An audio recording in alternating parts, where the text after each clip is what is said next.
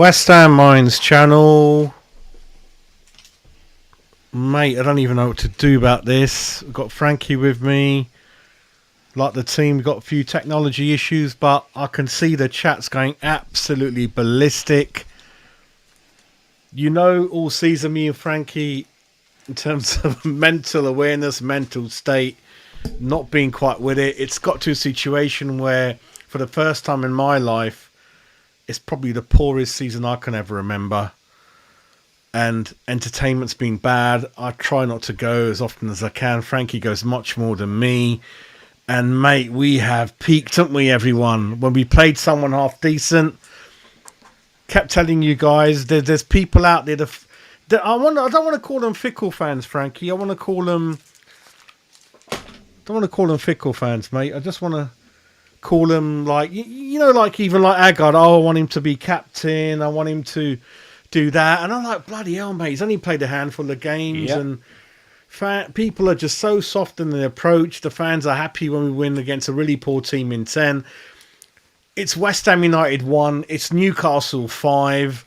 And before I get into it and rip West Ham apart and the team, it's never been in our history about the result more often than not. It's about the tactics, the setup, the kind of ambition, how you're going to entertain the fans. There's people out there who've probably had to tell the manager, can I leave at 4? Can I leave at 3 o'clock, boss, to get there?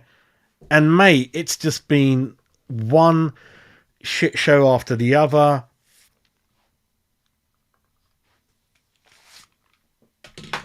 I don't know what else to say, mate. It's just like we all ain't got much money around at the moment. It's all hard for everyone. You make an effort to get there. My 2 lads are out there at the moment. It's mad, isn't it? It's mad, mate. I mean, my dad traipsed over there. I said to him I couldn't go over there. I don't know why he's gone over there, to be honest with you, mate.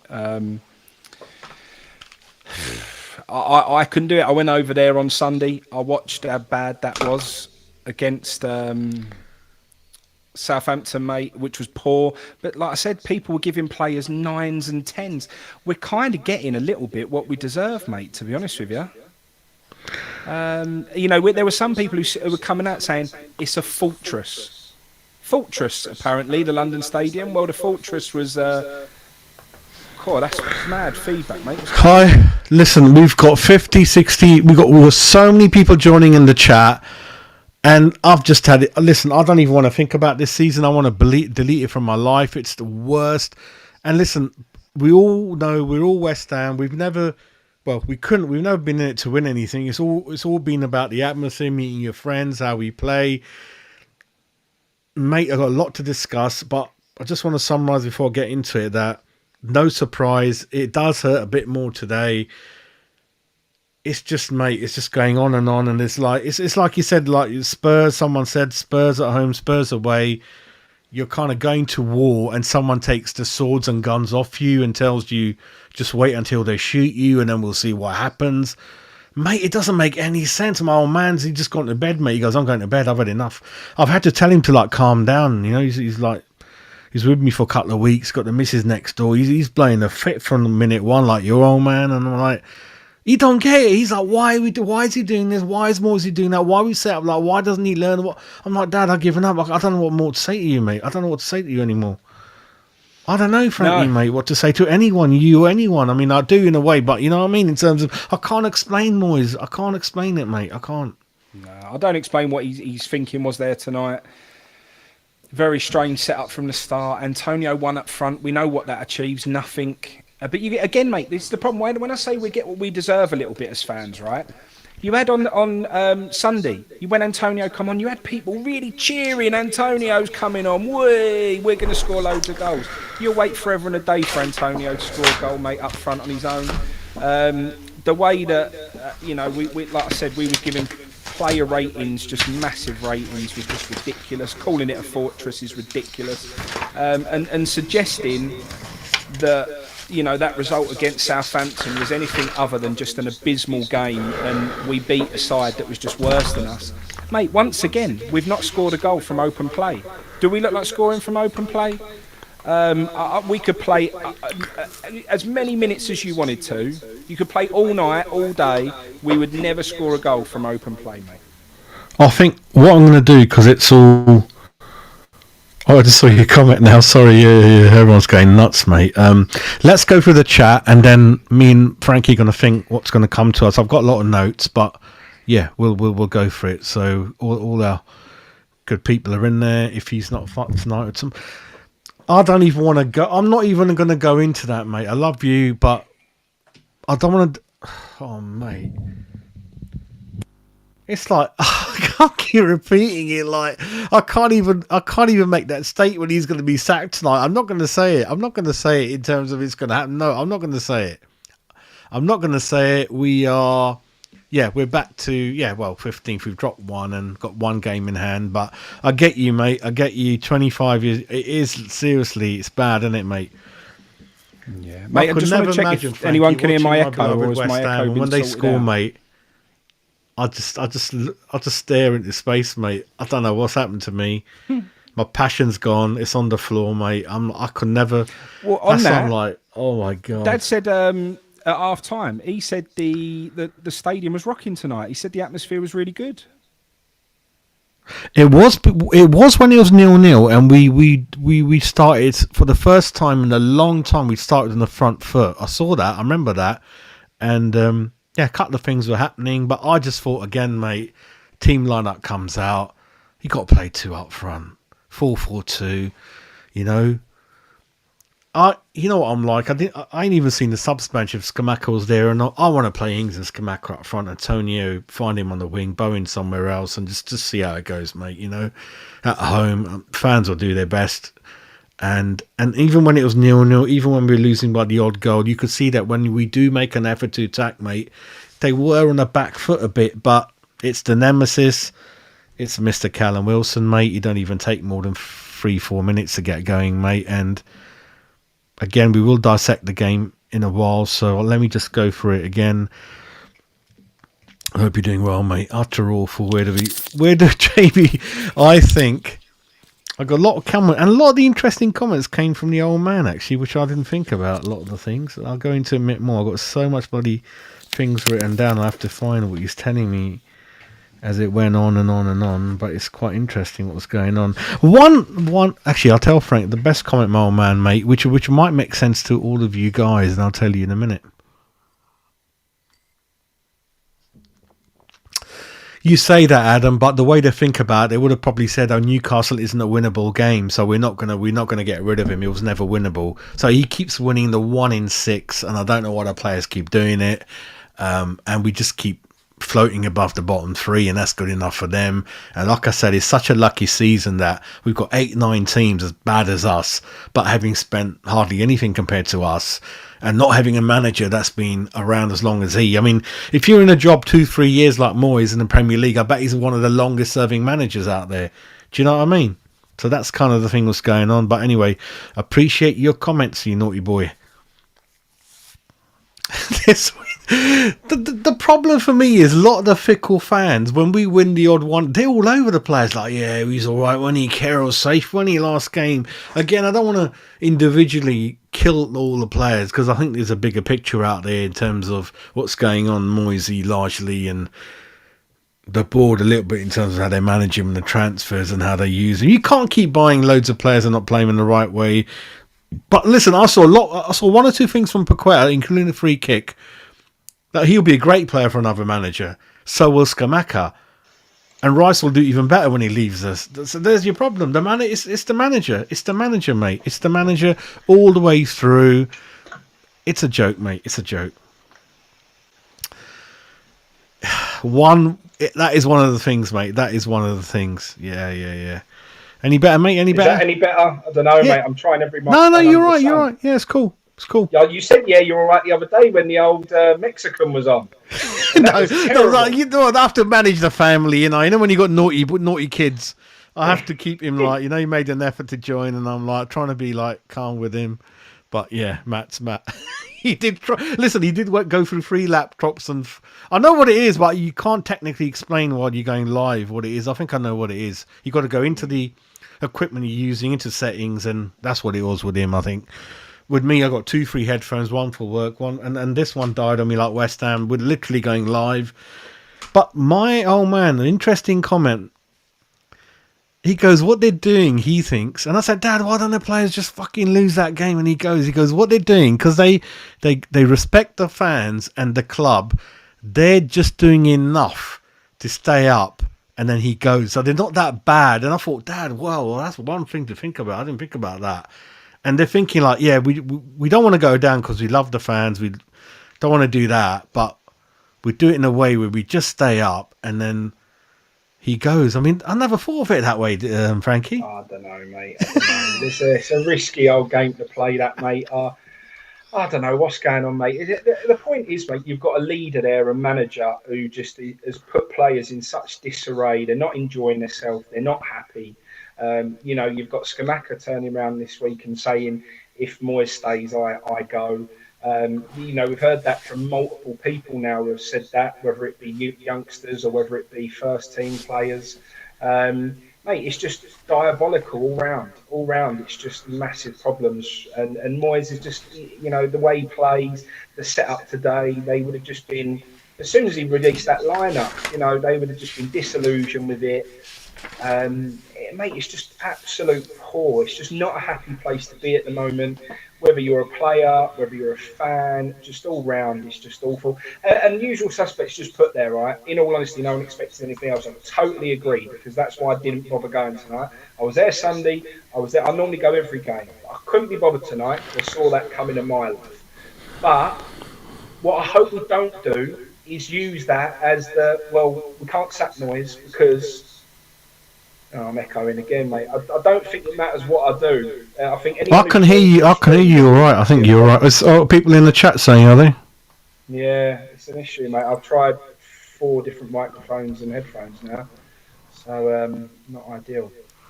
Yeah, you are right, because Matt. One time I thought Matt was all right, but then when I saw the replay back, you can. But have you changed equipment by any chance or something like that? Is it all? No, all the same, mate. I reckon it must be a setting on your side because it don't matter who joins. This You're right. It was all right before, and what the? I think it's mate, your input. I think hang on a minute. Input's wrong. I might know what it is. Hang on a minute. I'll try now.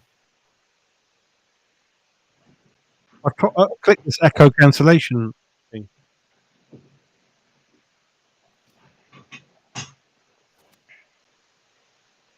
It is. I just found a setting. You might be all right now. Have a go now. Can't hear you now, mate. You can't hear me now. Can you hear me?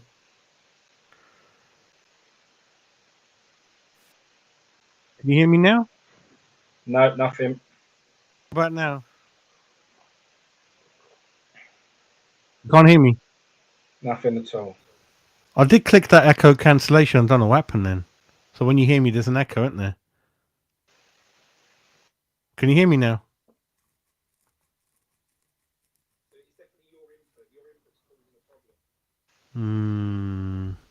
Inputs this. They don't want to hear you anyway, mate. I might as well just carry on, eh? Can you hear my microphone?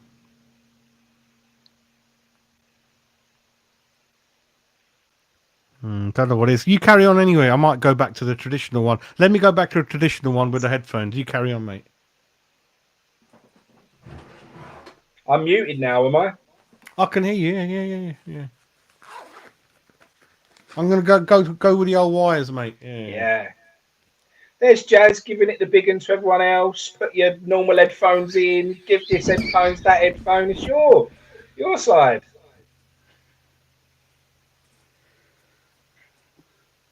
Chiselhurst, mate. I used to drink in the Gordons with my old man. We used to drink in the Gordons. He's Sidcup now, and my nan lives by Chiselhurst Station, so I'm always in that area, mate. So definitely drop me if you're on Twitter, mate. Drop me on Twitter, and we'll definitely meet up and have a beer. We all often, if we don't go to the game, we watch it down the Hilltop Tap in Sidcup High Street. So.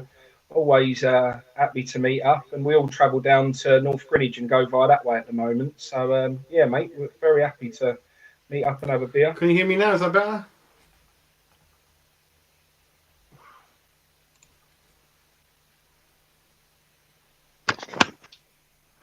I'm just gonna get the settings up for the microphone. Let me I just sort can't it. hear you, Jazz, for some reason.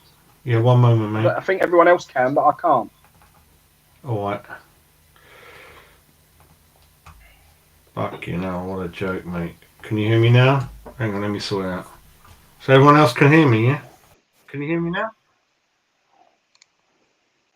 What about now? Can you hear me now?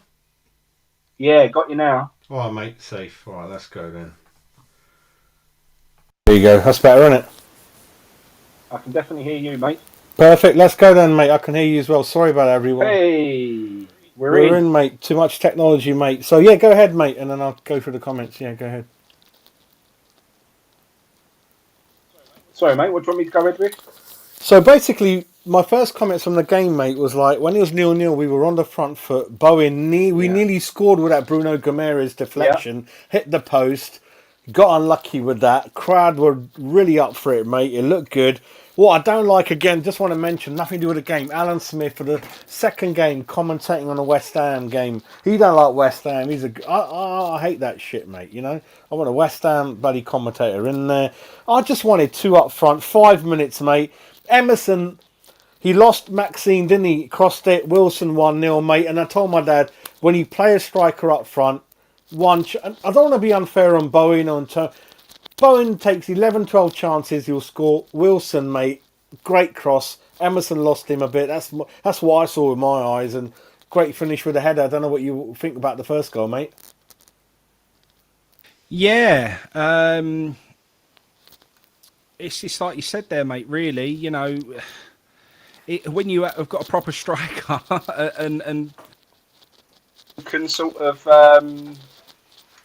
know how to put the ball into the box and pick up the right positions and so on. That's what it's all about, mate. So yeah, I don't know. It's just it's frustrating because we bring in Danny Ings, who we know we needed a striker, so we bring Danny Ings to sort that out. We bring in Skamaka, but that's a weird situation. So yeah, it just shows you, mate, that when you've got proper strikers who pick up the right areas in the box, and you've got people who put in good deliveries, that's what it can do. We were on top a little bit, and they looked like they had a little bit of grit in them, and they looked like they had a bit of, I don't know. Ben Rama was at one point looking into the camera, and he was as if to say, "Come on!" And it looked like they had the right attitude. And then, just the one goal just totally devoids them of any confidence, mate. But again, that comes from the manager. The belief was just gone, just shattered in one moment. Defensive mistakes all round again. Like you said, Aguerd, a lot of people keep bigging him up, maybe too early. He's having these good game, bad game situation at the moment. People calling for him to be captain. Well, too early to be speaking like that. I mean, I did that. Yeah, sorry. I did that charity show last week, and everyone in there said, who do you want to be captain? And I said, listen, we ain't got no captains anyway. Rice ain't a captain. I'll give it to Ings if he stuck a gun on my head because he's 30, he's been around, he looks like he's quite vocal. And they go, no, Agar. And they're talking about Agar like he's Bobby Moore. And I'm like, mate, he's just been in the door. What the hell? And he's made a lot of mistakes. I know Kera's made mistakes. He's made at least 2-3 top of my head. And you can't say he had a good game last game because he had as a defender, but he wasn't pressurised as a defender in the last game. He didn't make any tackles, anything, nothing. And, mate, there's a lot of things he's done wrong in this game, which we'll go into. But for me, he lost the ball, for one of the goals, embarrassingly. He's done that before in another. He loses the marker a lot. Yeah. And then a lot of the time, what my man noticed at the 5 goals, mate, was like, imagine you do make a bad mistake. Where's your covering man? There's no one there. Yeah. So even if you make a mistake in your spot, you expect someone to cover for you. They don't want to know. They're not there. Zuma was nowhere to be found if Agard makes a mistake. If Zuma makes a mistake, Agard's not there covering.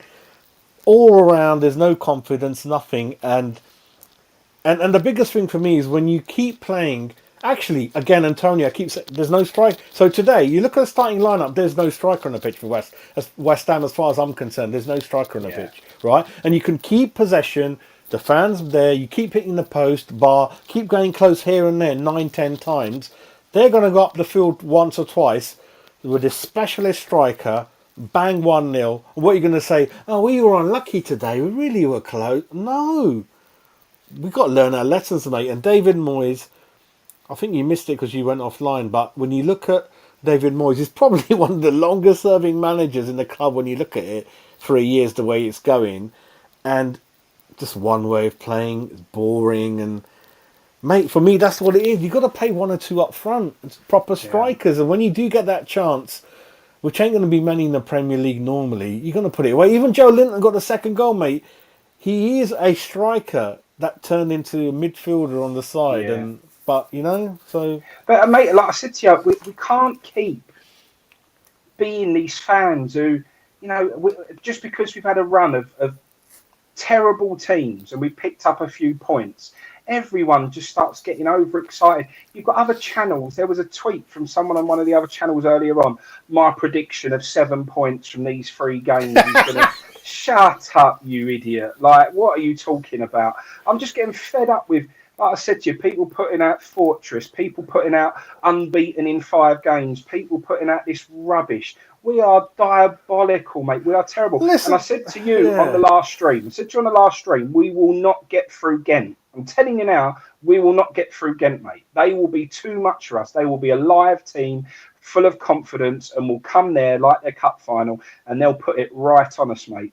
And, you know, all of that, oh, you know, look at it's been a welcome break for us. That not because we played any good, because we played absolute terrible garbage teams, mate. We can only beat teams that are useless. As soon as we've got a team with any half decent anything about them, we cannot even compete against them. We can't even compete. We are absolutely awful. Yet we've got fans who are still on this got to be positive mission and got to be this and got to be that. Ain't got to be nothing. What we've got to do is get this man as far away from the football club as possible. He's basically going back to, you know, Antonio up front on his own. Forget Danny Ings, forget Skamaka, you know, Cornet, just forget about him as well. He's coming back, forget about him, you know, continuously playing Souček. You know, I feel like when Downs come on, he done more in 10 minutes on Sunday than Souček done all game. You know, get Downs in there. There are just some really obvious things. I'll tell you what I did notice tonight, though, mate, and it was happening before their first goal, but it also happened continuously throughout the match tonight. Someone's clearly told Fabianski he's got to make his distribution quicker. He was trying to make literally first touch passing or throw it out really quickly. They've clearly had a word with him and said, look, you know, people are really on your back because you're not moving the ball fast enough. So, you know, Fabianski was trying to do that. But again, mate, what did Areola do wrong to be dropped? This is where Moyes upsets people, pisses people off and causes issues. You cannot drop players who have come in and done nothing wrong, and then just soon as someone comes back, just rip them out of the team again. You can't do it, mate. He does it time and time again. The people who have terrible games and useless games are the first people on the team sheet, and the people who step in now and then and have good games just get pulled out the side again. It's a really bad way to manage a football team, mate. It's not right. It's just a real problem. And then that second goal, mate, that ball opened us up way too easy. The commentators were saying how ridiculous it is for a simple ball like that to get opened up like that. You know, Zuma's looking around as if to think what just happened. Aguero's nowhere near. It's just absolutely awful, mate. Moyes is never going to walk, but, you know, those first 2 goals just speak volumes of how badly coached we are at the moment, mate, because those first 2 goals should never happen. Poor. I've got, again, going back to... I'm not going to have a go at any fans or about to say a few words, but Paqueta had a really good free kick, but a lot of people at a Southampton game were like overlording Paqueta, man of the match. I didn't see man of the match or superb at Southampton. But what I can definitely understand from a few things I've seen from a lot of these players, mate, is that individually, it's like my dad said. He goes, Jazz, a lot of the teams have changed managers, but they don't really improve that much. And I said, Dad, look at our squad individually. Those 9 teams around us. We've got Declan Rice, one of the best players in the league. We've got Skamaka, we've got Paqueta, we've got Bowen, Antonio. We've got all these people at Zuma. I said that all these 9-8 teams, they haven't got anyone like that. We are underperforming big time. And I bet you tomorrow, any manager, half normal manager comes in tomorrow, we're going to be absolutely fine and smashing it and brilliant. No problem with that. But it's just, depends on how experienced you are as a fan of what you've seen and how you think of it. But I think the average fan has forgotten what it's like to be normal or half good or West Ham, where we always used to lose a couple every 5-6, but when we used to win, we used to rip teams apart and the players all. Now, like you said, Frankie, we have the odd game against a shitty team, 1 in 6, and they suddenly think a couple of players are world class, they're man of the match. And again, going back to Areola, your comments, mate, this is where I am pro board in that decision means, mate, we're giving you you decided that after a loan, this is the one for you. I think they went out for Pope. Pope stuck to things at him, which is fine. If Newcastle come in, that's fine, mate. You've signed Areola, who's on really, really good wages, taking the piss out of him. If you played him in the right way and it worked, I'm not saying he's that much good. But Moisey, you told the fans this is the one. When he came in, we were going mad in the summer thing. You picked him. He didn't even pick him in pre-season properly. So it's all up to the manager. You bringing these people in and he's saying half the time I don't know how to play them. Areola, you're messing about with the guy. And I think he just like, play me or what is the point? He's been on the bench, he's player of the season for Fulham in the same league.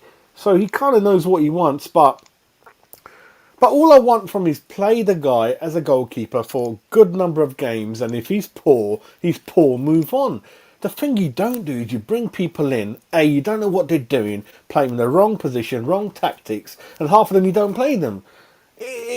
Listen, we're not rocket scientists, Frankie. Like you said, I might go say, oh, that guy's going to be good. Like Ward-Prowse, I keep on, WWW over him, right? And that's a service, isn't it, mate? That's a service. But what you don't do, like I said, is you gotta play the person a good number of games, especially goalkeeper position, and then if it doesn't work out, I'll hold my hands up and say, yeah, I was talking shit, but at least I've got evidence saying he's good or bad. With all these players, we don't know what the hell's going on, Even Kera, my dad's being a bit soft. He thought he thinks there's still a player in it. I don't know now because I'm confused now, mate. I don't know because with Moisey, mate, I ain't got a Scooby, mate. Frankie asked for full English. He gets vegan sausages from Moisey. We're all gonna get. We're all confused. I've never felt like this as a fan. Even your dad saying, my old man's like, Dad, you got to keep your voice down, mate. You got to stop swearing. What are you doing? He's like, he keeps smashing the sofa. He's like, Dad, Jazz, I don't understand. Why is he doing this? Why does he keep doing this? What? I don't know, mate. If your dad's saying similar things, but I don't know. He's doing to be honest, that wasn't too. He phoned me at half time, and he weren't that. He weren't that disappointed with the first half, mate. He said, obviously, we've given them 2 goals, which, he said they're not winning the game. He said, we've given them the game, and that's true. We got ourselves back in it through a set piece like we always do. It never comes from open play. We always rely on a set piece or a penalty or something. So we get ourselves back in the game. And he said at half time, he said, we've got to come out in that second half. We've got to get in their face, put them on the back foot. He said, and I just couldn't believe that, within minutes of the restart, they've gone and scored. But again, mate, that shows you the difference between what those different managers have done at half time. One of them has told them, we ain't that good, get on them and come out and get that early goal, and they'll just crumble and fall apart and the game's over. Moyes, whatever he's done at half time, I don't know what he's done, but he sent them all to sleep. And they've come out and made the same mistakes and the same rubbish. I can't have this. It weren't Moyes tonight, it was the players. The Moyes is 100% responsible for getting the best out of these players. He's the manager, he's the boss. It's what he's paid to do. And you can't tell me that there weren't people out there who were at least running, because they were running and putting themselves about. Bowen gave it everything that he had tonight. Rice, I actually don't think Rice is going to go on to be quite what we thought he was going to be in football. He will achieve nowhere near what Lampard achieved in football, and people won't like that, but it's a fact. Rice will not achieve anywhere near that. He showed how weak-minded he is. And everyone says he's young to be a captain, mate. They're a mature captains. Everyone was saying Noble, deserved to be a captain at a young age, and he was mature beyond his years and everything else. Rice just is a clown who wants to be everyone's mate, and he showed how much he cares about West Ham by where he's let his mentality go to, and it's just wrong. But Moyes is the man who's paid to get the best out of those players, to set us up positively, to set us up with, a belief, and to get the players believing in what he's going to do. And when they just see we've got Antonio up front on his own again, and when they see the same old rubbish, and it's sitting on the back foot, and it's don't get in there, and they just go, they just don't buy into it. And it's just not good enough. David Moyes is 100% the reason why we got absolutely ironed out tonight. I mean, I give it to him. I couldn't believe it when he was bringing on 4 subs. I've never seen Moyes bring on 4 subs. It's like still that. same formation, wasn't it, mate? Same formation, of course, but he brings on 4 players. It normally takes him forever to bring on 1 player. He did try and bring on 4 players, but again, that ain't planned, is it? That isn't something that he's marked. All it is throwing shit at the wall and hoping some of it sticks. That's all he's tried to do. He's scared of the fan. There's 4 players get on. He hasn't actually sat there and thought, this is where the danger is. This is how I'm going to go against that. This is where I think we can actually, get. And one thing I couldn't for the life of me understand, mate, is you've got Bowen who's running Burn into the ground. He's got the beating of it. How we haven't targeted that side and just pumped the ball to Bowen as much as we can and let him run at Dan Burn, I'll never know, because he was there to be run. And every time Bowen had a run on him, he beat him with ease, mate. So, again, there were weaknesses in that Newcastle side to be exploited, and we just didn't do it. And again, mate, that comes down to the manager. The manager hasn't, and for whatever reason, everyone tells you, Moyes leaves no stone unturned. He absolutely meticulously goes through the opposition and this and that. Well, I don't see any evidence of that, mate, because he didn't set up in any way tonight to combat Newcastle's weaknesses, or even to try and basically stop some of their threats. I can't understand it. And when Sufal come on, I think Sufal looked a million times better than what Kerr did at right back. I think, I know Sufal was limited, but he's a better right back than Kerr will ever be. And it's just things like that again, mate. And Moyes is incapable of picking the best team. He can't do it. He cannot, with the players he's got at his disposal, pick the best team. Can't do it. I think he's got a chip on his shoulder for some reason, and he deliberately won't. If someone tells him, he thinks, I know the best, I'm not going to listen to you. I think he's stuck up. He's all those words you're saying, mate. Dick Turpin going off tangent, mate. I love history. Frankie's going to say, Jazz, what the fuck? Where are you going with this? So, Dick Turpin used to be a robber 200 years ago on horseback, and he haunts Heathrow Airport, called Heathlands, that area there before World War II, where Heathrow Airport was built.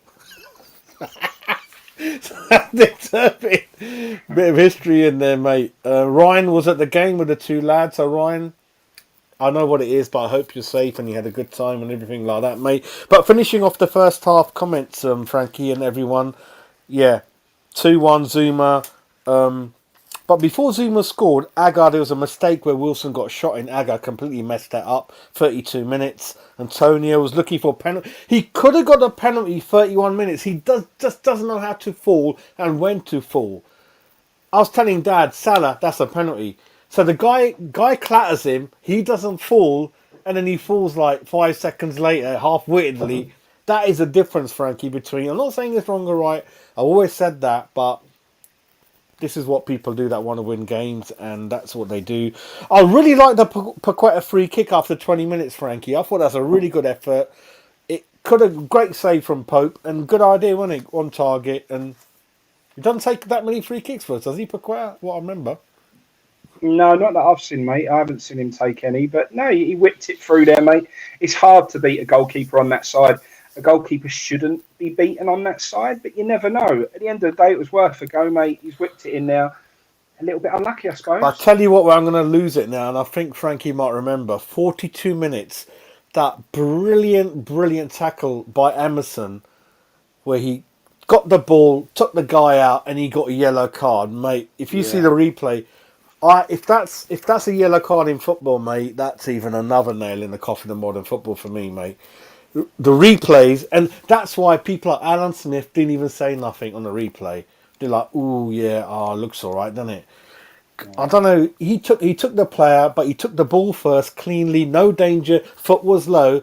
The guy booked him, and people are going mad and mad. That's where you need your captains. Bit in the day. I don't know if you can remember, but even if you don't remember the tackle, Frankie, is this another thing in a modern game where it's just doing your nutting, mate? Where you win the ball, you clap the guy a little bit, but you've won the ball, and so what if he falls a little bit, 3 foot in the air, whatever? Yeah, mate. I liked it, and I don't know. Emerson, he had good bits and bad bits. It was just that one mate. moment I picked out, and I liked it, and I did like it, mate. And I did think he put himself about a little bit. I feel like he got beat a little bit too often. He was up against a really pacey player. But the thing is, we know Emerson's limitation is defending. We know he's not the best defender. When he has to defend, we know we're going to have problems. Getting forward, I actually thought on Sunday, he was our biggest attacking threat on Sunday. If anything was going to come from open play on Sunday, it was going to be for Emerson. He didn't have a brilliant game, but I feel like he was solid enough. Same, tonight he couldn't get forward as often because he couldn't leave himself exposed, and he had St. Maximin to deal with. And it shows Emerson's limitations tonight. But again, that's where you need Moyes to think that through. Do you know what I mean? That's Moyes' job to think, is he going to struggle against Emerson? And if he is, I'm not saying Cresswell would have done a better job because Cresswell would have probably got absolutely ironed out for pace, but would he been a bit better defensively? Should he have played maybe, and I know we don't want it, but should he have played 5 at the back tonight to let Emerson go forward and attack down the width, which seems to be Newcastle's weakness, and allow an extra defender inside to deal with St. Maximin if he gets beat? I don't know, mate. I'm not a manager. No. That's a great option. I've got no faith in the fullbacks because they're not really wing backs. Emerson does half a good job. Emerson is a wing back. Does a half a good job. I agree with that. The others, I'll have to think about it. I'm not sure, but that's a great option. At least you're thinking something different. And I like to gamble, and I like 2 up front at home. Just try. If it doesn't happen, it doesn't happen. But the fans will applaud you, saying you were brave. You try to play quick football, move the ball quickly up the pitch. This is just killing the fans, killing the players. I think it's 2 up front. Try something different, mate. And you've won the last game. Looks like, well, not sure now. Oh my God! I just realised something. My goodness. So if anyone hasn't realised, when you look at the league table, forget where we are in the league. We are literally joint third bottom. We are joint third bottom, even though we're 15th. That's mad, Frankie. Wow. We got Leicester 25, Bournemouth, Nottingham, Everton, West Ham, all on 27, Wolves 28, Leeds 29, Palace 30. You got 3 points between 12th and 18th, the bottom 3. So even some of you, one of my beloved lot, I'm not going to call you out, but we won that game and they're like, we're safe now, Jazz, we're safe. I'm like, I don't think so, mate. You can't say that. Bobby, my man, had a baby boy recently. Congratulations to you, my man. We've got to catch up with you, celebrate. Wet the baby's head, mate. Baby boy for Bob. You're right, mate. Take your he hasn't got tactics board, has he? Well, pretended he had anyway. Wazim, I hope you're doing well, my man. We have got to have a kebab together, mate. No ambition, Dick. No ambition, isn't it, Dick? Especially when you're at home, to get the fans on their feet, But another thing you might have noticed it, Frankie, like the stadium was empty. 10 minutes before the end, largely. Yeah. A lot of empty seats, mate. But again, mate, like, don't blame. I can't. Do you know what? I was pissed off with the muggy commentator, right? Because they turned around and said, "Oh, the fans are leaving early." Went, "Core, yeah, it is early, isn't it?" I tell you what, mate. You go and try and go through the crowds and the stop go signs and try and get back to London. People are going to freak out. Make your last train home and all that sort of stuff, mate. You ain't got to suffer that. He'll have a car booked for him underneath the stadium that will come out, go straight onto the A13, and the man will be home. At the end of the day, you ain't got to deal with that. We've all got to deal with it. We've sat there and watched that dross, and you're trying to dig us out for leaving early when you don't know what it's like as a West Ham fan to come out in amongst all of that crowd and try and get through to make your last trains home. Mate, I just annoys me so much with muggy comments like that. I don't blame people for leaving early. I know we shouldn't, and in the old ground, it was a bit different, mate. I know the Blackwall Tunnel used to be bad and it used to be quite difficult and whatever else. But, wow, yeah. but we all used to stay to the end, mate. That stadium is the worst experience for a fan to travel away and to and everything else. It's just an absolute nightmare, and it makes it really difficult for people. And some people have to leave, mate, because if they don't leave at that time, they will not make their last train home. So, you know, again, it's the stadium setup, the stop-go people, the walking all the way around the shopping centre. The fact if you go to the international station, you've got to walk all the way around it just to go into the furthest entrance away from you. It's terrible, mate. The whole thing is not geared up and doesn't make it easy for the fans. You're absolutely right, and I'll give a couple of examples. Early in the season, everyone, because I'm very good on time, so I got there 40 minutes before, and I missed 10 minutes of 2-3 games beginning of the season because of the extra checks. And then, obviously, we didn't know this was like normal or not, Frankie. Then you ask other clubs, they go, no, you're but the only club that does this double Heathrow Airport style bloody checking. You know, next time you have to get your passport out there and all that kind of thing. Colin is saying he thinks that Moisey perhaps has or will not do the press conference. Nolan hasn't done too many, but we'll see how it goes, mate. Let me see. People need to. I know, but I'm seeing more, mate. I'm seeing more though about people blaming the players. I'm sorry, but Moyes has ruined players, many of them, like ruined them, taken good players and run them into the ground. I think Moyes has ruined Souček. I think he hasn't even given Skamaka a chance. We've seen Moyes absolutely ruin very, very good players. I don't blame the players one little bit, not in the slightest. I actually think they're doing exactly what they've been told. You can see him at times, like we saw on Sunday. Ben Rama had space to run into and burn, but he checked back. Moyes has told him to do that. He's scared. Ben Rama would not do that. But Moyes has told him to do that, right? I think the players are only doing exactly what Moyes has told them to do. They don't want to upset him. They don't want to piss him off. They know he's an absolute narcissist, horrible dog of a man who will isolate you and bully you and mentally manipulate you and ruin your career if he can. And at the end of the day, you know, I don't put a single ounce of blame on any of the players. I've seen them try. I've seen them do what they can. But the way Moyes sets them up to fail is very difficult for them to deal with. They're completely demotivated. They're void of confidence. David Moyes has absolutely shot them to bits, and I just don't blame them one bit. I don't blame Souček for being as bad as he is. I don't blame any of them, mate. I just think they have been ruined by David Moyes. Frankie, is this the worst period in your life as a West Ham fan? It's definitely the most bored I've been of West Ham, the least connected I've felt to. But I've been saying this for ages, mate. This has been coming for a long time. Moyes has removed the players from the fans more than I've ever seen at any football club. Don't matter where you go, whether it's the player awards, whether you try and get a shirt signed, whether you try and get up to the front and talk to them, whether they don't come over to us. They're so removed from us, it's unbelievable. I feel totally disconnected from my football club. I don't recognise my football club. I don't recognise the badge. I don't recognise the fans. I don't recognise the atmosphere. I don't recognise the stadium. Nothing of what I see when I go over there, mate, resembles West Ham United at all. And it is really difficult, mate, because I love West Ham United. It's been my life for so long. And what we're seeing right now is a shadow of what West Ham United used to be. The badge, horrible, don't even go to the badge, because I deliberately put the castle in the channel logo. Castle's West Ham. I hate the new badge. It's like a kid drew it with respect. Who voted for it? Karen Brady reckons there was a vote. I think 38 people were in there. I don't even know. I can't even remember how the vote for the new move. Did we vote? We didn't. But that's a no. I can't remember the politics around it. But for me, I keep repeating myself. I just want to see good football, and I want to see us try and go to war with a bit of oomph. You know, how many wars in history you've seen where the winning? There was 2,000 of us, and there was 10 we won. I just want to just go there with a passion to play good football, entertainment.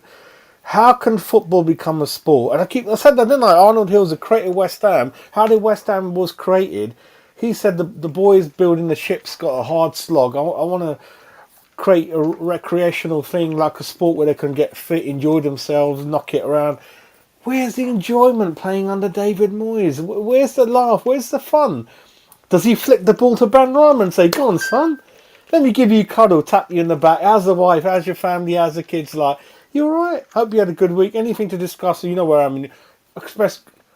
I don't think any of that's going on. It's a drab atmosphere, which is reflected on the pitch. It's dour. And again, I'll go back to, we got players in there that will walk into a lot of teams. And I bet you, like, when there's hopefully a change of manager, it has to come at some point. I don't know when. We're going to be okay. But like Frankie said, if we're that close to the bottom, it's like Russian roulette. Will we stay out? Will we not? I don't know. I'm not ruling anything out. But the players are all half decent. They're all internationals, a lot of them. It's a joke, mate. And how much of the board do you blame on this, mate? Because they're giving him a bit of money. No, mate. Yeah. I blame David Moyes for what he's doing to the football team right now, but for what's been done to the football club, that's not David Moyes. That's the owners. You know, the fact that we don't feel like West Ham anymore, the fact that our stadium's an absolute dump. And isn't built for football. The fact our badge is awful. The fact that it doesn't feel like West Ham anymore. All of these things is absolutely 100% down to the board and not David Moyes. The football I'm watching, the dross, that's the ball. But the reason Moyes is still there is down to the ball, mate. We all knew that this had to happen before the World Cup. We knew that that's when the change needed to be made. It was perfect timing. They was given the best opportunity in history to sack a manager mid-season and give them a period of time of bedding in the middle of a season, which you don't normally get. So we knew that everyone could see that was the best moment to do it. We chose not to do that.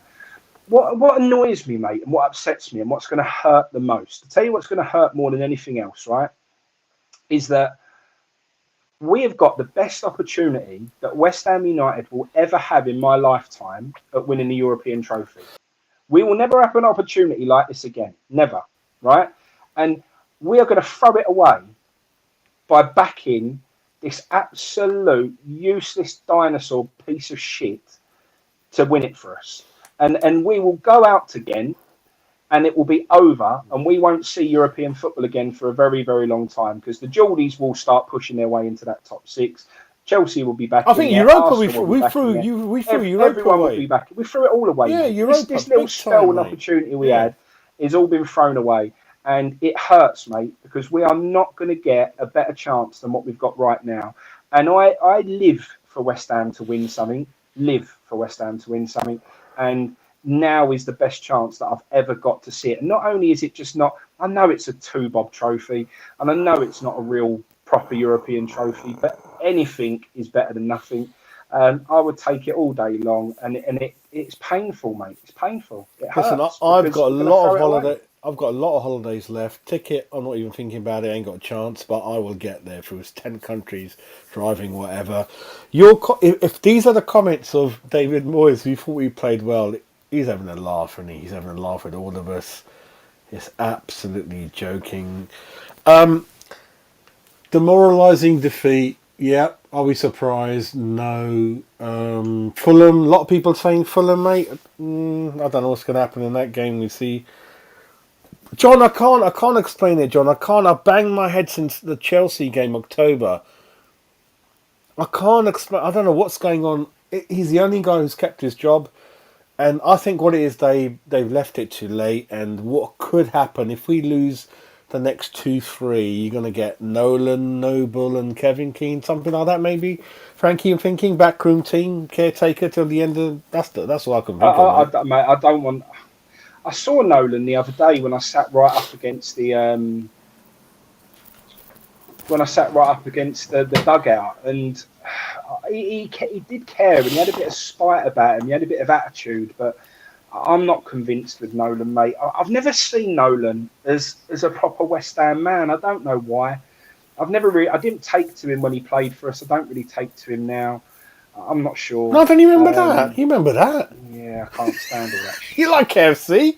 Oh, mate. I don't know. No, I thought, listen, I got respect for him and Sam because he brought us up and he took a. I know he wasn't was he? He was Newcastle captain and then he came down but it is what it is, mate. I know sometimes, you don't quite like someone. That's fine, but I'm glad Frankie likes me though. Yeah, for sure. We're going to be back on here in the morning, finally with a stream, mate. That Moyes has gone, and finally all of our pain, or part of our pain, only part of our pain. Moyes is a small part of our pain. Right, you don't want to go. We'll have the biggest party ever. This channel, I can tell you, is the most raw, the most people love us, but it's so funny. We always piss the technology. No one can fucking hear us half the time. You got people like the gingers, like General Cluster. I said, Ginge, I give up on you, mate. I love you, but fuck you now, mate. Then you got Matty in there, and then I'm fucked up today. But even, mate, right? You know Wilson's goal tonight, his celebration. Apparently that was said that he was going to do, or if him or Antonio scored a goal in the game, they were going to do the Macarena. That's why he done. Why is one of our players on a Poxy podcast talking about who's going to score and putting the buckers on us like that?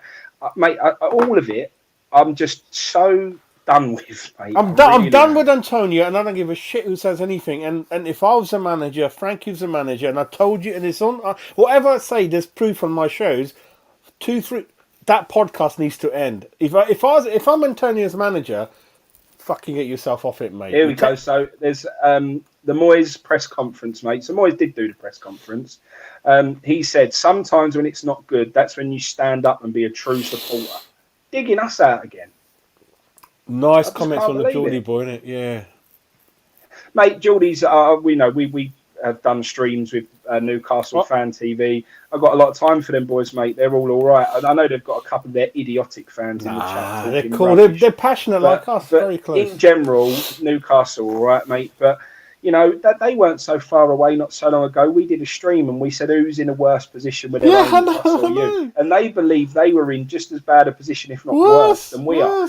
They actually said they would take Gold, Sullivan and Brady over Mike Ashley. That's what they said. So it shows you how quickly it can turn around in football, because those boys are enjoying a lovely run right now, and good luck to them, mate. They got the final. They got to go to a cup final. So before the money, they got the proper manager, didn't they? But this again, what annoys me, most of our fans didn't want Eddie Howe, but look at what he's doing, mate. They've got good owners. They haven't. I say good owners. It depends what you say about them. It's not about the ownership. It's about the people that the owners have put in charge to actually manage the daily running of that football club. The people that they've put in charge care about the fans and care about the football club. They've got really close to them and tried to understand what it is Newcastle fans want. It's so important. Our voice isn't heard at all. Our lot don't care what we want. In fact, if they know what we want, they do the very, very opposite, just to spite us, mate. It's a nightmare. There's a few things to say on the back of what Frankie said. Is they bought Newcastle for around well under 300 million. Our owner values us at 650 million. I don't fucking know how. That's another issue. Otherwise, they could have looked at us. The other thing, going back to Frankie, the ownership is split nicely between the Reuben brothers, real estate experts in Newcastle. There's plans to move the ground, reinvest in the community, infrastructure, facilities, training. They're going to do it beautifully. Then they're backed up by our lovely Saudi government. And then my conclusion is I don't think it should have gone through, because it is Saudi government, but who am I to say anything? But going back to you, Man Cloud, good luck to you, brother. Always looked at Newcastle, Man City, West Ham, similar before the money came in. Passionate, always, up for it, the old main road and all that, mate. But good luck for it, mate. You got and and good hospitality when I was out there in Newcastle. We went there with my West Ham shirt, the first pub next to the ground, and we had a great laugh. Good lads, you guys. A good chat with a couple of you. Suchek, Frankie, 8 passes, 16 Again, minutes, I mate. don't care. I don't care. I see these people throw these stats around. Tell me what type of position Suchek's playing, because it's one that Moyes has created in his dream at night. Nobody's ever seen this role before. Some people tell me it's the Fellaini role. I don't think it's quite the Fellaini role. I don't understand what Suchek is doing, what he's supposed to be doing. I think Moyes has just ruined the man. I think, when he first come, we knew his limitations. He can't pass. He's terrible with the ball at his feet. But he was such an aerial threat. He was such an engine, a box-to-box midfielder who got up and down, who covered loads of ground and got his head on things in the box and scored goals.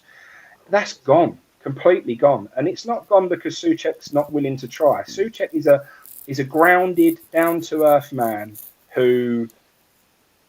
he's a grafter. He's a workhorse. That's what he is. And I don't think he's not giving everything that he can for West Ham. I just think Moyes has created him into a position that just is awful for him, mate. Doesn't make sense. Doesn't suit him. Doesn't match his style of play. And I just think, I blame Moyes for Suchek, not Suchek, mate.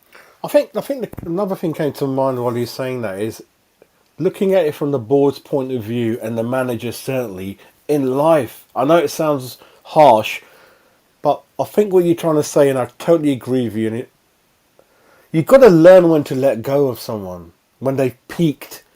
I know it's very funny looking back, and it's easy, but I think that's the key, even in a manager, when he's done as much as he can what you used him for. Like you said, I remember you saying he's coming because he wasn't going to get any other job. I thought he's the best man to help us in that situation. Eddie Howe at the bottom, I wasn't sure about him, but then you learn to let go and handshake and move. And like in the player, Moisey, loyalty, you can be stupid about it, can't you, Frank? You can just keep backing someone up to what point? Suchek, he's more or less peaked with us. I'm not a rocket scientist, I can kind of guess.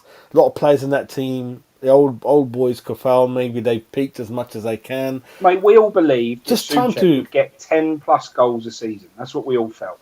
We felt we finally had, for the first time in a very long time, we had a midfielder that would score 10 plus goals a season. But now he don't look like scoring one. So, mate, he still scored the goal against Seville in the semi-final at home. He's still, been really pivotal and important to West Ham. But Moyes has done what Moyes does and turned him into a poor player. It's just I guarantee if you got someone who knew how to use Suchek, he would be a valuable squad player again. I'm not saying he's a first team player. I'm not saying he's a brilliant footballer. I'm not saying any of this stuff. But I guarantee you he would do a job for a good manager who knows how to use him. I totally agree with you, and that's why Fornals, again, for me, he's a good squad player, good character, but squad player. Before I move on to Ginge, this is the one I was thinking about. Substitutions, 3-1 down. You got to try something different, like 2 up front. That's what I was thinking, Frank. Even with all the substitutions, you should have just tried it. I don't know, mate. It's just what it is. But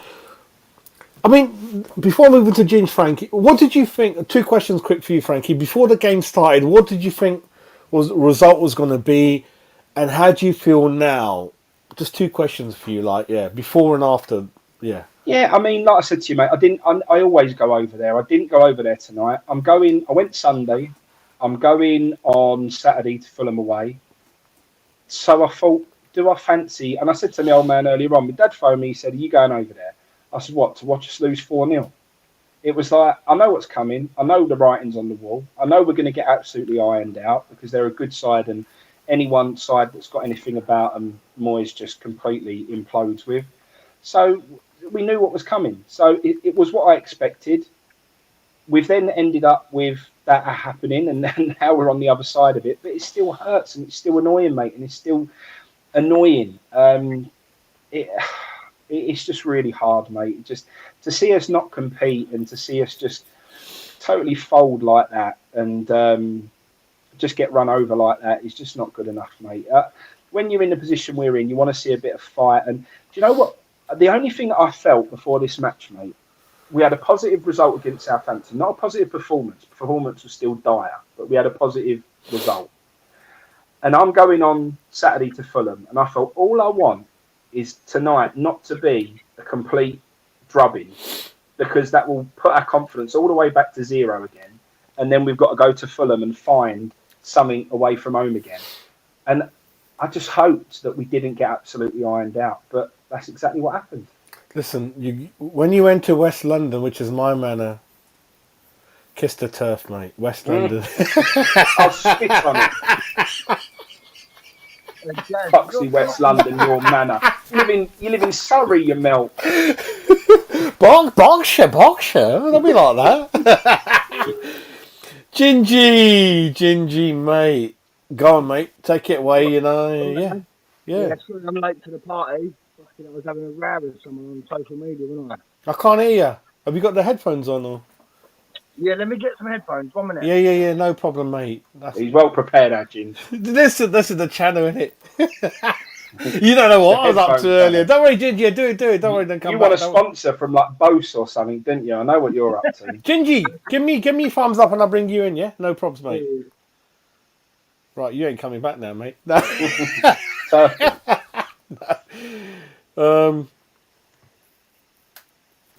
It's hard, mate. It is hard. JMC, my man, we're just like, oh my god, mate. I have contemplated fucking closing the channel, not even talking about it tonight, and mate, we just run out of. Well, we do still think of different things, but yeah, it's Moisey, bit of the board and the bigger picture, and for me, it's just different tactics. You got to try two up front, especially when you mentioned maybe 3-1 down. Why don't you try playing two up front? You know, mate. But then that's what you just said, right? So we know that Newcastle have got the best defence in the league, right? So we know we're going to struggle to score goals against them. We don't score goals anyway against the worst defences in the league, like Southampton, let alone when they've got the best defence in the league. So we had to try and get at them a bit tonight if we're going to win that game. But we didn't. And when you go 2 goals down, I really thought at that point, Moyes at half time is going to mix it up. I thought he'd bring on Cornet. I thought he'd try and, maybe add another man up front and bring Ings to feed off Antonio, do anything.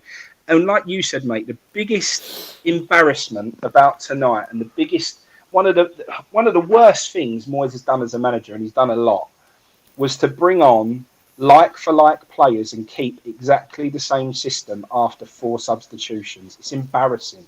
And we still got ironed out 5-1. So, mate, it's beyond me, mate, beyond me. Well, that's why I said before the Icelandic owners, you can say what you want about Terence Brown and the Kern family, the Pratt family. They were West Ham fans. You can say what you want. They were, especially Terence Brown, he gets a lot of flack. No, he was. But they were West Ham fans. He still got on receipt, whatever. Wish he was my uncle. Kern family were there around formation time. Reg Pratt, I think, is the one that John Lyle, 78, 79, spent all the money. Frankie's our man knows. It's own, and when you've just, I like to simplify things, Frankie. If you're the owner and you think you're wet, because when I did that charity thing last week, I had bloody Sean. Yeah, oh my god. I mean, he didn't agree with anything I was saying, and I'm like, I'm not going to argue with you, mate. I know you, and I've got nothing personal against you, you're right guy. But I try to put a few points across, saying that I think financially, we the owners don't have that much revenue compared to others. And he said, Jazz, you're wrong. Kotensky, 6 billion, that, but Trip Smith. And I'm like, Sean, Trip Smith, he ain't going to put no money. He lends them a few bob here and there. He doesn't run the fucking club. And then you've got like Kotensky. We're a small little, he just lent them money for 10-15% return or a bit more, that's it. You can't count Kotensky's money, Trip Smith's, or these are the guys that are running the whole club. They're not. Sullivan's there, and then obviously it's been difficult with a couple of board members who are, they passed away. I just try to put a point that, financially I don't think we're up there, And then obviously Sean says that we should be happy that we've had 2 good seasons in Europe, and it's just a different point of view. Sean's always been like that. I mean, I'm alright with him. He's a good lad, good podcast, more than podcast and all that. It's just funny how people think, Frankie. I'm like, no, I don't get it, mate. I don't get it. I mean, and then obviously, yeah, you got Nigel in there. I mean, I know him. He's a good lad and everything, but I'm like, and he was like, Paqueta is what unbelievable performance against Southampton, and then obviously he's got his agenda with Sam Allardyce, which, Nigel, if you're watching, I know you're a good lad, that's cool. I don't get it, how you can say Sam is so much more worse than David Moyes. I think they're fucking neck and neck, mate, and I've got nothing.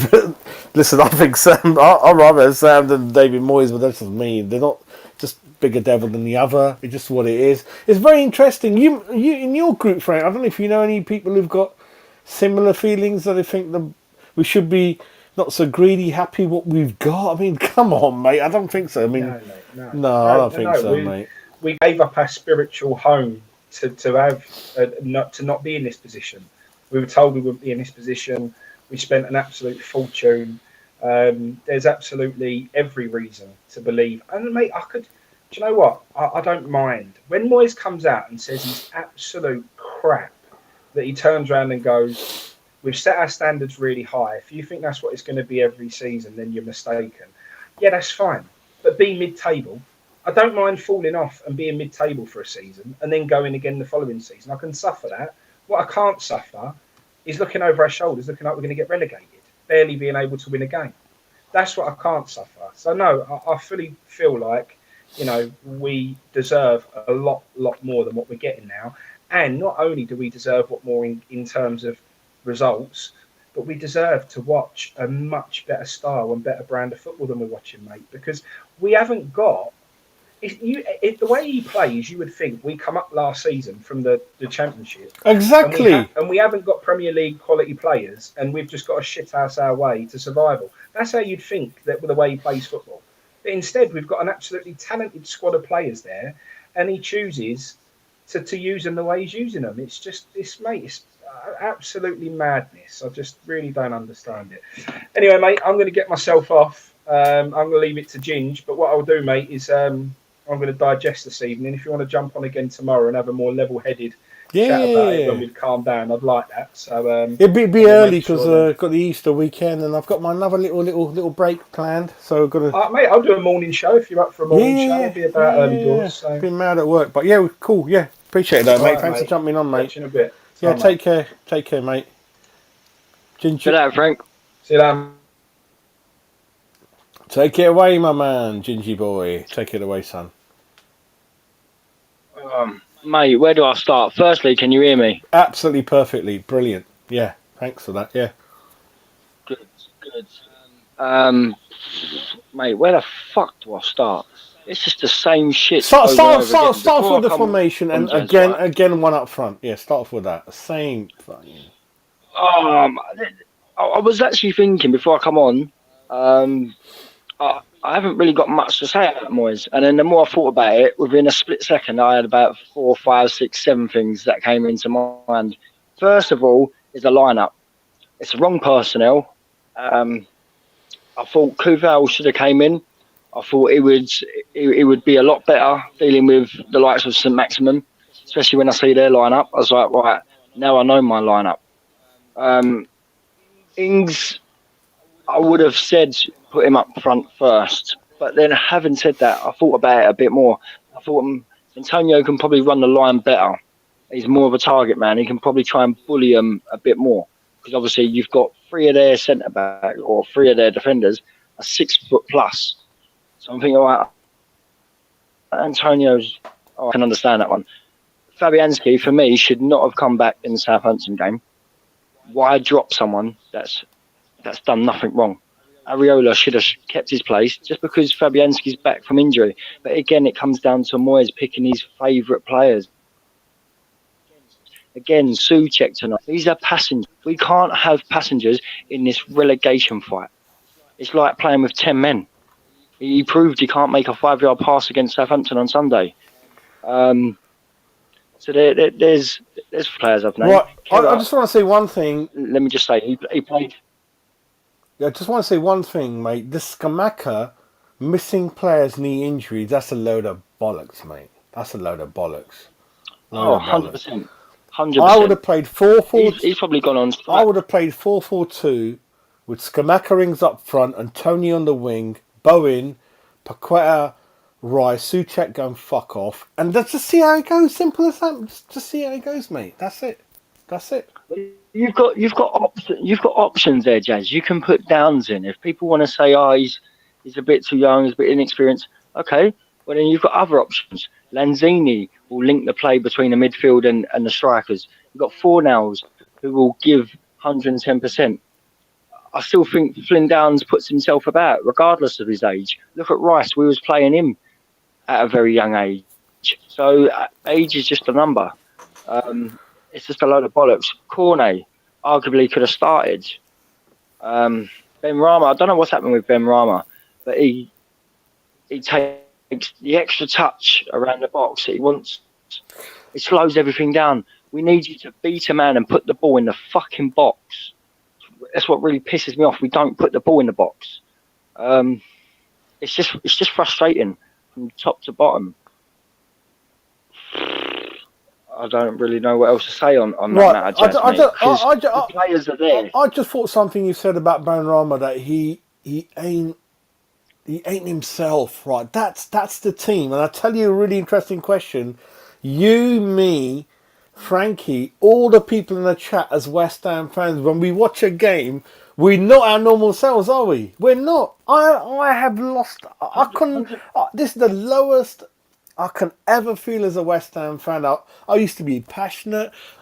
When Lanzini scored that equaliser, I scared the cat. I nearly fucking headbutted the wall. I ran up. This is used to, and even when I used to watch, the people next to me might not know who I am, but if we scored, they definitely knew after the game. I remember once I knew the two, they knew who I had season tickets. I grabbed both their heads, I banged it. I used to do all kind like you. I just used to just grab the next guy, go and kiss him, go. I don't give a shit. I'm known to be when Zuma scored that goal against Liverpool. I went to those stairs and I just started running up the thing and just grabbing people from seats.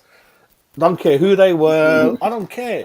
Even Europe, yeah, they might give. That's the thing, though. You know, it's gone. I am not myself as a fan. You've lost it.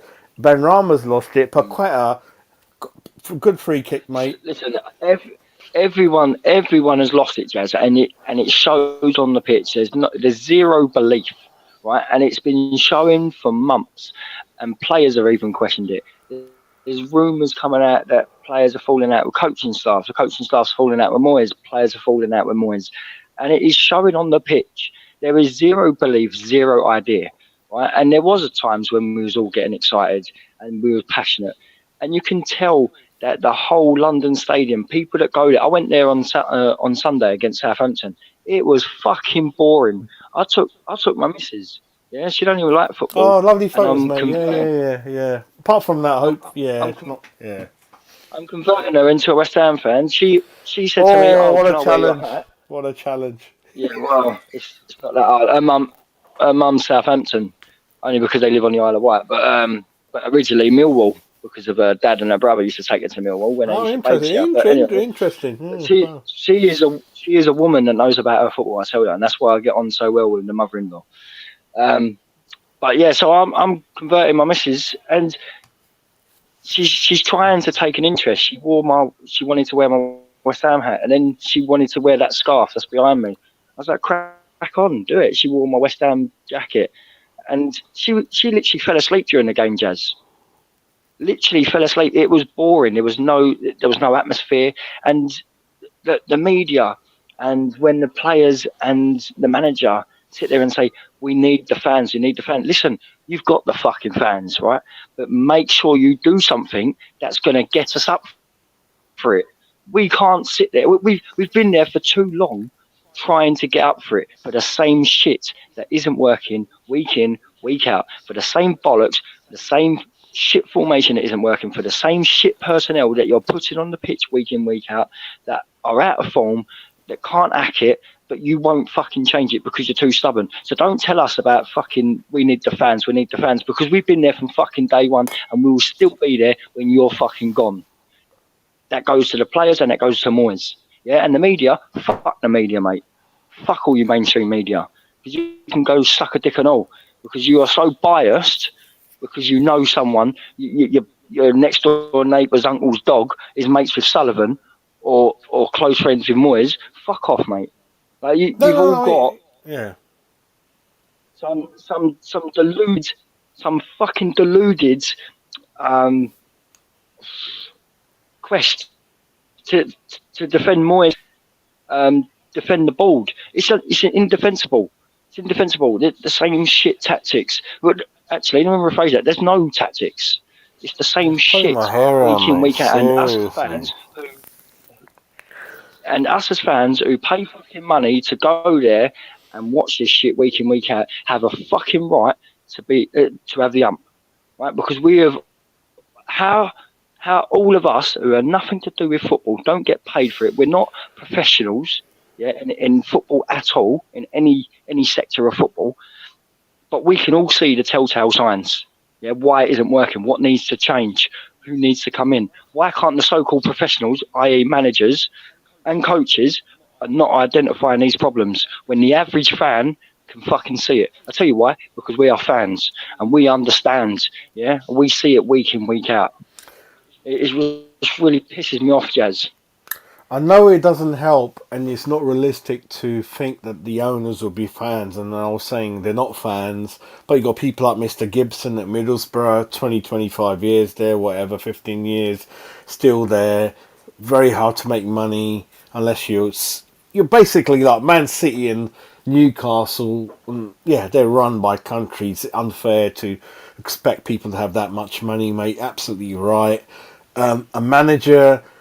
Both things, like you said, Fabianski, you should learn when not to play a player, and then you keep playing someone that isn't good, and then you keep playing him in a way that he isn't good at, and then you keep playing the defence.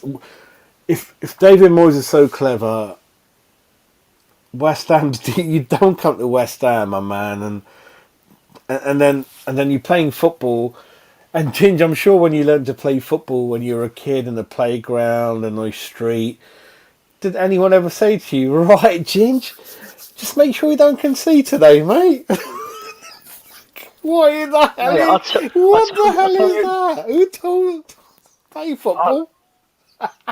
Keep it tight. You're a winger. You're a winger. Keep it tight. Keep it tight, son. Make sure you protect the fullback. Just keep it tight, mate. Listen, I can tell you, hand on heart, yeah, I have never ever been given that instruction. I've never heard of it. And I've played competitive football since I was 5. I've played football at a fucking good level, and before I had to forced to retire because of my strokes I had when I was 22. But I've never ever been told that in my life.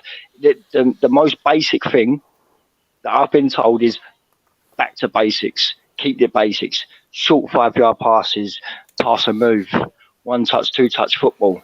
Yeah, the basic shit. Not that's some bullshit fucking tactics. Don't concede, keep it tight, blah blah. We've been told to as close as keep it tight. We've been told is to stay compact. Because the team that we were playing against, and this comes down to why aren't but normally managing game. Yeah, but normally only when you're playing the team. Imagine anywhere in the season you know this team's a top 2, top 1, then you keep it tight at the beginning, or if you're winning, not like every single like Wolves 3 CDMs onto Wolves, mate. You know, all that kind of thing. It's crazy. That's what I'm saying. That's what I'm saying. Like, so Premier League football, is the most watched football around the globe. Yeah, and we're playing a low tier, like 7th tier football. Do you know what I mean? When I was playing, and that we would only see it like we wouldn't even see them week in, week out. We'd only see them the times that we play, unless we went to watch certain games of these teams. Yeah, so and even our managers never used to see them that much as what you see of the Premier League teams. So we know how they play. Whereas we don't have that advantage when you're playing that lower league football. So we're told to keep it compact through seeing of the previous time we played them. So we know they're good. We know they like to come inside.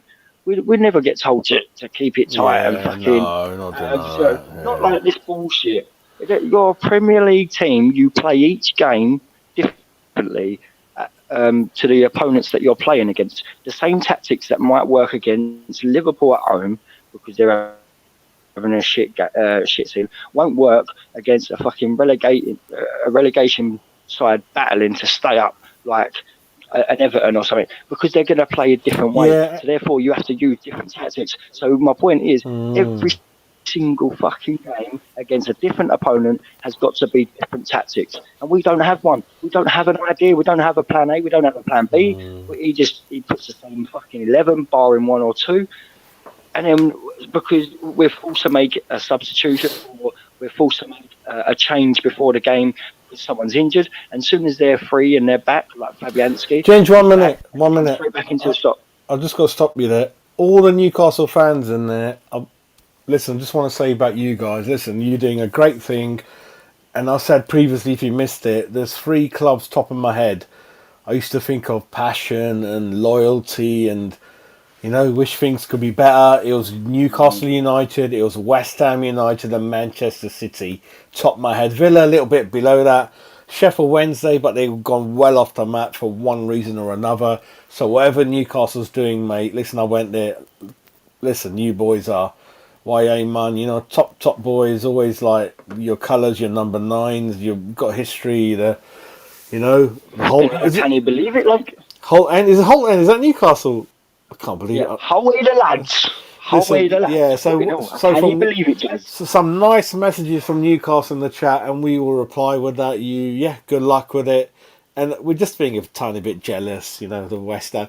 But it's got to change. We're probably the only biggest club left with any cash injection or serious management or serious ownership. Even Tottenham can moan, but they've got a really nice stadium and things like that.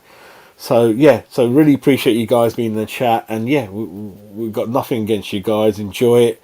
Just wish we could join you at some stage. I don't see like the massive rivalry between West Ham and Newcastle. I've always liked Newcastle. I had a soft spot for them when I was younger. Passionate, mate. When they used to come away, and I remember 1980. I remember 1990 in the old second division. Mickey Quinn up front with Mark McGee. Those boys came down. They kicked off in the crowd. Leeds is another one I forgot to mention. Leeds and Borough. Borough, I don't know. You could not. Well, Forest, when they played FA Cup Upton Park, they fucking took that out of the whole ground. Leeds as well. Absolutely right. But Newcastle, mate. Mickey Quinn, mate. How the hell could he play football? Yeah, some good players. Peter Beardsley, Chris Waddle. Listen. I'll have a confession. Since Euro '96, when I see Alan Shearer playing for England, I was like, Mum, who's that? She was like, Shearer. Who's he play for? Newcastle. All right, I want to support them. I had a Newcastle brown owl kit for the first, from 96 to 98, I think it was. And that was the times when Aspria was playing. What's the player he was? Do you remember him, Jazz? Aspria? Yeah, part-time porn guy. What a player. I know everything about him, mate, but divisionala. Kieran Dyer, Newcastle, thank you for Kieran Dyer. Thank you very much. on the injury thing, when Kieran Dyer was injured for bloody 6 years, when he got. Actually, I hope you're well, mate. I've heard you got some serious health issues. Yeah, Kieran Dyer. Sorry, I just remembered. Dyer's having some trouble, isn't he? Yeah. Hope he's all right, mate. But ill taste, Jazz. Ill taste. we got injury Dyer off of him, and then Andy Carroll. Mate, Newcastle so far. I drove up to Leeds halfway near the cricket ground, Ellen Road, and you know what I'm like, and then got there next day. But it's a good trip. Nice pie, Newcastle. It was so hot, everyone. I got it at half time. I didn't eat it till well on the way home an hour. Then it was still lukewarm, mate. So up north, Ginger knows the pies. I'll tell you what. I absolutely love Newcastle. I mean, you know, Jazz. I used to go up there quite a lot. doing all the charity. You're Ginger Carroll, aren't you? You're Ginger Carroll. You played there. You played there in Newcastle, didn't you? Yes, yeah. So we used to go up there every year, sometimes twice a year. But I actually got the name Ginger Andy Carroll from the West Ham when I had my long hair. Yeah. But yeah, we used to go up there and see the Mackhams and the Geordies for the big charity events that we used to do for Isla. And they used to come down south, and we made this massive thing north versus south, and it was West Ham and Millwall team south, and Newcastle and the Mackhams to make team north. And we used to go up there, and we went Newcastle every year, and the Geordies up there that I've got friends for life with. They used to take us out. Hospitality was great from them boys. Proper nice lads. Do you know what I mean? I haven't got a bad word to say about them boys. No. Because respect to Newcastle. No. I mean, and you could say we are a bit jealous. Like obviously they've just been taken over. I mean, any sort of takeover right now would be absolutely fucking amazing. Do you know what I mean? But for them boys to have the takeover they've got, good times ahead for you boys, and respect to you Geordies. I hope you get top 4. because we don't want Tottenham there. That's why. Not just because of that. No, that's a big for me. For me, I hate Spurs big time. Obviously, but we have no control over that. But that would be an added bonus if Newcastle go and pinch the 4th spot away from Tottenham. That would be an added bonus. Obviously no one wants Tottenham in there, but just to break the mould of the top 6. Do you know what I mean? So anyone getting in there, but out of all the boys fighting up there at the minute, I'd love to see Newcastle break into Champions League spots. I mean, it's been a long time since they've been back in Europe, and I think they deserve it.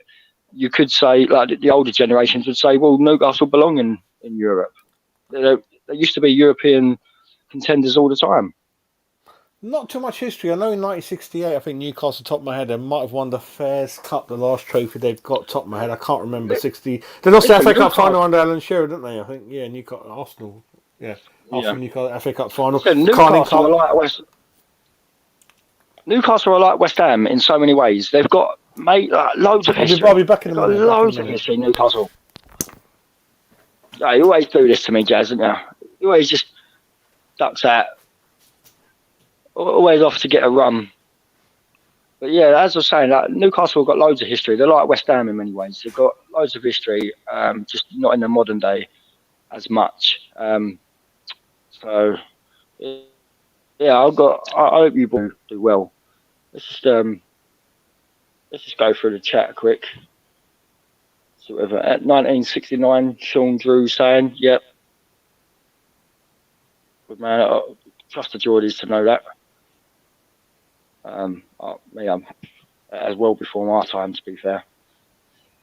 He also has 2 favourites: Newcastle United. Anyone who's playing Sunderland. That's probably the same with us West Ham lot and whoever's playing Tottenham, to be fair.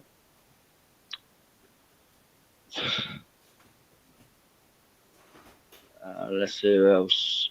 Loads of Geordies in here writing up. It's good to see you getting involved and not taking a piss. Colton Connor says last season we was all rooting for you to reach the top 6. Yeah, I mean, again, it was our own downfall. It was Moyes again. We had the chance to buy someone in January. He chose not to. We needed to bolster the squad to push for Europe. We've been bad performance-wise in the Premier League for about 9 months beforehand, if not more. And our squad wasn't. I mean, it was thin, but we had a few more players that only Moyes was playing, and we needed to bolster it because we was playing every competition, every club competition, and he didn't bolster it, and that was our downfall. So, Joe, I'm just going through the chat. Yeah, what I was going to say is... Just going through the chat. Yeah, what I was going to say is that thinking about it, Newcastle are doing it the right way. They're thinking about the scouting system, the academy. Yeah. They've obviously taken the academy managers, directors, London. They're building. Yeah, they're taking it from us. So they're building a foundation first and foremost. They're not just going out splashing the cash, and that's what I've liked about it. They've done it smart. They've not gone out getting big name signings because let's be fair. Even I was saying it. They're not going to do that on the back of staying up, fighting relegation last season. They would have had to do it step by step. Eddie Howe was a great appointment. Getting in the players that they needed for now, just to build, because you've got to do it as stepping Hang on, stones. Justin, what are you on about? Spurs are and then- fucking ain't. No, hang on, Justin. Spurs are fucking arse. I don't know if you're a Newcastle fan, mate. Like Sunderland, mate. I've got nothing. You Spurs, West Ham. No way, mate. Love you, Justin, but no. Can't understand the rivalry. If you measure the distance between West Ham and Spurs, it's just a little bit above. Obviously, they're closer to Arsenal if you compare the old Upton Park. And they were, Justin, for your knowledge, Spurs wanted the ground we're in. And it goes back to the old, was it the old Dockers and the old stuff? Actually, Millwall does. I don't know Spurs, but look at the old Millwall. The Millwall rivalry comes from the old Docking days. Millwall is actually East London. Millwall Docks is East London. And so there were rivals within the local area. And then it stems into football. A lot of people get it twisted and they think that West Ham and Millwall are rivals because of football. Or that's their biggest rival. It's not. It's down to the working days in the late 1800s. It is, but we've never been in the same league. 1900s. Yeah, we've never been in the same league as Millwall. If you think of Tranmere, they're closer. Everton, Liverpool. So it's more to do with Millwall for me. Because I'm not from strictly East London area. I'm from West. For me, it's been West Ham, Tottenham. For me, Chelsea. I'm from a Chelsea area more than Tottenham, but now I hate Tottenham more. Chelsea was still lingering in the background. If you think about it, geographically, Leighton Orient should be our rivals.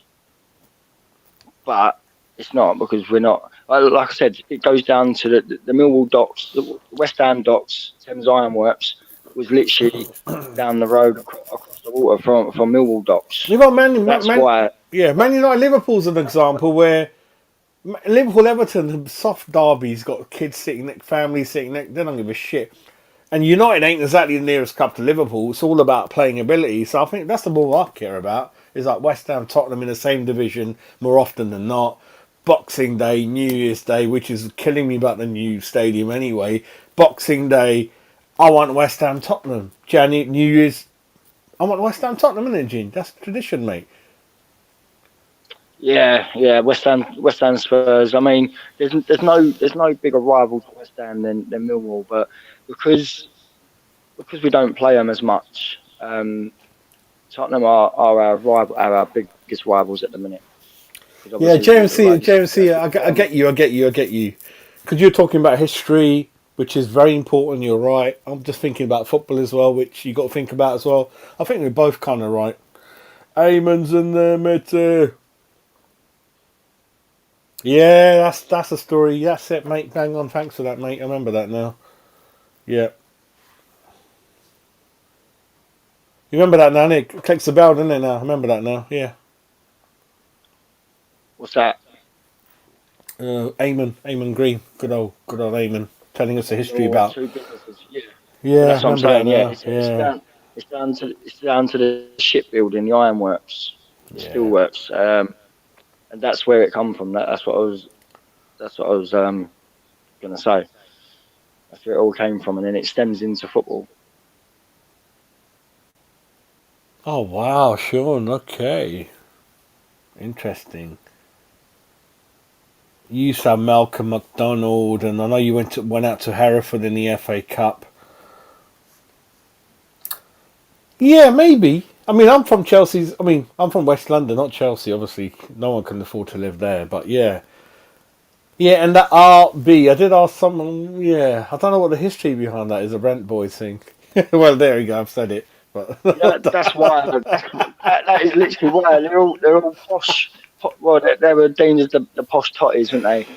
And that's where all the Rent Boys would be. So the terminology Rent Boys, however much people don't like it. If you don't like that terminology, if you don't like what we say, then this ain't the channel for you. I'm sorry, but Rent Boys is the terminology that gets thrown about from all the posh totties. Yeah, Justin, we do. Sure. West Ham, Tottenham, big rivalry, mate. I mean, yeah, it goes back as far as you can imagine, and yeah, East End London, and don't want to go into too much, but yeah, a bit about that. And yeah, recently it's been about. I think what it is generally, again, I'm West Ham family, so I will always be a little bit. I might not know what other people think of me, but what I think about West Ham is that we're honest, we're hardworking, we're original. Like Ginger said, we think we most of the songs that you hear in the crowd, it comes from even Arsenal's Nick Payet song. We are original with all the songs of the Mickey taking, all the names we're mentioning, which I know ain't politically right. I know that. I Same apologise old for West Ham that. taking the piss. It is, and I apologise for that. For me, I think we need a bit more of that. Don't take ourselves seriously. I'll give you an example. My family are Sikhs. A lot of them got turbans. Most of them haven't. I was outside the ground. It was raining, and I said to my son deliberately, I said, I wish I had my fucking turban on today. It's fucking raining. I forgot my umbrella at home. Everyone started cracking up. This is West Ham, right? Don't take yourself Yeah, but you can seriously. get away with it though, Jazz. No, The thing is, you could get away no. with that. If I walked past him, it's like, oh, didn't you wish you had your turban today, mate? It's raining. No, this is, Listen, people be we up in should, arms. no, listen, we go gingy. We shouldn't do that. If you think about it, we could get done for it. But it's just, when you think If you about wasn't it, my friend, no. I'd get you. If you wasn't my friend, I'd get you done for discrimination. But I think we need to just, obviously, there's a line we shouldn't cross, depends, but I think we should have a laugh. It is what it is, and that's the way it should be. Look at James. Listen, I hate even growing a beard, mate. It's a long story behind that, mate. Long story behind that. I fucking hate it, mate. But long, mate. Well, No, you just need to have a laugh. Listen, mate. You could be good human beings. Have a laugh. Have a tickle. Thick, thin, back in whatever colour you got, yellow, orange skin, whatever gives a shit. But West Ham is hardcore. I love it. I mean, my dad was a West Ham fan from the early 70s and never chose to won it. And the journey's difficult because I'm not from the area. That's fine, but what you see is the club finds you, innit, Ginge? That saying, the club finds you, your personality. I think Ginger's West Ham. What I know about him, he's West Ham. It's a bit of a laugh, bit naughty, bit good. It's all about duck and dive. It's a laugh, isn't it, mate? Whatever we do in our jobs goes out the window. And on the match days, we're all mad. And that's West Ham. We're mad, aren't we? yeah, of course, and that's what made us like that. And it was the old days. I think everyone was like it to an extent. Everyone would have that football banter, and what happens in football stays in football. And I think things have just got too politically correct. Things have just blown up a bit more. There's too many snowflakes in the world now. Yeah, and it's just taking the fun out of football. It's just taking that match day experience away a bit. And I tell you what You could see another Tottenham fan go, "Oh, you shut up, you yid," no, and it wouldn't mean nothing to no one. and I just remember, Chelsea fan, like, "Oh, remember it." yeah, and I just remember something, mate. We don't take ourselves seriously in terms of we don't have a go at anyone. We think we're above ourselves. We don't show off, which is what Tottenham do as an example. That is what I love about us. We're only concerned in our own group. We don't. You know, Tottenham like, oh, this is your FA Cup final. And when they do win, you should see the way it goes viral on their channels. Wow, you know. Yeah. I have phone calls from my. They literally bang, bang, bang, bang, bang at us about our cup final, and we're not even really bothered. The only thing we're bothered about is listening to the same bullshit every year from those fucking delusional pricks. And we're like, mate, you bang on about it so much, it must be your cup final. You're the ones that bang on about it. And then they're so salty. They're proper salt man. You know, the old salt man. When they lose, like the Lanzini, that was fucking brilliant. I was watching all the Tottenham YouTubers. They went 3-0 up, loving it, giving it really big bollocks on their stream, and then just seeing the reactions of their faces when Lanzini scored that equaliser. And Where were you? Where were you when that Lanzini 3-3 equaliser happened? We should have won it. By the way. We missed two chances. One was straight after half time, and another one. Yeah. We should have won that. Yeah. We could have literally turned that game on its head earlier than it did happen. But where was I? Do you know what? I was probably in some boozer somewhere in East London. I really cannot. But I just remember I remember watching it and just going absolutely fucking nuts. I had a face like thunder, like my ass had been slapped several times, and I think I went out for a cigarette about halfway through the second half, or 3/4 into the second half, and I thought this game's done.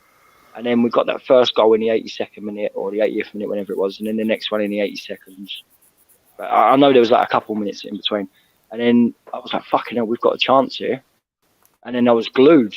Like some of my pals were like, "Go up to the bar and get a drink." It was my round. I was like, "Fuck off, mate! You can wait for 5 minutes." And then that from Lanzini. Oh yeah, I was definitely in a pub. Definitely in a pub. I just can't remember where. You know what? It was probably either the Queen's, because I used to always be in there on Green Street. Hang on, I got to say something. I got to say something. One minute, Justin. No, we're always honest, mate. We've got a rivalry. I don't like Spurs, but I'll never ban you, mate. No chance, mate. No chance. You've had some great players over the years: Gaza, Gary Lineker, Klinsmann. Great managers. Great history. Won the cup back to back in 81, 82. You've done the double, mate, in the 60s. What it is some fans. They just, when you win a few, they suddenly think they're the world. I'm like, no, you got to wait. And I still think you got a great ground, but you should have done it the other way around. You should have won something, and then you build a ground. He did the other way around, which I don't quite get. And Daniel Levy, for me, mate, I don't think he's the right one, because I think he keeps interfering, Ginger, with Spurs. Going off tangent again about, yeah. Do you know what? I think Daniel Levy is literally all about himself. He's not thought about the Tottenham fan base at all. It's literally all about himself, and he's proved that year after year. Ego, isn't it? Ego's a big thing these days, isn't it? Ego, mate, big thing, isn't it, these days? Ego. Oh, 100%. Him and Joe Lewis are the pinnacle of what's wrong at Tottenham Football Club. I mean, my sister and my mum are both Tottenham, so I hear about it quite a lot, and I'm a football fanatic myself, so I know quite a bit about football in general, anyway. Regardless if it's not my team, so I do pay attention to it a lot, and I just think I'm so glad that we're not as bad as Tottenham. Do you know what I mean? We are very close in terms of ownership model and shit like that, because Sullivan, the way he runs his football club, is very much the same as Daniel Levy and Joe Lewis. It's very much a business to them, and that's all they care about. They care about the money intake and less going out, so they find their pockets even more. But I think with Levy, him building that 800 billion pound stadium is their way of saying, like, listen, we're investing, but now they can't do it as much as they should or should hope to on players. So they're not investing big on players, getting a big money name, and they're in for it on the pitch, because they've had to go out and spend 15, 20, 25 million pound players that are just not good enough. And so many decent managers have tried. Mourinho, Conte, and they've all said the same about the higher up. That's what's hindering them.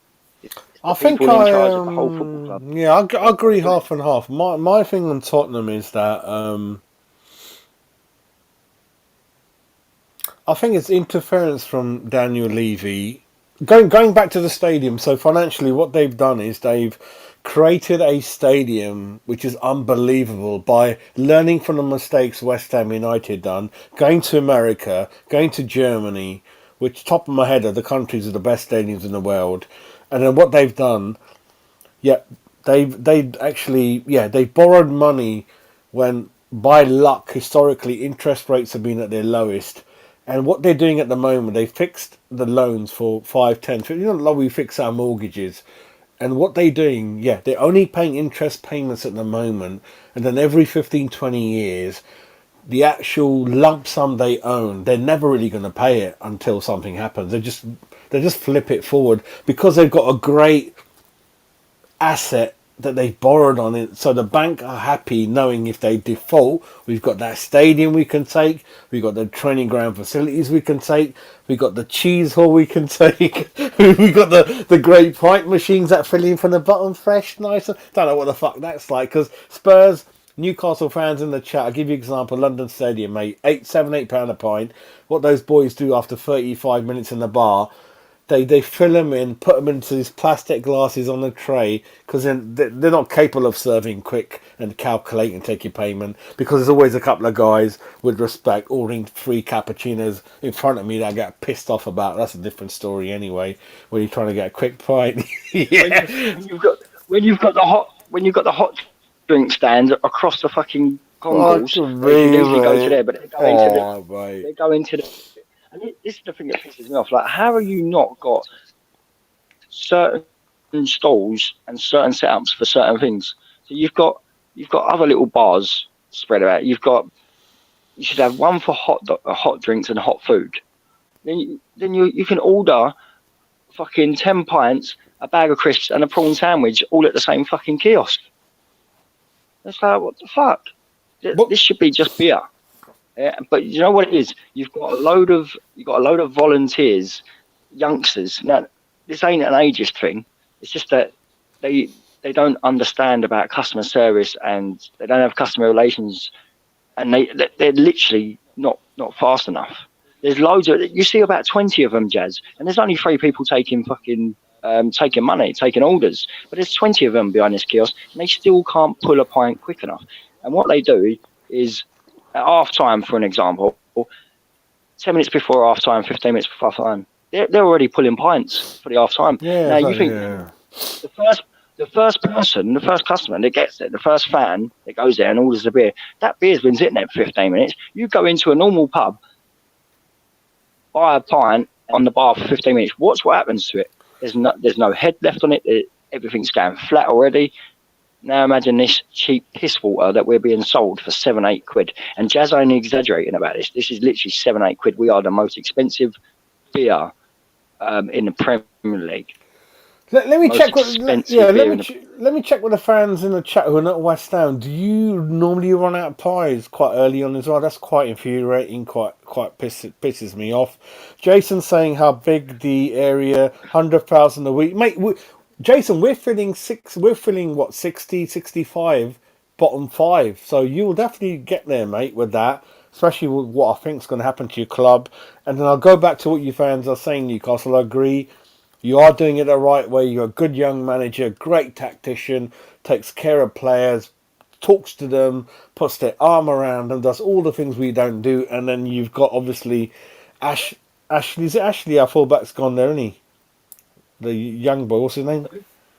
Yeah, he's gone there. You've got our academy director there. So you certainly not... Ashby, yeah. Ashby, yeah. So he's going to be good for you. Harrison Ashby. Because he's in that, because what doesn't matter what you do in life, and I kept saying to everyone, Ginger's like, I can see the philosophy of what Newcastle are doing in terms of formation, and they're buying players accordingly that fit that puzzle, which Klopp does, which Pep does.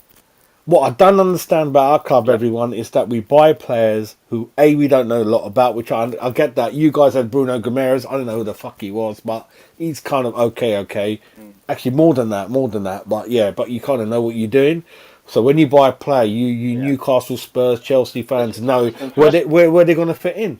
We don't. We're buying players. We don't know what we're doing with them.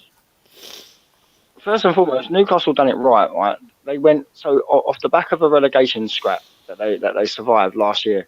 They've gone out and bought Premier League established players. They've gone to the likes of Brighton and bought Dan Burn. They've gone to Bournemouth and bought Callum Wilson or wherever he was. Premier League proven goal scorer, especially against West Ham. Every time that cunt plays, he always scores against West Ham. They've gone to Burnley, who just got relegated. We nicked the England keeper off Burnley. All right, he's not England's number one, but he was still in the England setup. We're going to take Nick Pope, who's a great shot stopper. Then they go and buy Kieran Trippier.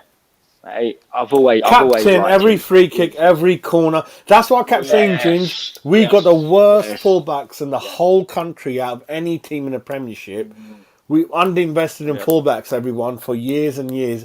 And in a modern formation, they're the most important, aren't they, Ginge? Fullbacks, most important. Stroke wing backs, most important players. Yeah, 100%. 100%. We've been crying out for decent fullbacks and a striker for years and years and years. And then we wait years and years for one to come through. And then it turns out they're all right for 6 months, and then we realise they're actually just bang average, if not shit. And then the striker situation, we wait 10 years for a decent striker, and then we've got someone who's a tactical inept dinosaur whose tactics just don't work and don't know how to use a decent striker.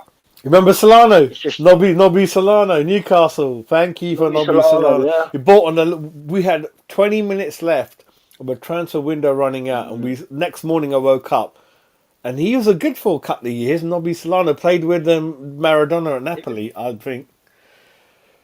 I like old Nobby. I like Nobby Yeah, Solano. Newcastle, let us know what your nickname was for him. Ginger's not happy with Nobby. Nobby's nuts. Solano, corners, isn't it? Good corners, wasn't it? Oh, but great winger. And he had a bit about him. Nobby Solano. He had a bit about him. Could take dead balls, free kicks, corners, run down the wing, take people. Something that we need Ben Rama to do. Take a man on, beat the man, and get the fucking ball in the box. And that wasn't just his game plan. He would sit on the last man, come in between the fullback and the centre half, and make that darting run for someone else to play a through ball, and he would got some good goals, especially for West Ham. I tell you, that's a great comment, Mr. Connor. Exactly, any normal environment, normal team, in the market value per quarter Rice, you're talking a lot of dough to get them two in the middle, and they're not even like Ginge. So we're not even using them anywhere near their ability. They're just fucking lost, mate. They're lost souls, mate. I tell you what's wrong with Rice and Paqueta when they're in our setup. The person that you've got in between them is fucking Thomas Souček, who looks like he should be at home eating his potato salad. Listen, we cannot keep persisting playing a player that's so out of form. We need to switch it up. But Moyes has his favouritisms, and I'm surprised that Cresswell's been out of the team at the starting 11 for this long, because Moyes loves Cresswell. And Souček is just a passenger. When you are battling to stay in the Premier League, and you've got 10 games left, less than 10 games left, you are persisting to play this fucking passenger. You might as well start the game with 10 men. You might as well, because the space that he occupies, you might as well let Rice or Paqueta at least try and run into that space to do something better than Thomas Souček, because they're looking around thinking, fuck me, someone's standing there, and then they have to look again and think, oh, fuck, Souček. When you might as well not have him in there. And then Rice and Paqueta can sit there and say, right, that space is occupied. I know I can get into that space and try and break something down. Or better still, play someone else. Play someone else, because it gives the freedom for the likes of Rice and Paqueta. Someone that can actually have the ball to his feet. Souček needlessly runs around like headless chicken. Yeah. And I mean, don't get me wrong, like before people went on and say, oh, Souček, he was decent at one point. Yeah, at one point, when we was using him correctly, when we had an identity, when we had a style of play. But since then, we've got nothing, and Moyes keeps playing him, and he's proving that when Moyes wants to play ball to feet from the back and try and play out, he's not a player that you want on the ball. He's not. If I'm playing there and I'm looking at him, I'm thinking, fucking hell, he's the only pass I've got on. I'd rather kick it in the corner and let someone run onto it. There's no way you can't trust him. I think. Why play him? Why not play a young, hungry player like Downs that's willing to get stuck in? He wants the ball. He's hungry. If not, if you're a manager and you don't want to trust a youngster, even though we've trusted Rice for years and look at him, he's a great player. But you've got Fornals, you've got Lanzini. Lanzini would link up between the midfield and the attackers. I think there's players. We can all see it. I think there's players in there that I don't trust Lanzini long term. I don't trust Fornals at the moment long term. But there's players in there that, as a manager, you know when to pull them out, when to pull them back in. But for everyone's benefit in the chat, because there's so many Newcastle fans in there. So what's happened to West Ham is, very quickly, is Moyes came in.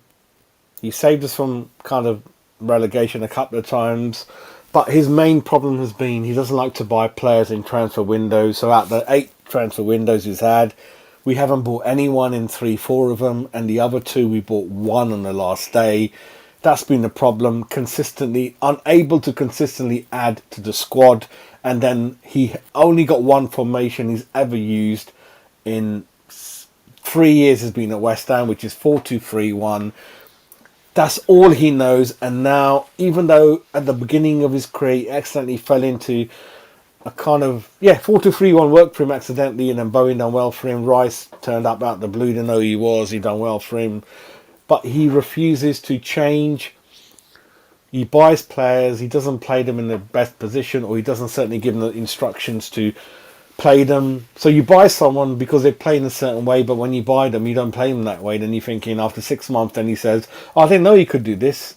Paqueta, he goes, I didn't know he could do that. I thought Paqueta was going to get me 10 goals, 10 assists. So it's very confusing with David Moyes in terms of transfer acquisitions, which are very minimal. He doesn't like to buy players.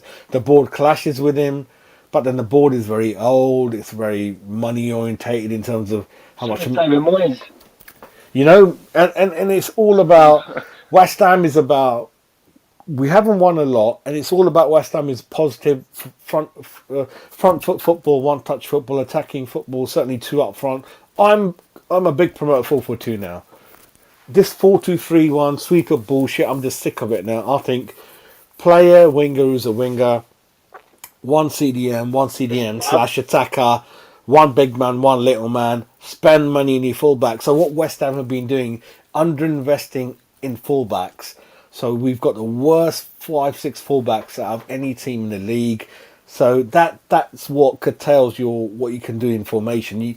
If you've got good fullbacks, so you guys got Trippier and the Everton guy and all them lot, and obviously Ashby in time to come, you can switch 3 formations in a game. You can quickly do 3-5-2.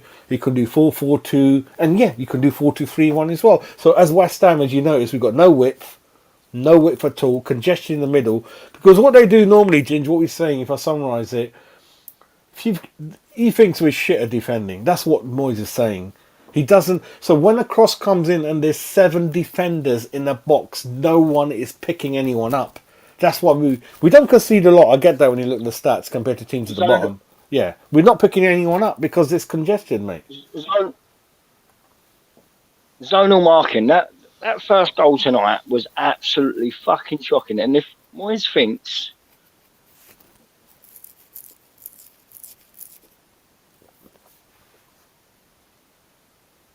can you hear me? No. Yeah, I can now. Yeah. If Moyes thinks that he must be sitting there teaching them that from a set piece, zonal marking's the way forward. Let the player run onto you. How about fuck off, mate? Because I've got taught from a young age. You stay man for man. You stay on his toes, up his arse, whatever you want to do. Grab his bollocks, pull his hair, stamp on his foot. You stay with that man, and wherever he goes, you go. You're standing there, zonal marking. You're all in a line along the 6-yard box. You're all watching the corner taker or the free kick taker swinging one in. You can't see and keep an eye on the player about to swing the ball in, and watch the flight of the ball, and watch the player that you're with, or coming in. That's fucking jolting around, going left and right, trying to sell you a hot dog at every twist and turn. No, you stand man for man, and you stay with that player. You stay goal side. You stay on the half turn, so you can turn either side, and you've got an advantage whatever way you need to turn, and you're also watching the flight of the ball. Like this zonal marking, I'm not a massive fan of. I'm not a fan of it at all.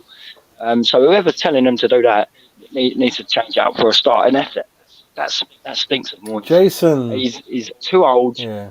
He's got too many old tactics in his locker, and he needs to switch it up. He needs to fuck off, mate. Yeah, I know. Jason, what a story. So your girlfriend used to... Oh, she left me for Kenny Brown.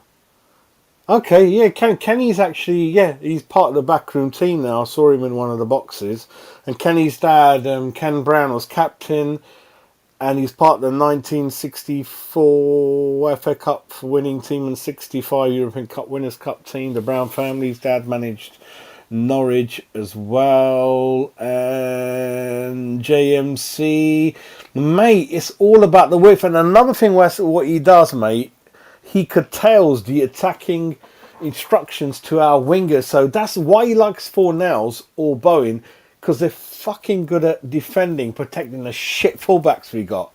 So when we go up front and attack, when you look up front and we're attacking, we've got a chance to break. We look up, there's no one there. That's what I liked about Newcastle Man United the other day. You're 2-0 up, 2 minutes to go. You went up the line looking for the third. When you crossed the ball in, you had 4 forwards Newcastle in the penalty area. We ain't got no one, mate. Gambling. That's what it is. It's gamble football. So you've got a team like Man United. So let's say you're 1-0 up. You've got a team like Man United pressing and pressing and pressing you to get back into the game. You gamble, right, and leave 2 or 3 players, 2 forward or 3 forward thinking players up there in the gaps. And you just ping the ball to the halfway line. You've got 3 players. Before you know it, it's a 3-on-3 situation because a team like United will be there to they will literally, what's the word I'm thinking of? Commit to try and get back into the game because they're 1-0 down there. And a team like Newcastle can do it because they've got the idea. They've got someone like in Eddie Howe that knows. He's got half a brain, and he's also got the players that he trusts, and the players trust Eddie Howe as well in the instructions that he's given them. So you gamble, you stick 3 players up there, a couple of whippet snappers that are good at dribbling, good at running, good at passing, good at crossing, good at beating a man. Just good with decision making as well. And you just gamble. Wait for that ball to come in. Look, the rest of the team, you practice this in training.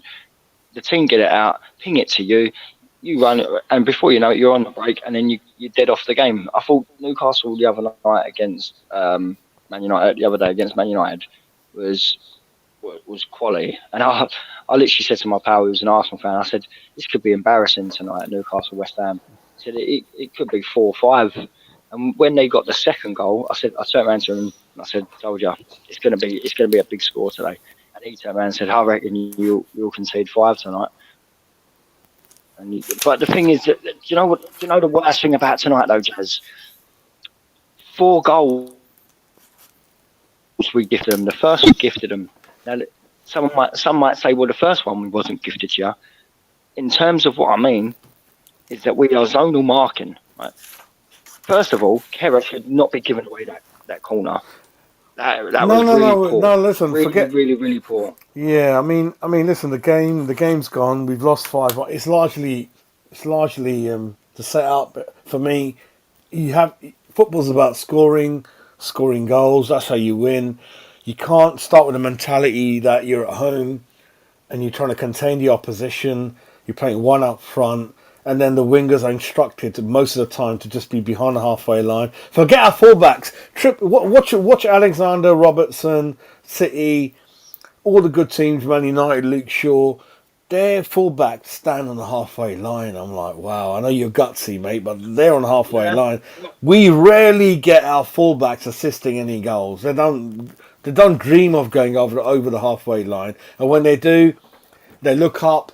There's no one in the area. Antonio, he's a winger by DNA. He's never going to be in the penalty area, mate. Yeah, he's never going to be in the penalty area. Moyes is scared. That's why he is scared and he's nervous to committing your fullbacks and playing that style of football because he knows he needs to, one, not concede. And like we were saying earlier, Jazz, he's probably telling them, don't concede. That's probably his first and foremost message to the team. Don't concede. But again, we don't have the right fullbacks to do that. All right, we have Emerson now. He can do it. He is capable of doing it. And he tries to do it. But we haven't got another fullback on the other side to do that. And I would have said a year or 2 ago, we didn't have the centre backs. No. If you're now we do. If you're now we do. Ginge, if you're ambitious, you don't buy Emerson. I'm sorry. He's the third choice of Chelsea. No. He's played 10 games in 3 years. What they've done is they're spending money in a very... There's no way Paqueta was on West Ham's list at the beginning of the window. Nowhere near, mate. What they've done, they've gone in for Onana, and for one reason or another, he's told them to fuck off. And then they're like... And that's where the mess is created. That's why Moyes is here. There's no planning, mate. You can't go from Onana to Paqueta. There's no similarity. Listen, I absolutely get that. Most of our choices that we wanted, we never got. Our first choice, right back, centre back, whoever we bought in out of the 8 or 9 players, most of them, I can guarantee you, wasn't the number one target. For whatever reason, Moyes has been told, no, we can't get him, or we haven't got the funds for him, or the players told us to jog right on. And in terms of your Emerson comment, no, you're right. We don't go and, if we're ambitious enough, we don't go and get Emerson. But I tell you what, Emerson is an upgrade to Cresswell and Masuaku that we did have on that side. So regardless, as a squad player, no issue, mate. Like for now, he's got a good head. He's a good lad, useful. That's what I'm saying. But he is the type of fullback that you want to try and see. Obviously, a better quality and a better player. But what I'm saying is, Emerson isn't a bad player. And what I'm saying is that style of fullback that you want. He's got the capabilities of getting up there in support. But Moyes must be. Well, we know that he's setting up, and he must be telling the team, like, don't. I think Emerson, he lost. Emerson was partially at fault for the first goal. He lost Saint Maxime, didn't he? Which a lot of defenders do. I get that. He's a nutcase. I think he lost him, and the cross came in, and then. No, yeah, of course. But if you nullify the real problem, we shouldn't be giving away that corner, Jazz. So that's the first one. That's Kerr's fault. Giving away that corner where there's no need to. There should be more communication. But whether he tried to doing it back to Zuma or the goalkeeper, I don't know. But his 50p head's got in the way of it. Is give away the corner. So that's the first error. Then the second phase of play, the corner comes in, it goes over to the back to is it St Maximum? He sells Emerson for a hot dog. I'm sorry, but you. No. As a defender, that wasn't a goal. There was no corner involved, mate. The first goal was a Saint Maxime cross. Yeah, it was. No, it was a cross from open play. Yes, I know, but it came from the corner, Jazz. So Kerr give away a corner for no reason, and the corner came in. Then it went out to the other side. So it went out to the edge of the box to the other side, and then he beat Emerson, and Emerson sort of fell over himself, and Maximum's pinged it in for Callum Wilson to header it. And then that goes to another point. Phase. And we actually are not everyone's benefiting in a group largely West Ham. I think West Ham are playing today's game start with no strikers on the pitch. There's no strikers in West Ham's pitch, and they keep going on about it. When you ping the ball in, and there's a striker, and a Bowen, I love him, but mate, he cannot finish. Nor can Antonio. You need 15, 20 chances, one might go in, right? David, you're nuts, mate. Ben Johnson's struggling, mate. Ben Johnson has lost it under Moyes. I'm not saying he might come back in the future. I don't know, but Dave, we cannot play Ben, mate, at the moment under Moyes, you know. Souček, I agree. You agree, Jin? Souček, mate, just a passing passenger, mate? 100%. We can't have players like that, especially in the middle of the pitch. It's too delicate of a position to be carrying passengers. I'll tell you what, Eamon, tomorrow we get a normal West Ham DNA attacking manager, and simple thing he will do, he'll put his arm around each one of them, have a good personal chat with them. How are you feeling? Where do you think your best position is? Okay, we'll try to do best for you. We'll give you everything we can to make you as successful as we can. And then when he speaks to everyone in the squad, that means not him telling them because what David does, he tells them, you're fucking doing this, that's a fuck off, that's it. But he asks the player, like, Ginge, what do you really want to play? What's your best position? What do you like in the game? What you don't? And then you make these notes, go back, and then you create a system. And I bet you that first game, we fucking smash it, mate. Because we've got the players, innit, Ginge? We've got the players, mate. We're all right. Yeah, that is all we need to do. Create a thriving environment for these players, mate. What you do but listen. Back in the school days, if your PE teacher or if your school teacher asked you what position, everyone wanted to be a striker. So then what you do is you say what. No, come on, professionals. You go and professionals. No, wait. No, I know. Antonio doesn't want to play up front as an example. Because I'm going to get onto it. Yeah. So you say to your players, Where do you want to play? Where do you think your best player, your best position is? And then what you do is you don't just give it to them and say, right, well, I'm going to make a star out of you. You go and then test them on that. Yeah. So if a player like Antonio says, "Oh, I'm a striker," all right, go on then. You think you're a striker? You think that's your best position? I'm going to fucking test you, and then I'm going to test someone else and see how good they are as a striker. I think they've been Not just good at shooting. Yeah. I want about movement as well. Yeah, so we do in-game scenarios. Yeah. Yes, so you do in-game scenarios. You don't. A lot of people think, oh, well, if you're a striker, you must be able to shoot. Yes, but anyone can shoot. You could have a fullback that can shoot. It doesn't mean you're a striker just because you have a good shot.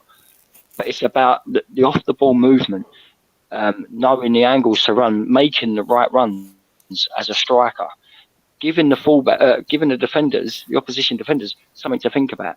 Yeah, so. Another player, like I personally think Antonio would suit this team, Moyes' team right now, as a winger and playing an out-and-out striker up top.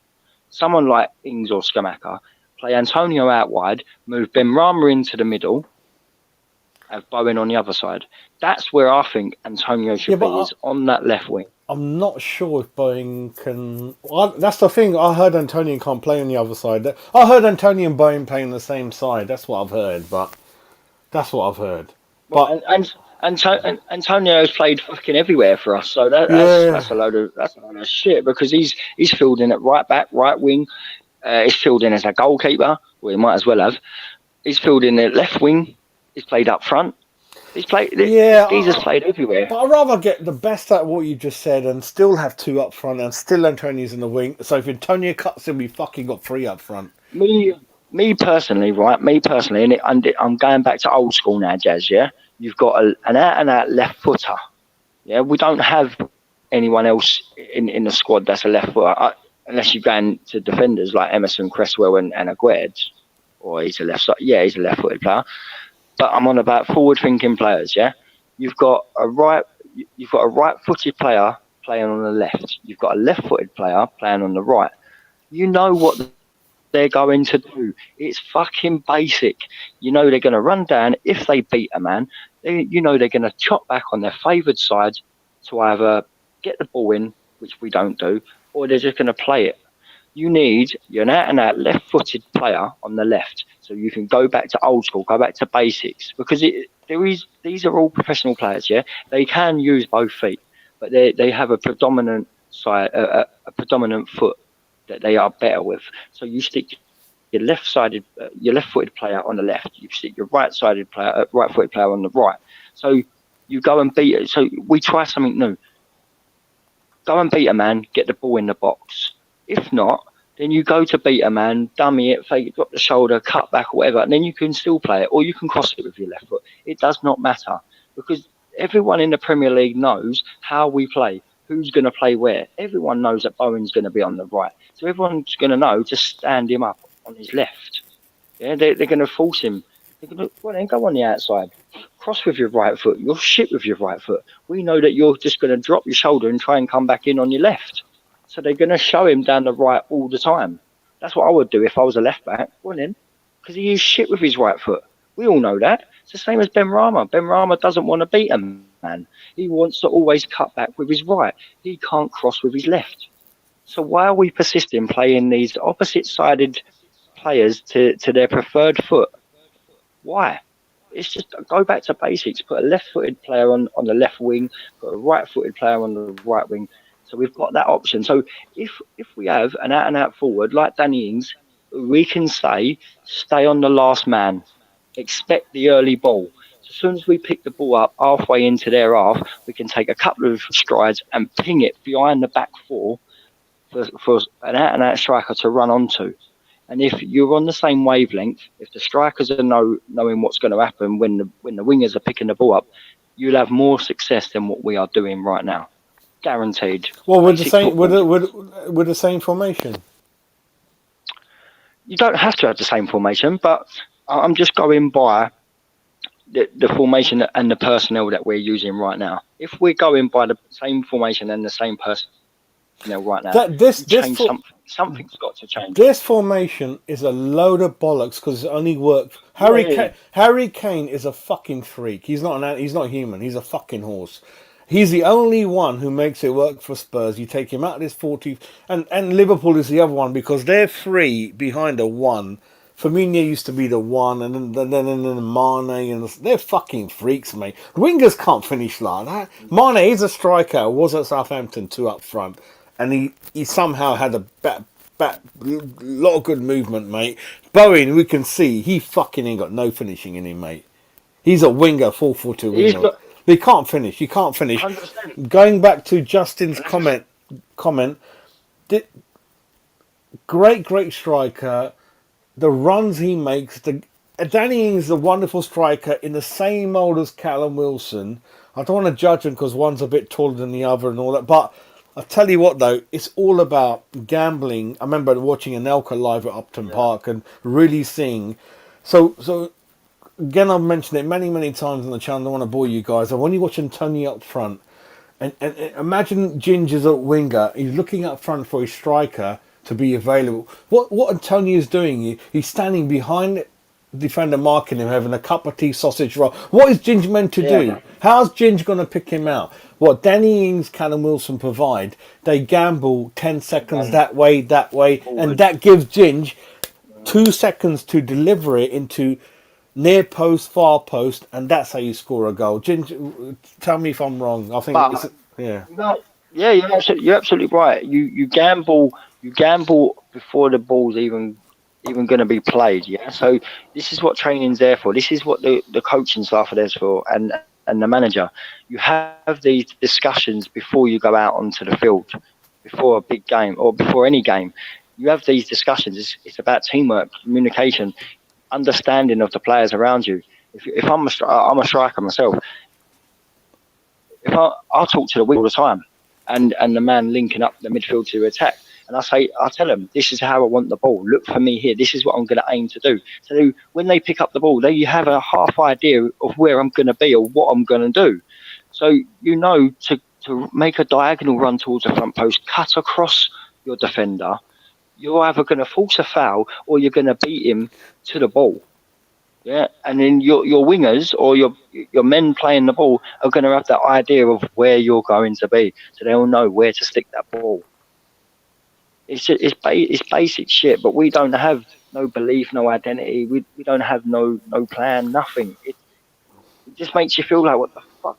I mean, I only live around the corner from the training ground, and I feel like going there and just to try and see what they're actually fucking doing, because they're probably sitting in that porter cabin having a cream cake, a scone, and a cup of tea.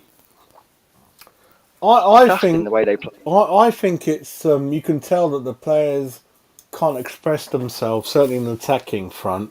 It's instructions from the manager, and he's warning them like, if you lose the ball or you conceded. But that's the funny thing about it. How many times have we come out after half time, after the starting whistle, and conceded so early, and that tells you, mate, what kind of message it's been giving the dressing room. For me, I'll tell you what, we're going to close up in a couple of minutes, but what I'm saying is, the football ain't what we grew up watching. I'm a bit older than Ginge, obviously, and it's gone worse for me. But Graham Potter, I don't know if you've heard, 13 million they're talking about to give him. Chelsea spent 25 million to get Potter out of Brighton, including all of his backroom team. Then Chelsea found out that Brighton, their owner's very clever, made his money on gambling, casino. This is some kind of system. I don't know how it's done. And he's got that. It's only 2 people in the country got that system, data analysis machine. So all the managers, they can coach, but largely when you purchase players, it's done according to this system, logarithms, whatever you call it. Long word for me to say after a few. And I've never understood the Potter love affair. I've never understood it with any West Ham fans. I don't know. He just doesn't stand out to me in terms of any important character, personality, identity. Potter, I don't get it, mate. But anyway, 25 million Chelsea spent to get him in there, and now they're stuck with the whole fucking family, and 13 million they're going to pay him off. Gave him a 5-year contract, and if you remember, Ginge, he spent days and weeks negotiating because he's like, he thought he's some kind of god and he knew what was happening. I don't blame you, clever boy, must be an accountant. And he made sure that he still lived in Hove, Brighton, lovely part of the world, not as good as where Harry, our Bagpuss Harry Redknapp lives in that private area in Brighton, Bournemouth, mind you. But this is what and Moyes, I think, is 5 million to pay him off. And what I would have done, I would have sacked him after Chelsea. I would have gone all out for Poch, not Tuchel, Poch, and just try to ambitiously sell him something. And at the moment, I'm thinking of Carrick, but my dad's wiser than me sometimes, and he says he's not strict enough, that he hasn't got that side to him. I don't know if you want to mention a few things. I think Carrick DNA is exactly what West Ham need. I think he understands West Ham. Coming through the youth ranks at West Ham, he certainly understands the club. We need someone with half a clue and half an understanding of the club, first and foremost. Someone that's going to relish a challenge, but we also need. Ginge. I sort of agree. Yeah, go ahead. Left. No, I'm gonna. Bad.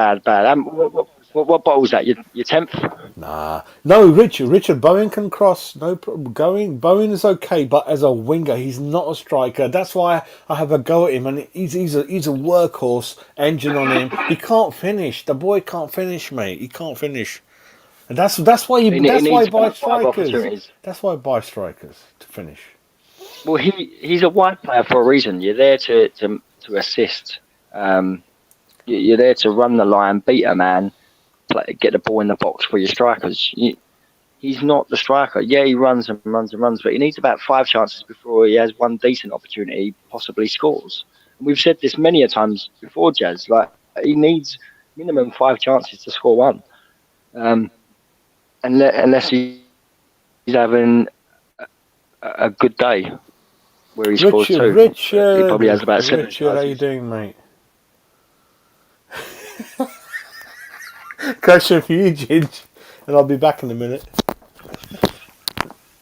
Richard's a regular. Well, then I'll tell you what, if you've got no footed players like Souček, then simply you just don't play them at all.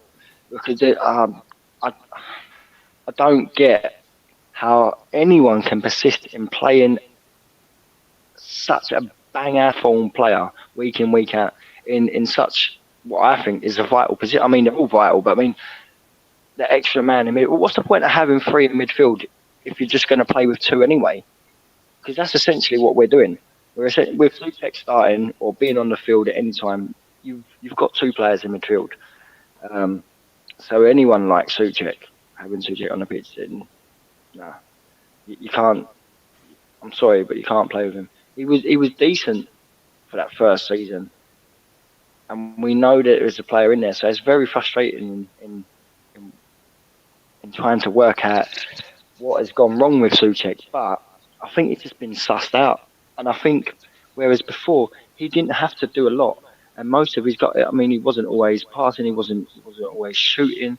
He got his goals from his aerial threat, which was one of our biggest things, from set pieces, getting crosses in the box, which we don't get crosses in the box anymore. Set pieces, fuck knows what's happened to them. I mean, all right, we scored one tonight, but he was always a late arriver into the box, and that's where Souček got his goals from. He's got no feet, we know that. He just runs needlessly, like an headless chicken. And if you've got a player like Souček who's no-footed, then you can't have people like that playing on the pitch. No, even if he's got 1 foot, I'd rather have a 1-footed player playing over Souček who's got no foot. So,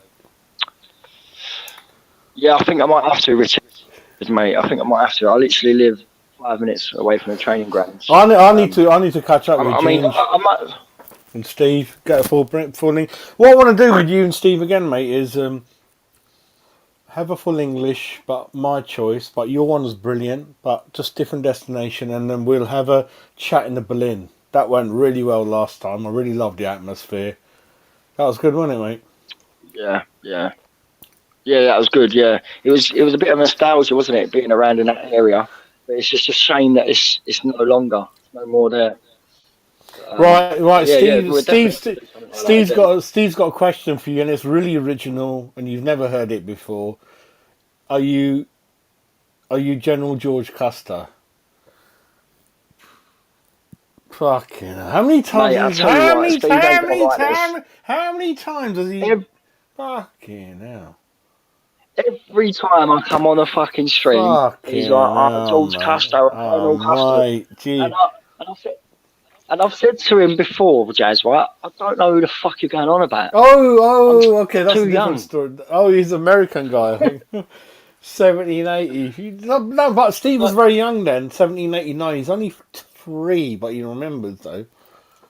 But there you go. There you go. Gingy getting your fans in there. Hammerhead's a good lad in there. But what is everyone, lads? Listen, we're passionate, we swear, we apologise, but we always say every show is not meant to be for children. I do say that because I don't know what I'm going to do. Ginger, we're all from the same blood. I ain't going to sugarcoat it like a lot of channels. I do get into trouble and I don't give a shit. And I did say on that thing, Gina, I'm one of those like you. I can't keep it inside. I can't. I can for a bit, bottle it in. I have to let it out. especially when something frustrating happens to That's me. why I'd probably be a bad Right, politician. Like, you know, when you shake your hand, like, go, your platform. I can't. Next day, I'd probably fucking kick off with him. I can't. I just got to be honest. I got to be just honest. Yeah. I can't bullshit. I can't. No, I can't. But what the hell's bullshit? That's why I used to say to the wife, salesman. I could never be a salesman. I could never be a salesman. You must be joking me. No way. No way. Bullshit after bullshit settings. No. I could never do that, man. Jazz. You don't ever bullshit, but you waffle on, and you could sell snow to an Eskimo. I've heard your tactics. You can talk your way out of stuff. That's West Ham, isn't it? What I believe in. That's different. I'm not selling a product, but I'm trying to. But I do back it up, and I think 4-4-2 from next year, and it's all about fashion. It was 4-4-2. If it's good enough for Alex Ferguson and all the managers we know, what changed it was Glenn Hoddle, who I've got a lot of respect for as a coach. He's one of the few managers. When he was England manager, I fucking love watching our country. I loved England under Terry Venables, Glenn Hoddle, and fucking that's it. So I've got the same issues for our country as a club. I fucking hate watching our country. Southgate's gonna win nothing under him. We got the best squad. We're never gonna get this chance again where Germany, Spain, Italy, they can't even get 11 people. That's another argument. You got me on that one now. You got me on that one now. You know. Just quickly, I'm alright. How you doing, mate? He set up against Italy, who average age is probably 49, with 7 defenders in the team. Gareth Southgate at home, Europa. Every game Europa was at Wembley. Sorry, not European Championships. Yeah, you remember that, Ginge? At home to Italy, 7 defenders, mate. 21. It reminds me of West Ham. Every time I've watched England growing up, it just reminds me of West Ham. I don't watch it. I've lost excitement for it. I really have. I've lost excitement for it because it's just literally, and the media are just as much to blame because they hype it up and hype up. You don't see any other country hyped up their nation to build them up for disappointment as the British media. Look how we use British media are fucking just as much scum. Look how we use Mason Mount. I have no interest in How do we use Mason Mount and Foden? We spit on them. We don't even use them. It's pathetic.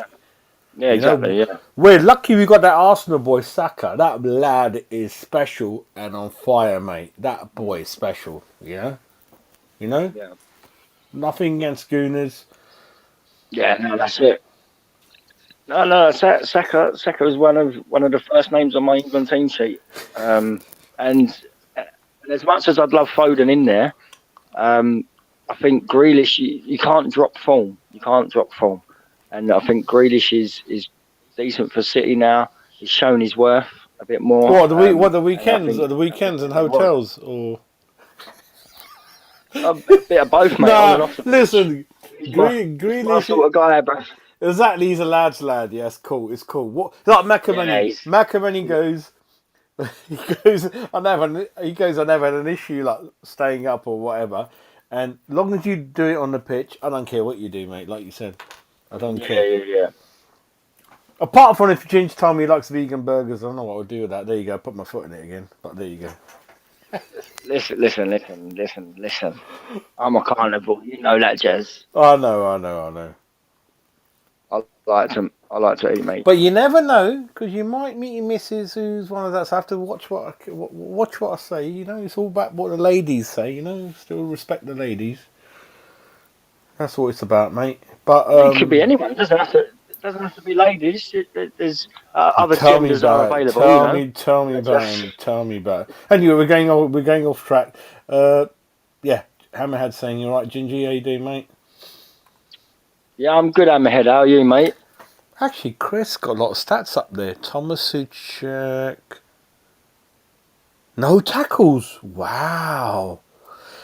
Yeah, not one tackle, yeah. Chris, all I could tell with him, mate, normally, like I kept telling him, what Suchek does, he just runs and runs and runs, but he doesn't actually make any impact on the game. There's no real tackling. Rice used to do a lot of hard work for him.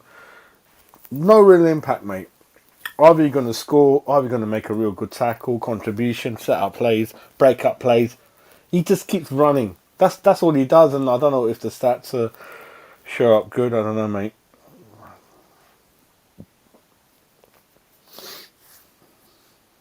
Rich is laughing. Yeah, shocking. I tell you what, you 90 people watching the show, you're mad. You're mad. My missus even upstairs, they're gone to bed. My old man gave up half time. He goes, you know, when I started my show, Dad's like, okay, bed, mate. Because he stayed with us a couple of weeks. He goes, he had to calm him down. Because he kept saying things like, he goes, looks like the boys are home. What time is it? Yeah, they're home from East London. Let me get them in. Get them in a minute. I don't know what state they're in. They're going to be coming in. Get them in, Jazz. Get them in. Go on, bring them in. You carry on anyway. Hard, you alright? Yeah. Hard. Yeah, sides.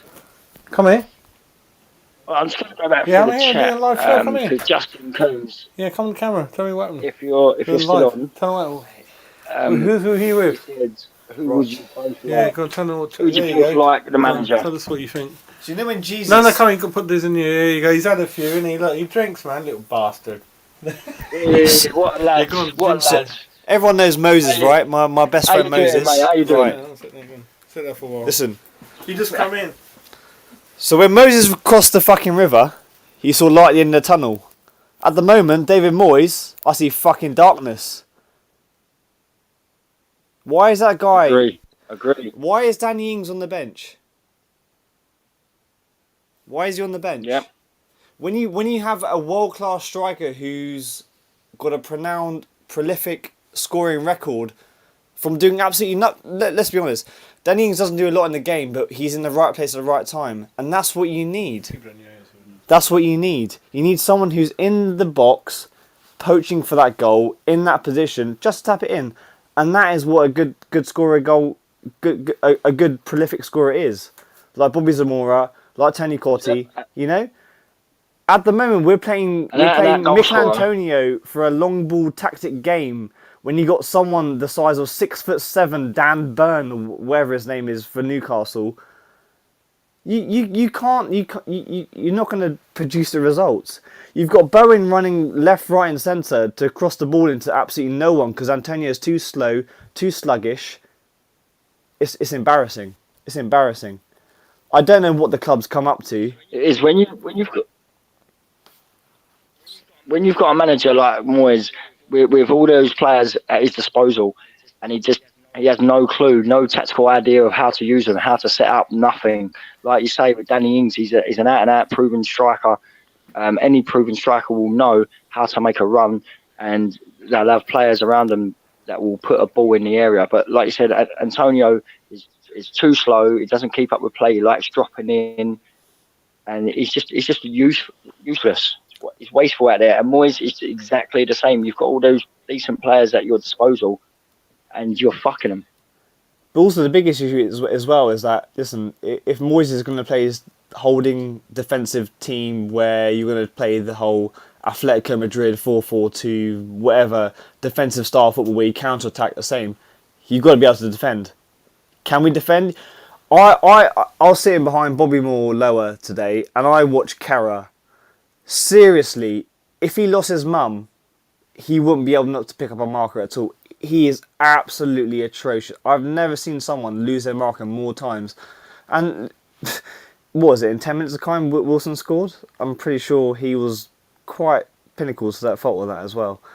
We haven't got no defensive qualities and we can't score either, so I think that's really a side to go down. But I think we're quite fortunate. Bruno Guimaraes hit the post after 5 minutes. The atmosphere was good at the beginning, brilliant. I saw the crowd; they're well up for it. But after that, we made mistake after mistake. You can't blame the crowd. The crowd wasn't at fault. The crowd was good at the beginning. The crowd was up for it. I was sitting right behind the goal. I mean, the crowd was brilliant. The issue is when you go 2-1 down and you're thinking, you know what, we can get back in the game. The crowd was there.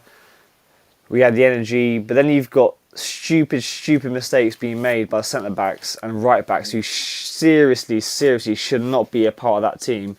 That's when you've got the issue, and that's down to David Moyes. You can't blame. Yeah, Fabianski was pretty. There's a couple of mistakes he's made, but I mean, if you were, good free kick.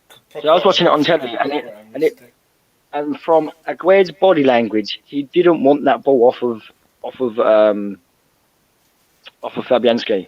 Fabianski put him in the shit there, and yeah, I may have missed that. He's had to do something. If in doubt, you got to kick it out or kick it long or do something. And he dilly-dallied on it, and he lost it to that Murphy, and he squared it for Callum Wilson second.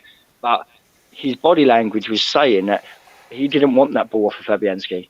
And I think we gifted him. I don't know how you feel about it being at the game. Yeah, I think it was a mugging, really, to be quite honest. I think when you go down 2-0, in the way we went down 2-0, it was literally like Avram Grant's season where you just kind of. When it's 3-1 and you don't change it, and you do change it, still keep one up front, and that's the thing. Up front. After 60 minutes, I think everyone was literally calling out for a change. We need to make something different. We need to kind of edit the game a bit. David Moyes, stuck in his own way, sitting there squatting on the bench with the whatever system he was playing. I mean, to be quite honest with you, I think the issue we've got here is where we've got a manager who's not tactical, he's not reactional, and I think in the Premier League now you need to be more reactional as opposed to kind of sticking to your guns. Did you see any of the backroom team do anything? No. I mean, listen, I think the backroom staff are kind of fed up with David Moyes. If he had the likes of kind of like, as a fact of matter, really, if you looked at when Pearce left the dressing room, what are the results been? You know, when you haven't. I mean, listen, football players are pretty thick at the end of the day. They need that kind of motivational egging on. They need that kind of support. Harry Redknapp's always said, "Listen, I'm not a good manager, but I'm a good tactical manager in terms of players." We don't have that. We've got a guy who's kind of like a head school master teacher. His tactics are quite old school. That there's nothing to be excited about. I think that's kind of what players want. We haven't really got that. If you look at the kind of likes of Arteta, they're young, energetic, they've got that kind of pace, they've got that pragmatism, they've got that really quite enigmatic kind of character. We don't really have that. We kind of got that person who's kind of saying, do this, do that. If you're not, you're shit. Kind of, you know. And the other way of looking at it as well, Stuart Pearce, you're scared. You know, you want to impress him. Yeah. You want to go out there. You want to do your best for him. Otherwise, he's going to kick the shit out of you to dress. We don't have that either. So I think we are really missing that kind of dual kind of thing from the boardroom. And also, there's no players that do it either.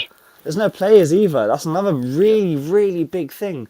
There's no big characters in the change room anymore. Like Andy Carroll, all right.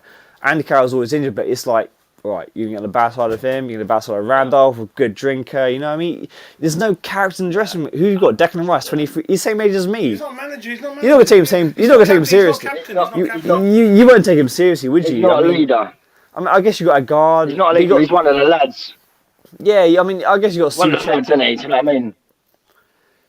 But he's one of the lads, but he's not kind of influential enough. But I don't blame him for that. He's too nice. You can't tell a 23-year-old. I mean, unless you're, no offense to whoever's out there, but unless you're like kind of a Roy Keane, You know what I mean? That kind of a person, a character. You're not You, captain. you can't kind of instigate that kind of respect. But long story short, I think we are seriously lacking some energetic kind of.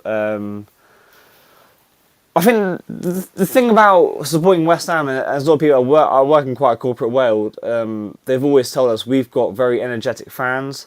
Our fans are what drives the club, and also, all right, it might be a bit moody here and there, but in the most extreme sense. But we don't have that energy anymore, and I know why we didn't have the energy. Well, It's because you've got someone like David Moyes, who is literally hindering the club.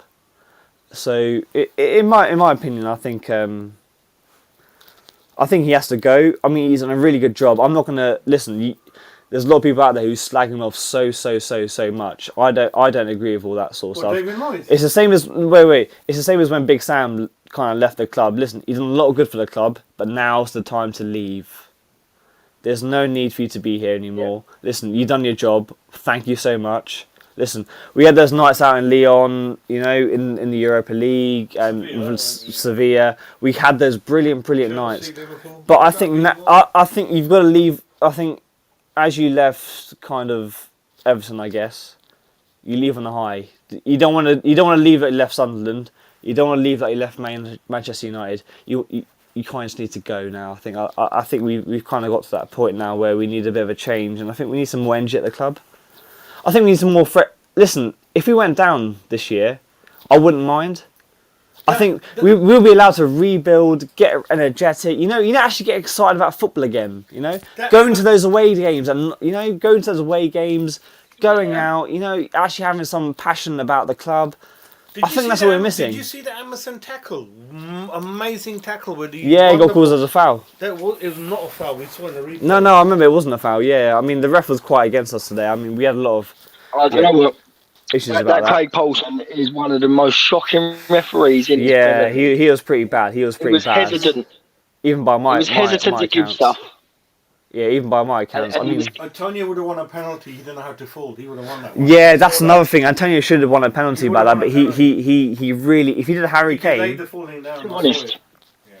that's another thing. Why we listen? It's quite ironic, really, isn't it? That when Lingard came to West Ham, he won the most amount. That was a time where we won the most amount of kind of set pieces and free kicks. It's because we're too honest. We don't know how to play the game. And again, that is due to the manager. It is due to the manager. You're taught this kind of stuff. We've seen with people like Jose Mourinho, when he comes to a club, he changes the whole ethos. You know, we've kind of still got that whole Brexit mentality where it's just like, right, we just play, we just headbutt people, we just don't fall down, we just play honest. You can't do that. You can't do that anymore. You can't do that. I'm not saying we should be cheating and that sort of stuff. I don't at all agree with that. But I'm saying we should play smart. We should play smart. There's a reason why we're like. 100% right. There's a reason why times have changed. Times have changed. I don't agree with it for the most part. I think VAR has really messed up football and it's not helped anyone. But I think also at the end of that is that why should the small club get messed up by it?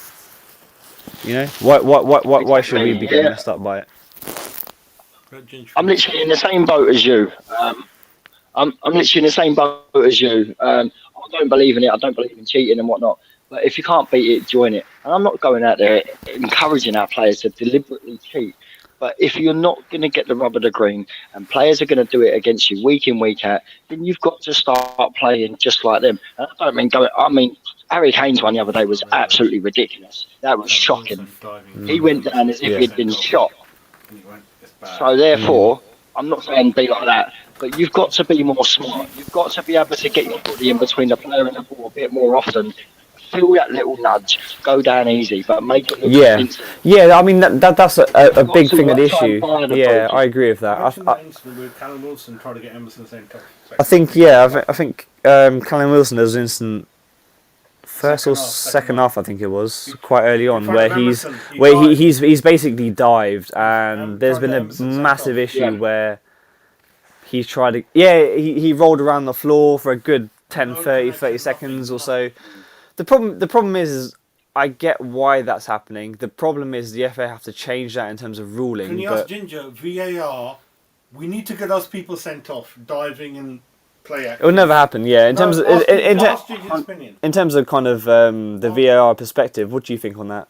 In terms of, do you think people should get sent off, or do you think people should get a booking? Yeah, 100%. I think that we've got to implement some sort of punishment in game. Not it's no good coming out of it after and FA having their little 2 pence in it.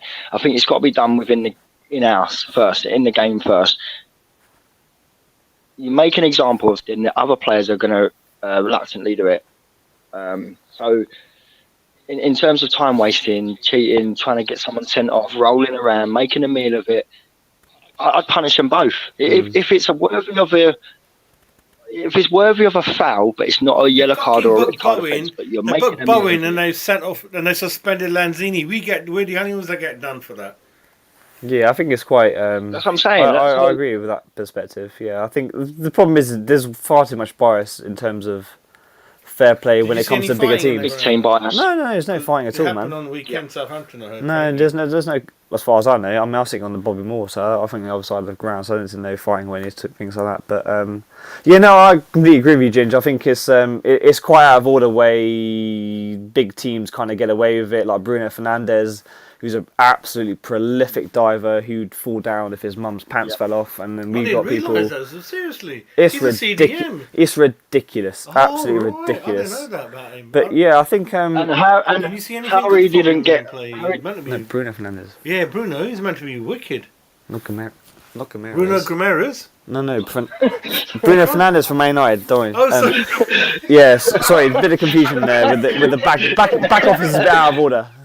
Bit Bruno confusion going on. 85 people in the chat. Love you. Hit the like button and a butter chicken curry, 2 bottles of rum on the way to you, and a West Ham badge.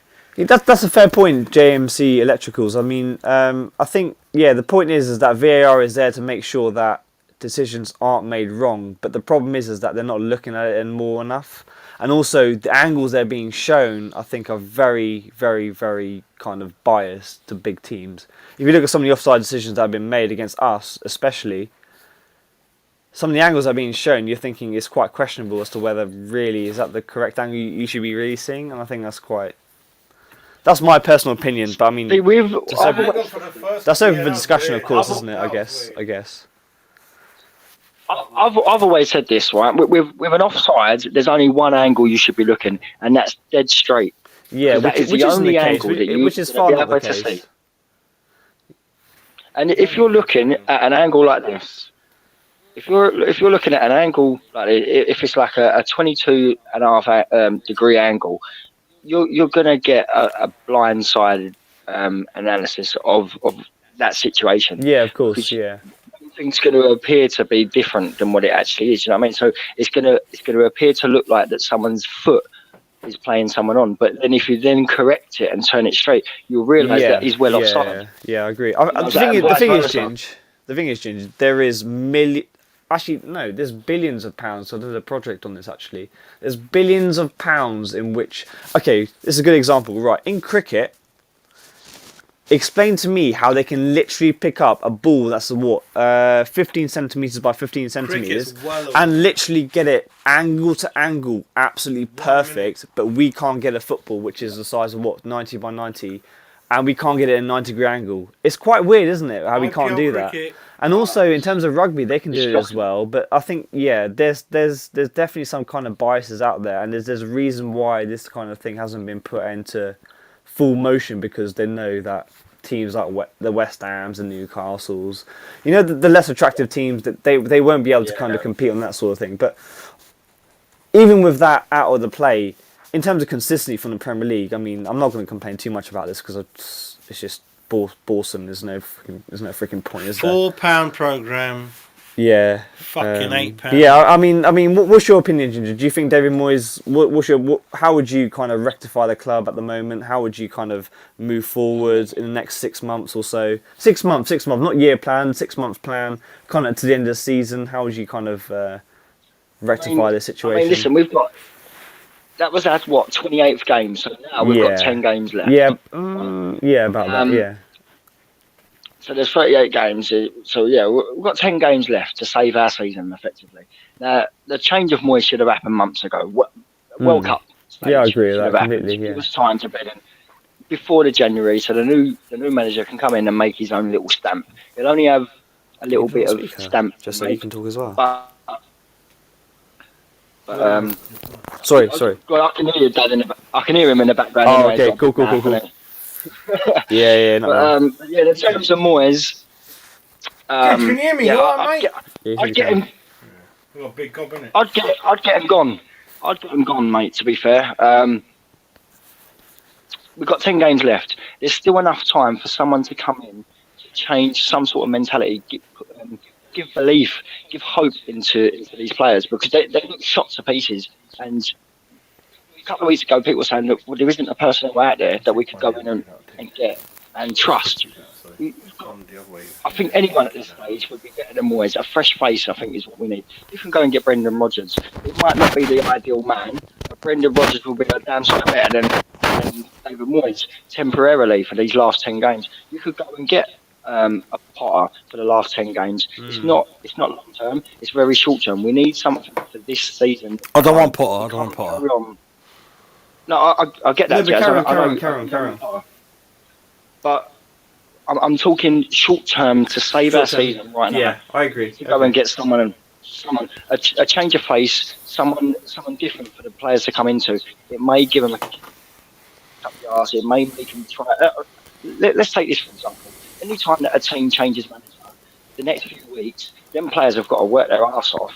So, like the Fornells and the Lanzinis, then whoever else don't play, that are counted as fringe players that don't start week in, week out, they've now got something to prove. They've got a fresh slate to say, right, boss, I'm here. Yeah. Right, pick me. I completely agree. Yeah, good shout. It's a fresh idea. It's a fresh voice. Yeah. And for these last 10 games, that is what we need. Because these players are shot to pieces. They need more belief. They need more ideas. And a different younger guy coming in might give a different idea and a different tactic and a different approach to a game. And they might take to it more. And then you might see a reaction. And that's what we need first and foremost to save our season. If not, we're gone, mate. We're gone. I think that's been linked with people like sorry to interrupt. I think that's been linked with people like Mancini. What's your kind of thoughts on that sort of thing? I mean, I know it's quite a speculative kind of comment. No, money, no. Opinion? I know it's £8 million he wants in order to kind of manage us. But what's your thoughts on that? Mancini, right? Now, I was having a debate with someone earlier today. I'd love Mancini to come in, right? He's a proven winner. I know a few stories about him. Sorry, Karen. I know we tried it with Pellegrini, but it was well past it. It was in the Chinese league. Yeah. This is a different kettle of fish. He is the manager of Italy's international massive team, massive fan. Do you want him, Hodge? Yeah. I mean, if I had a choice, I think there's probably. I'm sorry, Jim, to interrupt. But carry on. Sorry, Karen. You finish your point first. What makes me think otherwise is, why would you leave international setup to come and manage struggling West Ham with the ball that we've got as well? But if he's willing to do it, and for $8 million, that's close to what Moyes was on, reportedly. Right, so get Moyes out, get him in. One, you've got Scamacca at the club, who he keeps telling David Moyes to play and use him this way, use him that way, and Moyes don't want him. So he knows how to use Scamacca. So he will play Scamacca. He's a bit of a... You can't bring a manager in for one player. No. He's just saying in terms of general. The thing with Mancini... in general aspects with Scamacca. Yeah, in general aspects. I get what it does make sense. He'll use an out-and-out striker. Yeah? And then he'll also know Italians are tactical geniuses half the time. And he hasn't gone on and won multiple... cups and trophies. He's not a good man manager though. He's not a good man manager. I've got stories that I could tell you quickly about Wayne Bridge, how disgracefully he treated him. He had a broken. But maybe maybe Wayne Bridge was a bit of a prick to him, so he's had to deal No, with him. he's Right? no, he don't. No. Wayne's not like that. It's We share the same These hairdresser, Italians, mate. They're ruthless. I think the thing with Mancini is, listen, if I had a choice, I think he'd be the. It's like a Pellegrini kind of situation where you got a bit of sweet kind of taste where it's like it seems very very perspective and very good, and I'm really open to it. I like it with Palladicania with it. Maybe that's interesting to me. No, I disagree. No. Well, I don't want Mancini on his own. I tell you what. Only because listen, I tell you what. I'm Lazio fan. I love Lazio. I follow them quite a lot. Yeah. The thing about when you get Di Canio involved in the dressing room, it gets very. It becomes more matter over reason, I guess, when it comes to that kind of thing, in which we saw that Sunderland. And I wouldn't. It doesn't mix when you need a corporate person, especially when you got owners like David Sullivan, where he's a freaking blandest potato guy I've ever seen in my life.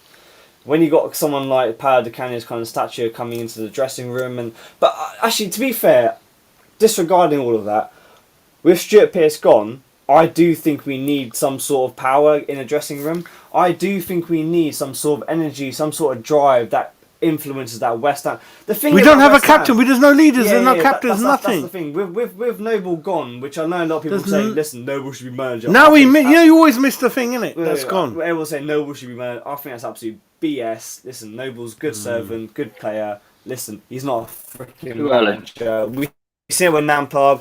We've seen it with Gerrard. Sorry, a bit of a change over here. It's like the BBC over here, isn't it? Fucking hell.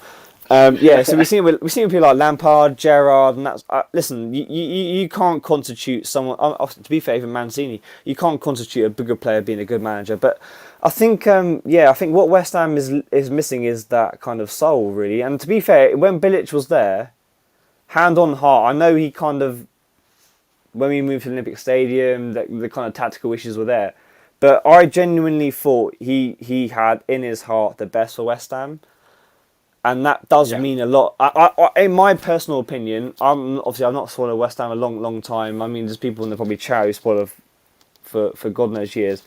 But from what I know of West Ham and growing up in obviously the west side of London and kind of seeing that side of things with West London fans, that sort of stuff, West Ham does have a soul. Arsenal, okay, maybe is the last club. Chelsea doesn't have a freaking soul in West London. It's all the little chavs that just want to support them because they won the league at my age. Man United doesn't have a soul. City don't have a soul. West Ham do have that soul. We do have that character. We are still that family club. We still are that club where, you know what, even today actually, I was outside in the drinking area and people do come up and talk to you and that sort of thing. I don't think you can say that about Man City and Man United and that sort of thing. And to be fair, even Arsenal nowadays, I don't think you can say that. We do have that soul, and to be fair, Bilic did have that kind of respect where the fans respected him for that. I say he paid for us. He kind of did mess us over a little bit for Everton, whatever, when he played for us. But we did kind of had that soul inkling kind of. There was that connection. I think we are missing that a little bit. We are kind of lost a little bit, and when we moved the ground, it didn't help. But I think something in the right direction. I mean, we tried to kind of rectify that with a Pellegrini, with a magnificent signing. I know that's kind of more of a corporate thing, but I still don't think Noble's the right person. But all I'm trying to say is that I do think someone like a Mancini who has that kind of Italian hothead mentality, like a Di Canio, something to give some passion to the club. That's all I'm trying to say. Yeah. All I'm trying to say, we need someone who has passion for the club. And to be perfectly honest, if I had my ultimate choice, if no budget, etc., at all, I think someone like a young Graham, like a Graham Potter, or like a who's the Newcastle manager, Eddie Howe. Eddie Howe. Someone young with something to prove. West Ham has been that place to prove your point. We're the academy of football. We are known for developing people to get to the extra levels. Okay, cool. That's what we need. We need that as our core. And I think the problem is now with the owners that we've got is that core's been lost. We've got no ethos. We don't develop no academy players. So what are we? We're a freaking shed of football at the moment, aren't we? We're a shitty stadium that's the size of a freaking bowl. We need binoculars to see the freaking dugout. That's the problem at the moment. We are missing same as Man United. We're not excuses to this, but long story short, I just think we need a manager who's got the balls to kind of, have something that's in West Ham's interest, with the heart, with the passion, with the fans, not about the money. It's very hard to get. Very hard to get. That's the reality. But, yeah, I agree. Paul Evans, picking the right team's the right way to freaking start. But the problem is we've got a manager who's so freaking stubborn, he won't change his 2 meat and 2 veg out for a freaking lasagna. That's the issue we've got at the moment. So when you got someone like Antonio, the donkey, sitting on the freaking striker's bench as a striker, and you got someone like Danny Ings on the bench, you got to ask the question: why? Long ball, defensive, counter attack, at fucking home, at home. It's ridiculous. It's shocking. It's ridiculous. Honestly, you just think to yourself, it's like you're in a relegation battle here. You come off the bounce of a 1-0 win. What is the freaking point? You think like someone like fair point. Someone like Di Canio will sit there. No, he'll be asking for the ball. He wants. This is the kind of situation with Ben Rama, really. Actually, I think he gets a bit too much credit, really. You've got to look to your players like Ben Rama and Bowen to kind of make the changes in the matches. I appreciate they haven't got the right resources, but I don't know. I think you got to expect a little bit more. That's just my really, really harsh opinion on this one, in my opinion. But what's your thoughts, Ginge? I talked a lot, sorry. Yeah, as you were saying about the... no, that's all right. I was just listening. I agreed with everything you said there. I think you need a strong character. There's no point getting a yes man in the dugout, in the changing room, because the players are just going to lose respect for you very quickly, as what's happened with Moyes. Moyes is a yes man. It doesn't work well with this club. We need someone that's a strong character, and I feel for Bilic. As you mentioned, Bilic. I'll go on to the candidates that you've briefly mentioned. But as for Bilic, I think he had it hard. Like you've got a season at the last ever season at the Bowling Ground. You're changing grounds. That, let's be honest, 95% of the fans didn't want to change. We all got sold a dream. Got sold down the river. We got promised world-class stadium, world-class football, world-class players. We're going to be competing at the top end of the league. No, I completely agree. Yeah, we've got a player in Dimitri Payet that was an absolute world beater. Yeah, went to the I think Euros, that's a big issue as well. We've not actually really replaced him. The World Cup. That's it, yeah. But not only that, the fact that he's gone to the World was it World Cup or no Euros? Yeah, he went to Euros, didn't he? Gone to Euros. He scored 2-2 or whatever, and then £50 million price tag, and Real Madrid were after him. And sorry, Karen. That's it. He showcased himself to the world. He come back. He got caught with his pants down. His missus went back to France with his child. He then had to literally go home on strike. Any man would do, they would go and support their family. Do you know what I mean? Family comes first. But the way he done it, I think Bilic was a broken man, because Bilic and Noble was the people at West Ham. Their arm around. Yeah. I almost said for Quetterman, but put their arm around him and literally comforted him. And I think he felt a bit betrayed. So I feel sorry for Bilic in that sense, that he put all his eggs into his basket with Dimitri Payet, and then got shit. And then the likes of Di Canio, as you mentioned, he would be amazing character, but I don't want to ruin his legacy. And that's exactly the same as Mark Noble. Yeah, I agree with that. Great servant for the club. We've got so many memories with him. Noble was Mr. West Ham. Paulo Di Canio absolutely adores West Ham. It was like when Billy Bonds came back to West Ham, didn't he, to manage? Sorry to interrupt, but it's like when Billy Bonds came back to manage, and overnight, I say overnight, slated him. I say overnight. I mean, in the course of however long he was there, but ruined. And I think that's such an important thing that people disregard at the moment. Noble knows for a fact he is in no kind of methodology, no capacity to kind of come back into coaching in terms of managing West Ham, whatever. But you've got to be so careful about it, because it's your branding. Listen, as a football player, you've got a 20-year career, and the reason why they're paid that amount of money is because the amount of money they're bringing to the club, and also your career is 20 years. There's very few kind of professions where that's the case, and also your branding is your life. There's a reason why David Beckham's still making millions and millions and millions. It's because he's not got into any trouble since then. So I mean, listen, you know, West Ham are quite West Ham, aren't they? So, but yeah, I mean, following on to your point, yeah, people like Mark Noble and DeCanna, they've got to be very careful as to where they're going to kind of pitch their tent, I guess. You know, and I don't think that's the right call. Like, rightly, as you just said as well, you got to be careful with these kind of people. It's not kind of always the right decision. You got to kind of emotional differences kind of take out the exit of this. I mean, but yeah, I mean, I'm not sure. I mean, Look at Lampard. yeah, exactly. I mean, look at how Chelsea fans have treated him. I mean, would you ever thought Lampard would be booed off a Chelsea pitch after winning them Champions League and? Exactly. And now, It's mad. and now they're talking about him coming back as a caretaker manager Yeah, it's for the rest of the ridiculous, season. really, isn't it? It's ridiculous. So it's just crazy.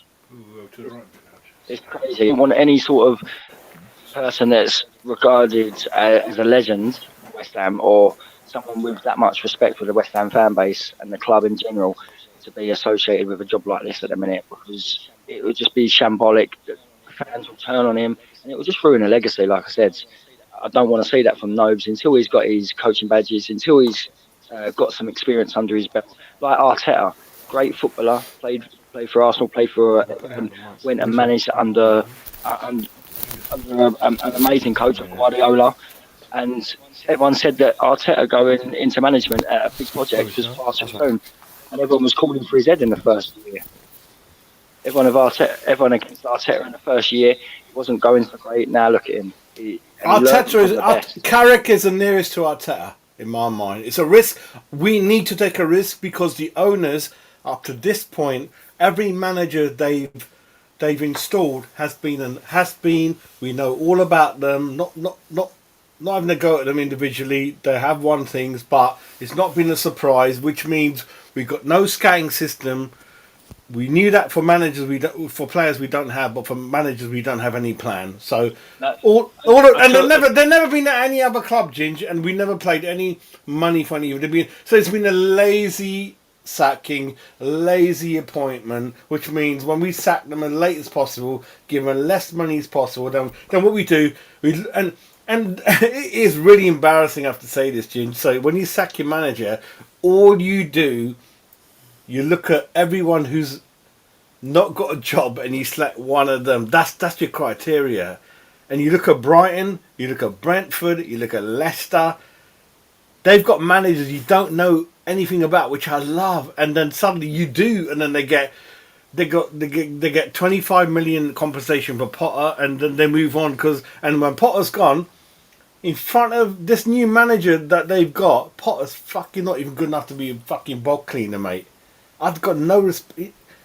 I think it's a bit different. I think really. I think when you go from, I think the point of being a manager is that you're going from one ethos to the other. I guess. No, I'm saying the board, the DNA, the club know which way they play and what you do. No, but our DNA is different. We go for the cheapest option. No. That's the difference. What I'm trying to say is we should go back to our DNA in terms of saying we should go back to how West Ham used to be, where you go for the hungry manager who's part of the club. No, it used to be in-house promotion. So Ron Greenwood was a coach at Arsenal. John Lyle was a player who got injured as a fullback. Yeah, what I'm saying is not different. Installed within. Like, but the DNA, the ethos is still there. That's what I'm trying to say. What we're saying, we should get something that matches our ethos as a West Ham player. Yeah. We haven't. That's what I'm trying to say. That's what I'm trying to say. I don't think we should be going for these kind of Pellegrini promotions where it's just like it makes the fans happy. Because I think the fans have too much kind of disregard to what the real needs of the club are.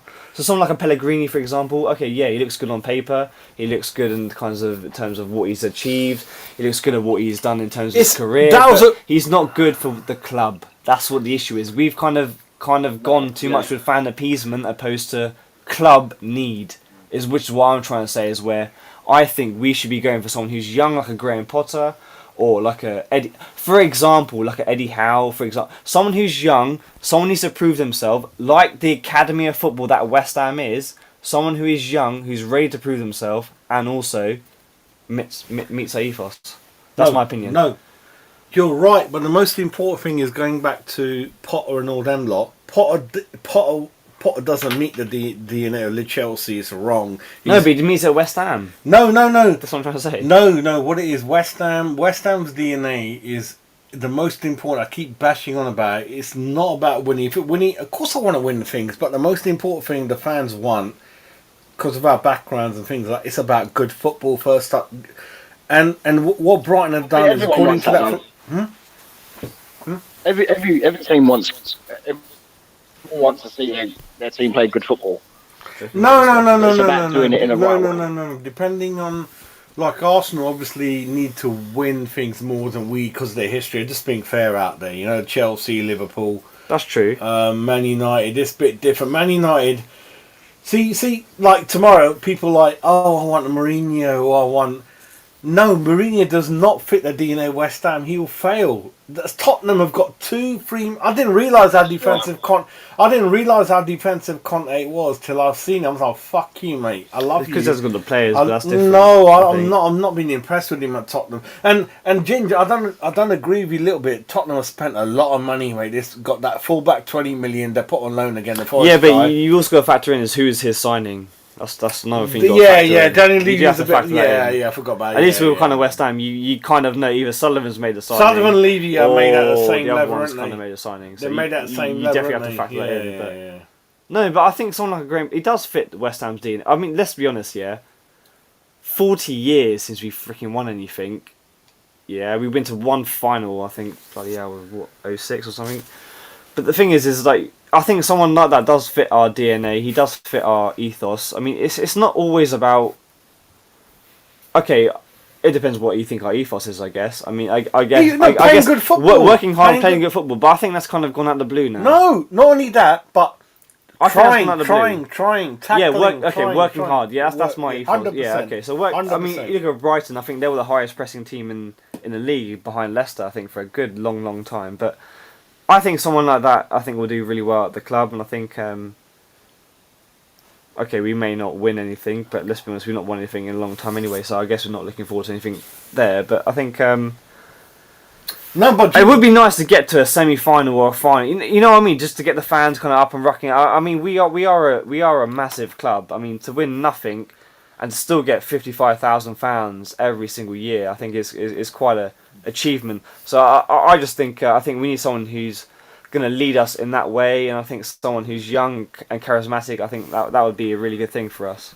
I think the confusion is the owners, like you said, meddling with transfers, not knowing what they want, and just buying someone off the. It's not for me. The pain is going to stop. We need a completely new ownership, and then we'll think about up to now. And there is a worry, Ginge, where Chelsea. I'm gonna get a drink. Yeah, no problem. I'll be back. The food's there. I don't know. There's all these burgers, chips turned up. Yeah, what I was saying is, there's another thing, Ginge, where we don't own our ground. We can only borrow money from limited sources, because I kind of work in banking finance anyway. It's worrying that you can only borrow from your best mates, like Trip Smith and Cutler, the island horse owner, at whatever rate they're taking out. You know, Brady, give a couple of bonuses. You got £1 million introduction bonus for Kretensky, finder's fee. But despite that, we don't really. Well, the betting companies, they can't be on the shirts anymore. So fuck knows who we're going to have on the front of our shirts, mate. Fish and chip shop down the road, I don't know. I had a feeling that when we moved to that close to Canary Wharf, which on the crossrail there's only 2 stops, none of the banks come to West Ham. Citibank, JP Morgan, Bank America, Barclays, HSBC, who I work with day in, day out. Fucking none of them. They go to Arsenal or Spurs. And you can never go to Spurs saying they spent so much money and the season tickets are so expensive, mate. But in return, the revenue they're getting in boxing and American football and baseball and all that kind of thing, mate. And don't forget, that money you're talking about in terms of how much the ground cost, they're not going to repay that anytime in 40 years. They're only repaying the interest, which is at record levels, may I remind everyone how financially it works. So by hook or crook or fluke, Daniel Levy has borrowed at the best time in history that he could have like won he 2, could have, yeah. you know, 2-3%. Anyone who had a mortgage from 5, you got it locked at 2%, you know, but in return, the match day income Tottenham are getting pisses all over of West Ham. We have to share the income, shelter all the people, the stewards in at West Ham. They don't even know anyone. It's a shit show, mate. You know. That's because we rent everything, Jazz. We rent everything out. We lease everything. It's not owned by us. It's owned by the LLDC and everyone else involved with that London Stadium. Now, if the London Stadium became ours, if we end up buying Jamesy never goes to sleep. I'll send you a link, Jamesy. No, I mean that's a good. Yeah, that's a good point. I mean, so I was reading the comments here. I think so we lose out and all that. We lose on all that revenue because we don't own the stadium. Where other the thing is, own no. This is what the issue is, right? So right. So the economics of football is you don't actually make. You make, I think, 3.5 million. I think it is, or so plus, from revenue from the stadium itself, just in-house catering, and you don't really make a lot off of it when you start working in the add-ins of kind of the tax, the paying the workers, etc., etc. You don't really make what you make the money off is the sponsorships. So if someone like Allianz was to kind of sponsor your stadium, that's where you start making the money of it. That's where you make, and also the point of that. I think we made £2.3 million. I think when we sold Upton Park, which is absolute f all, which is meant apparently to save us from put us into European football and that sort of thing. So you don't really make a lot of the stadium. But the problem is that I think from a fan's point of view and just from a hospitality point of view is that you kind of want to have that stadium already there. And I mean, I know we've got that kind of talks that is us buying the ground and demolishing it and building up again like the Etihad, but to answer your question, we don't actually make a lot off the ground. We don't really make a lot off of it. I don't think we make anything really off of it in terms of catering. Catering is where you make your money, and that's all owned by Olympic Stadium guys, really. But they've said that if the come closer to me. They've said that if we own the ground, then we're gonna have to pay. We can double the season ticket prices, mate. yeah, I mean, to be fair, I mean, look, I mean, Let me put it out. How's that? can you hear us? Can you hear us? No. Yeah, go on, mate. Yeah, go on. Can you hear us? What's the quality like? Good? Quality alright? Yeah, it's not bad. It sounds like we're on top spot. Oh, was it? Oh, so that's good. Okay. We've got a So caller good, on line one. It's Jazz, a West Ham fan. Can you plug that in? Take it away, Jazz. No, but how's the audio? Is it better than before? Should we go back to the normal? Like, what do you think? No, I think it's to go back, mate, to be honest. You do sound like a caller. Yeah, cool. So what we do, we keep swapping it then. No, just plug in. Yeah, we keep swapping it and then Hodge can hear anyway, yeah. Cool. Yeah, go ahead, mate. As long as you've got a speaker output so he can hear, You and can then hear- I can hear you through your mic anyway. Yeah. Good evening. Jamesy, go and sleep, you nutter. Jamesy, listen, James, I wish you lived near me because the kids have ordered fucking so many chips and burgers and spicy chicken. I wish I could share it with you, mate. Fucking hell, mate. That's the only thing I'm going to get tonight. That's going to make me happy after West Ham today. I have to say one thing to you because we've known each other so long. Yeah.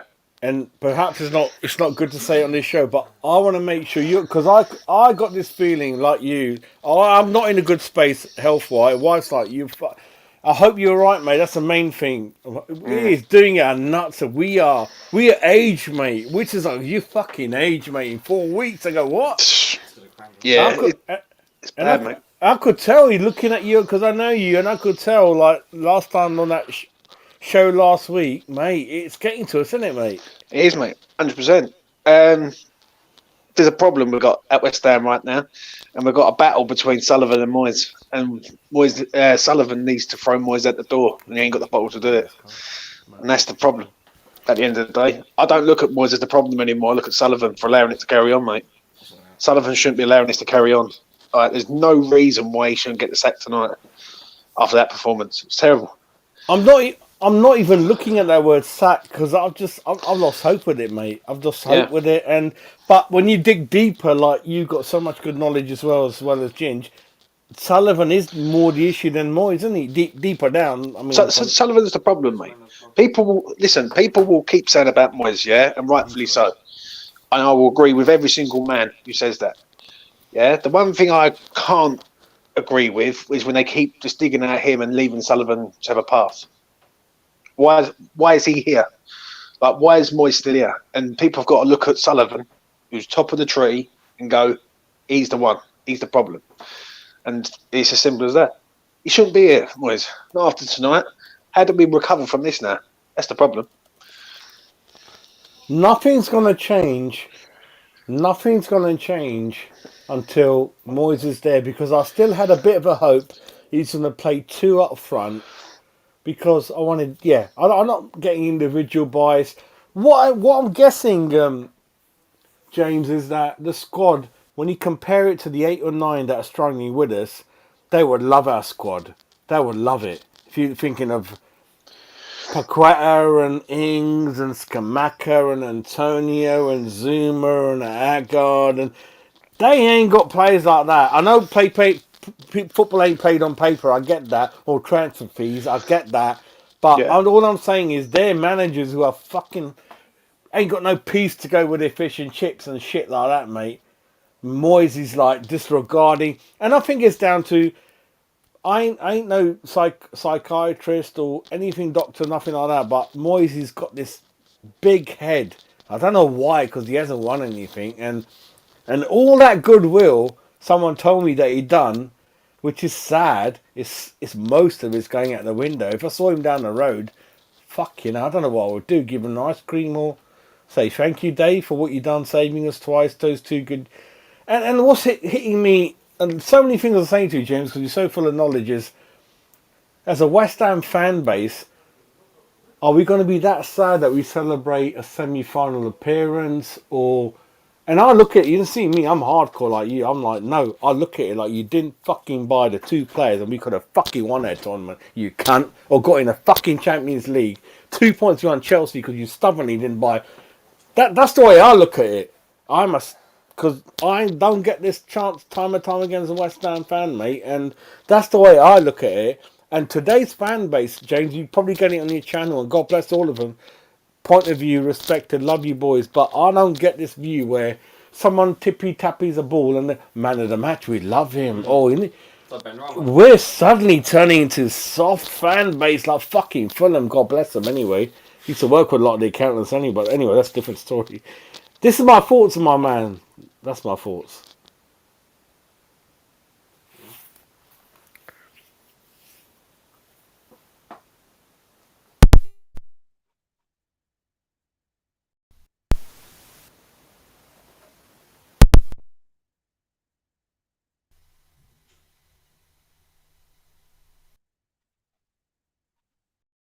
Just give me the hard headset. Can't hear you.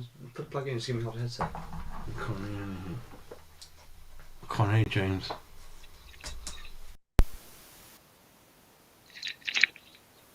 I can't hear you, James. I can hear you now, James. No, I can't hear you. Can't hear you.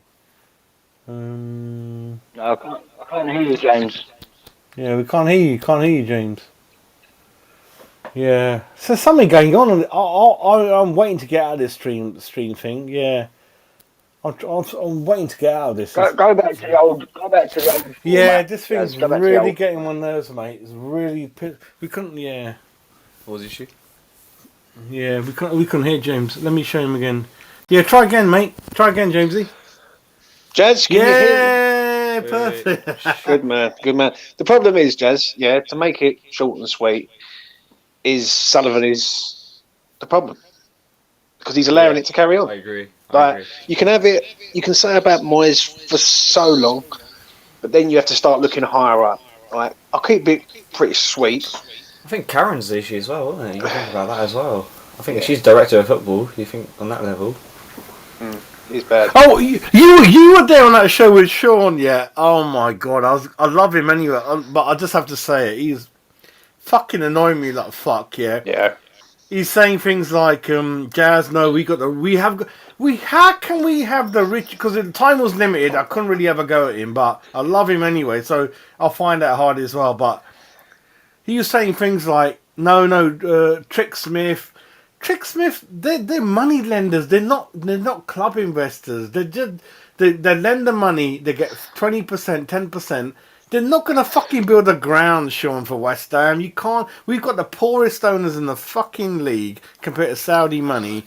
And then you can't say, but Sean's like, oh, no, but you must be happy with the 2 seasons. Fucking hell, mate.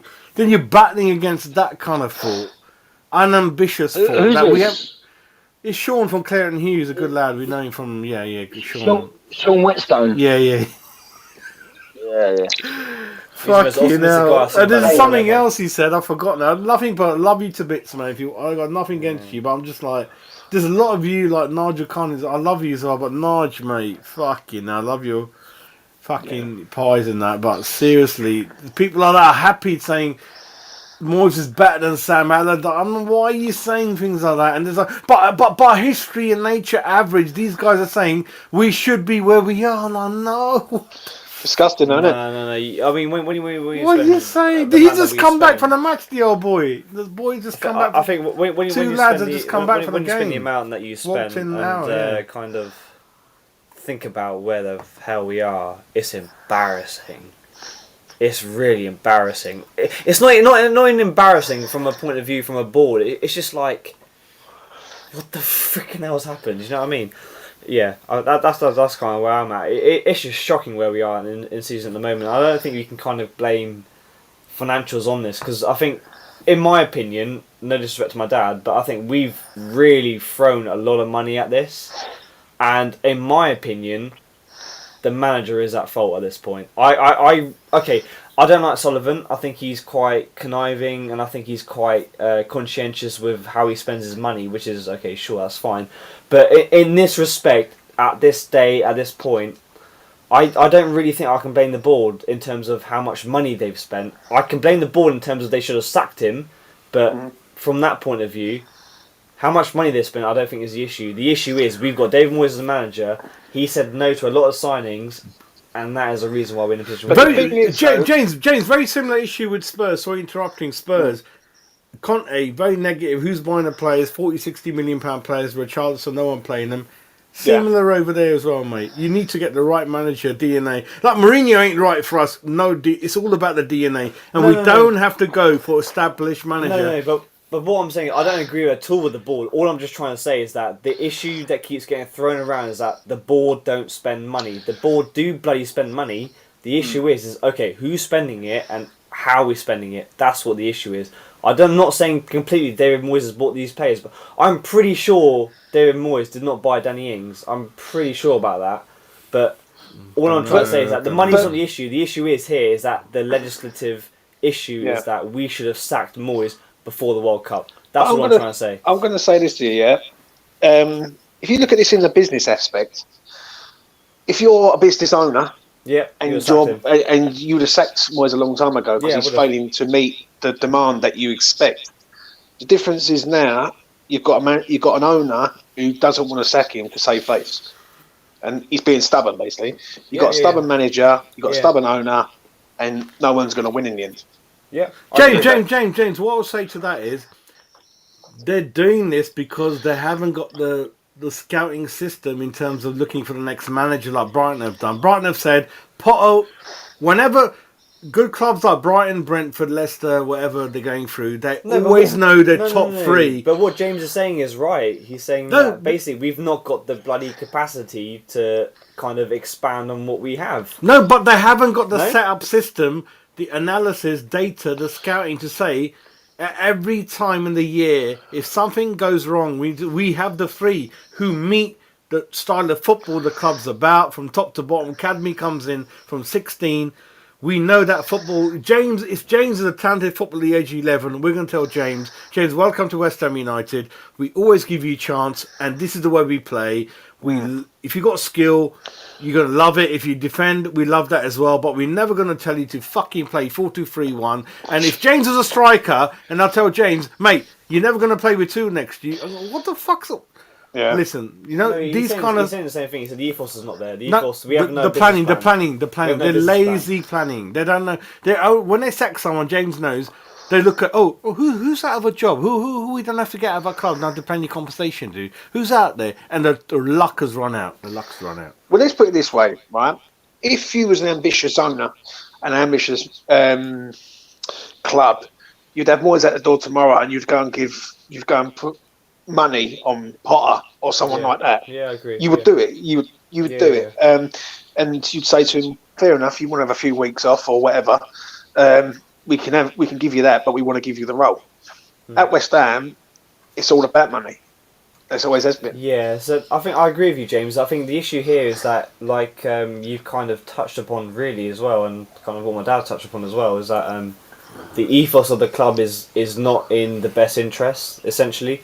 We're kind of just trying to make the quick buck in the really quickish, not to be racist, but the really, the very quick instance which you can't do in football, unless you kind of kill a football club, which is what kind of Chelsea did historically, but they've kind of managed to kind of worm their way out of it. But yeah, I agree with you. I think the ethos is not there. The ethos is not there. If I can have 1 minute, I think I can knock you on the head. The whole thing about Sullivan, the ownership. Sullivan, I just want to speak about him. He's not a fan, despite Sean's still saying on the sheep picks. I don't want to argue, but he thought he's a West Ham fan. He ain't. That's fine, mate. I think Gold was, but I don't. I just want to talk about rest in peace. I don't want to say nothing. I mean, that's. Yeah, I'll let you finish. He was a fan, and very sad what's going through. So, we'll leave those guys out of it. Two balls, but Sullivan. I get it. They're not fans. They're never. By luck, 2010, big crisis in Britain. Stock market on the floor. Couple of things going on. They got West Ham for a good price, between 100 and 200 million, if I'm right, in the middle somewhere. And they just sold Birmingham, got in there, did what they did, and if they sell it tomorrow, Newcastle United, everyone. Was it 800 million? Newcastle gave into the Saudi boys for about 200 to 300 million in the middle. He wants 650 million for West Ham.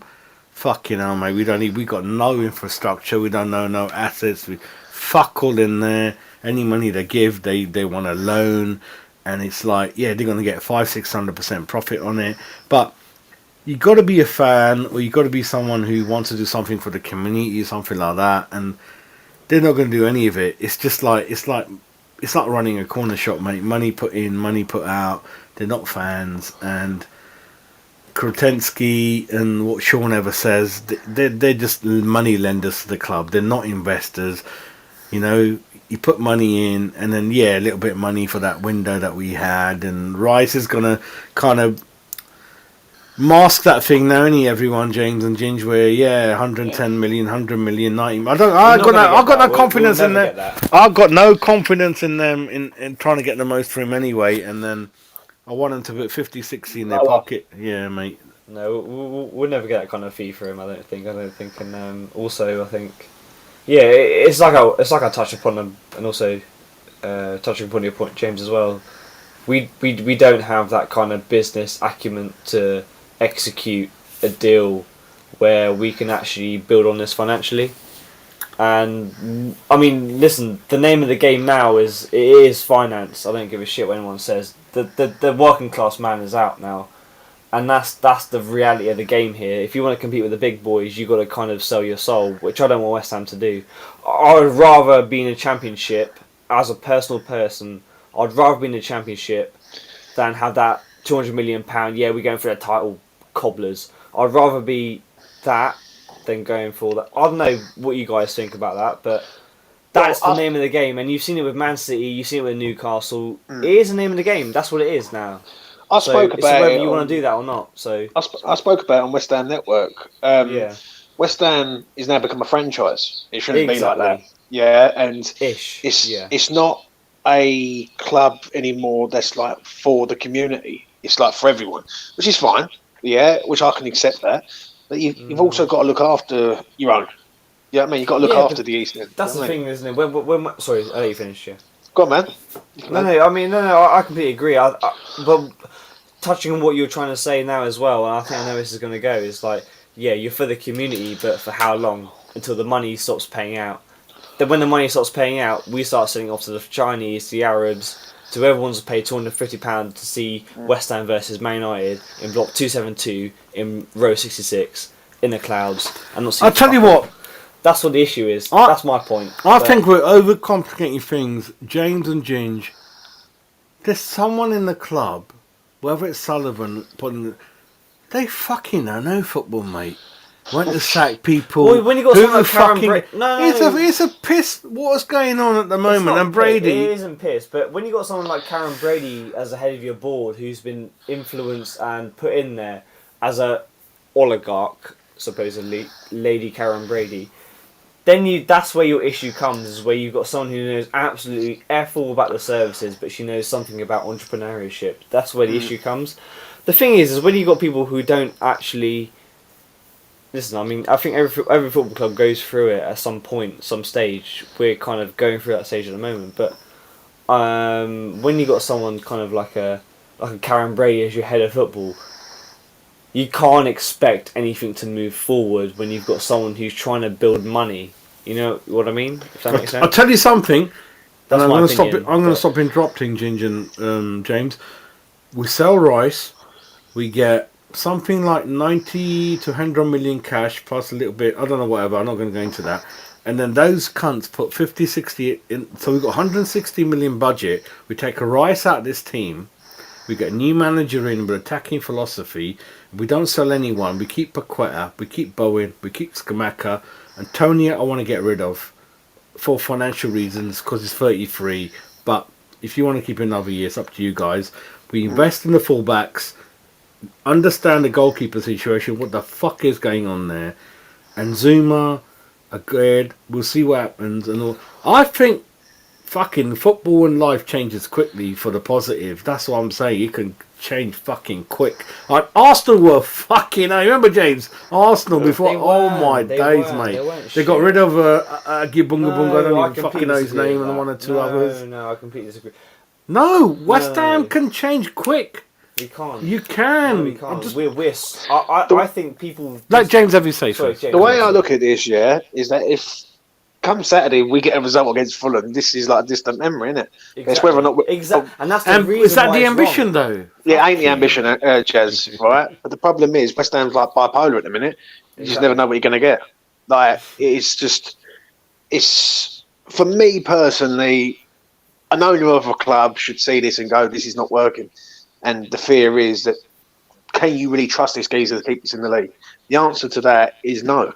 Can any of us trust this man to keep us in the league? I agree, James. You're completely You bang know what I on. mean? And the way I look at it is that it's just not on Moyes anymore. This is on Sullivan. And I've been saying it for a long, long time. I've known I Jazz agree. a long, long time. And I've said that the Sullivan keeping Moyes here, he's keeping him here for a reason, because he's cheap. And he doesn't want to go out and pay out any more dough. And that's as simple as that. Because let's be honest, tonight, there is no excuses. What he said after in his interview was poor, about the fans walking out. And Really? I don't know. I've been going live for 4 hours. I don't even know, mate. I don't know what's going on. If Wow. if you listen to it tomorrow, just brace yourself. Let's put it like that. And for me, he shouldn't be here tomorrow. Like No, someone he should. shouldn't. someone should- After the should be in result charge. we just seen, mate, it's For you, freaking you were there. disgraceful, You were man. there anyway. I've literally nah. it's You have to leave ridiculous. work early and suffer the rain Nah, and fucking. it's ridiculous. It's ridiculous. And one thing I did say earlier on is we deserve better as fans. Like West Ham's a lot better than what we're getting, and what we're Deserve a fight getting at least, didn't you? is Try hard. what Atmosphere was good when it was 0-0 and Nah, Bruno mate, Camara's hit the post on got. I could hear it from home. Atmosphere was good. I think after the third went in, then it kind of just sunk. I think because Yeah. it's just like no one expected it, and it just and the fourth one was just yeah, embarrassing. it's wasn't it? ridiculous. Yeah, I don't know how. So, Listen, it's a long story. It's about I am envious of Because I'm not just saying it. Man City, Newcastle, West Ham, perhaps Sheffield Wednesday, but they gone. We three were always the same. Passionate, biggest fans, nutters. We're left in the fucking bus queue, James. Someone please. Someone come from the You're moon. bang on, mate. The problem Yeah, is, bang on. right? The problem James is, Electric. I don't understand what more Moyes has got to do to get the sack. He's done so much over the last 5 months. Like, he should be getting the sack. They've self-admitted that they have fucked up in. There's no planning. Like I said, they approach Poch and Tuchel and they fuck off. But listen, look at Villa. They're nearly in Europa now with Unai Emery and Good Evening, whatever. That they've got him. But see, it's like I kept saying, as a club, you can keep in life is about mistakes, but what you don't never do is feel sorry for yourself and give up. You don't give up. You go again. That's what Villa have done. They spent a lot of money, Villa have, but what they've done, they brushed themselves and said, let's go for the next fucking shampoo, mate. Not the one Gingy uses, another one. I think And that's what you got to do. You got to learn life and keep going. I think the thing about Moyes is that listen, you don't change what doesn't. You don't change. Moyes ain't West Ham DNA, is he? He came there. Say what you want. He came to save us. After that, say thank you, mate. Cool. Take care. And I said, I was the only one who said, come in to save us. James and Ginge, 2 years ago, would you have Moyes out after he got us to Europa? Probably not. Probably not. But there you go. The way I look at it is, what more could have Moyes done after what he had just done? No, I mean, my kind of point was that basically saying you don't change a winning formula. That was kind of my point. No, but you when you get to a stage where you're literally about on the Europa League semi-final and you're kind of battling that, from a financial point of view, from a board point of view, you wouldn't sack the manager, would you? I mean, that's just quite a logical thing. But what I'm trying to say also is that, I mean, I agree with what you're saying. Is that it's quite a tricky thing, I guess. What more can he do, though, mate? That's the only problem. That's the only issue. No, I do agree with that. I mean, to be fair, to be honest with you, and I do agree with what you're saying, James, is that I think we well overachieved, and people don't realise that, and now we're kind of going back to where we kind of should have been 2 years ago, but we didn't. People was like, that's the kind of thing I'm saying. People should kind of also realise where we're at, how we're doing. But I think, I don't see no future for him, to be fair. We were one signing away from doing a lot of things, but James, take it away. And Jin, especially Jin, you've been quiet for a long time, mate. Gingy? You want me to go, Ginger? The thing is, man, right, I understand what people are saying. I really do. But West Ham have had a taste of success. Because let's be honest, we've got to look away. Yeah, and people want to see a bit more of that. We was promised this for moving to the LS, and let's be honest, we deserve it as fans. Do you know what I'm saying? But, the way I look at it is, it should be a bit different. It should be a bit different, and it isn't. Sorry, mate.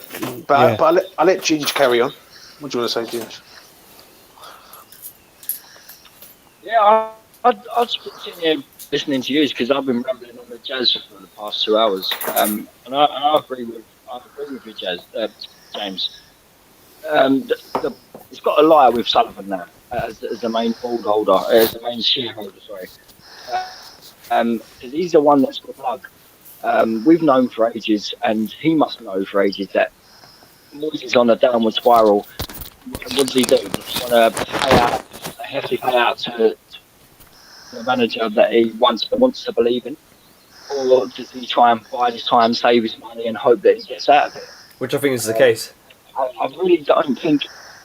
Yeah, possibly. But I really don't think that he gives a fuck anymore because he wants out of the football club, Sullivan. So, and especially with everything that's happened with his goal, I don't think he's in the right mental state of mind. He probably doesn't really care. Well, he hasn't cared for ages, but he doesn't want to pay out the money either. So he's probably just biding his time. And I swear, he's like I say, he's the only one that can pull the trigger. Is he going to do it? No, he won't. He'd rather save himself some money. No, he's a penny pinching. Ginger, I'll tell you one thing now, right, Matt, about when it comes to investment and investors. They don't give a absolute monkeys. West Ham fan or not, they don't give a shit. All they care about is what the investment ratio is and that sort of stuff. He's quite old now, and he's very old, really, to be owning a football club, because your return on capital normally comes after about 10 or 15 years. That's when you flip it, which is what Abramovich was trying to do. He doesn't give a shit now. He just doesn't give a monkeys about West Ham. So this comes back to our basic point before, really, about the management style and the ethos style. It's like you need someone who cares about West Ham to kind of lead West Ham and manage West Ham. So when it comes to kind of this whole issue with the kind of the owners, David Gold, in my opinion, shoot me down if you want, I actually genuinely think he cared about West Ham. That's my genuine opinion. I thought he is a West Ham boy. He grew up quite near West Ham. Sullivan, on the other hand, he's not. It's Sullivan and Brady, the two together. The problem is there. I just want to say this, yeah. I understand what you're saying, but it comes on all three of them.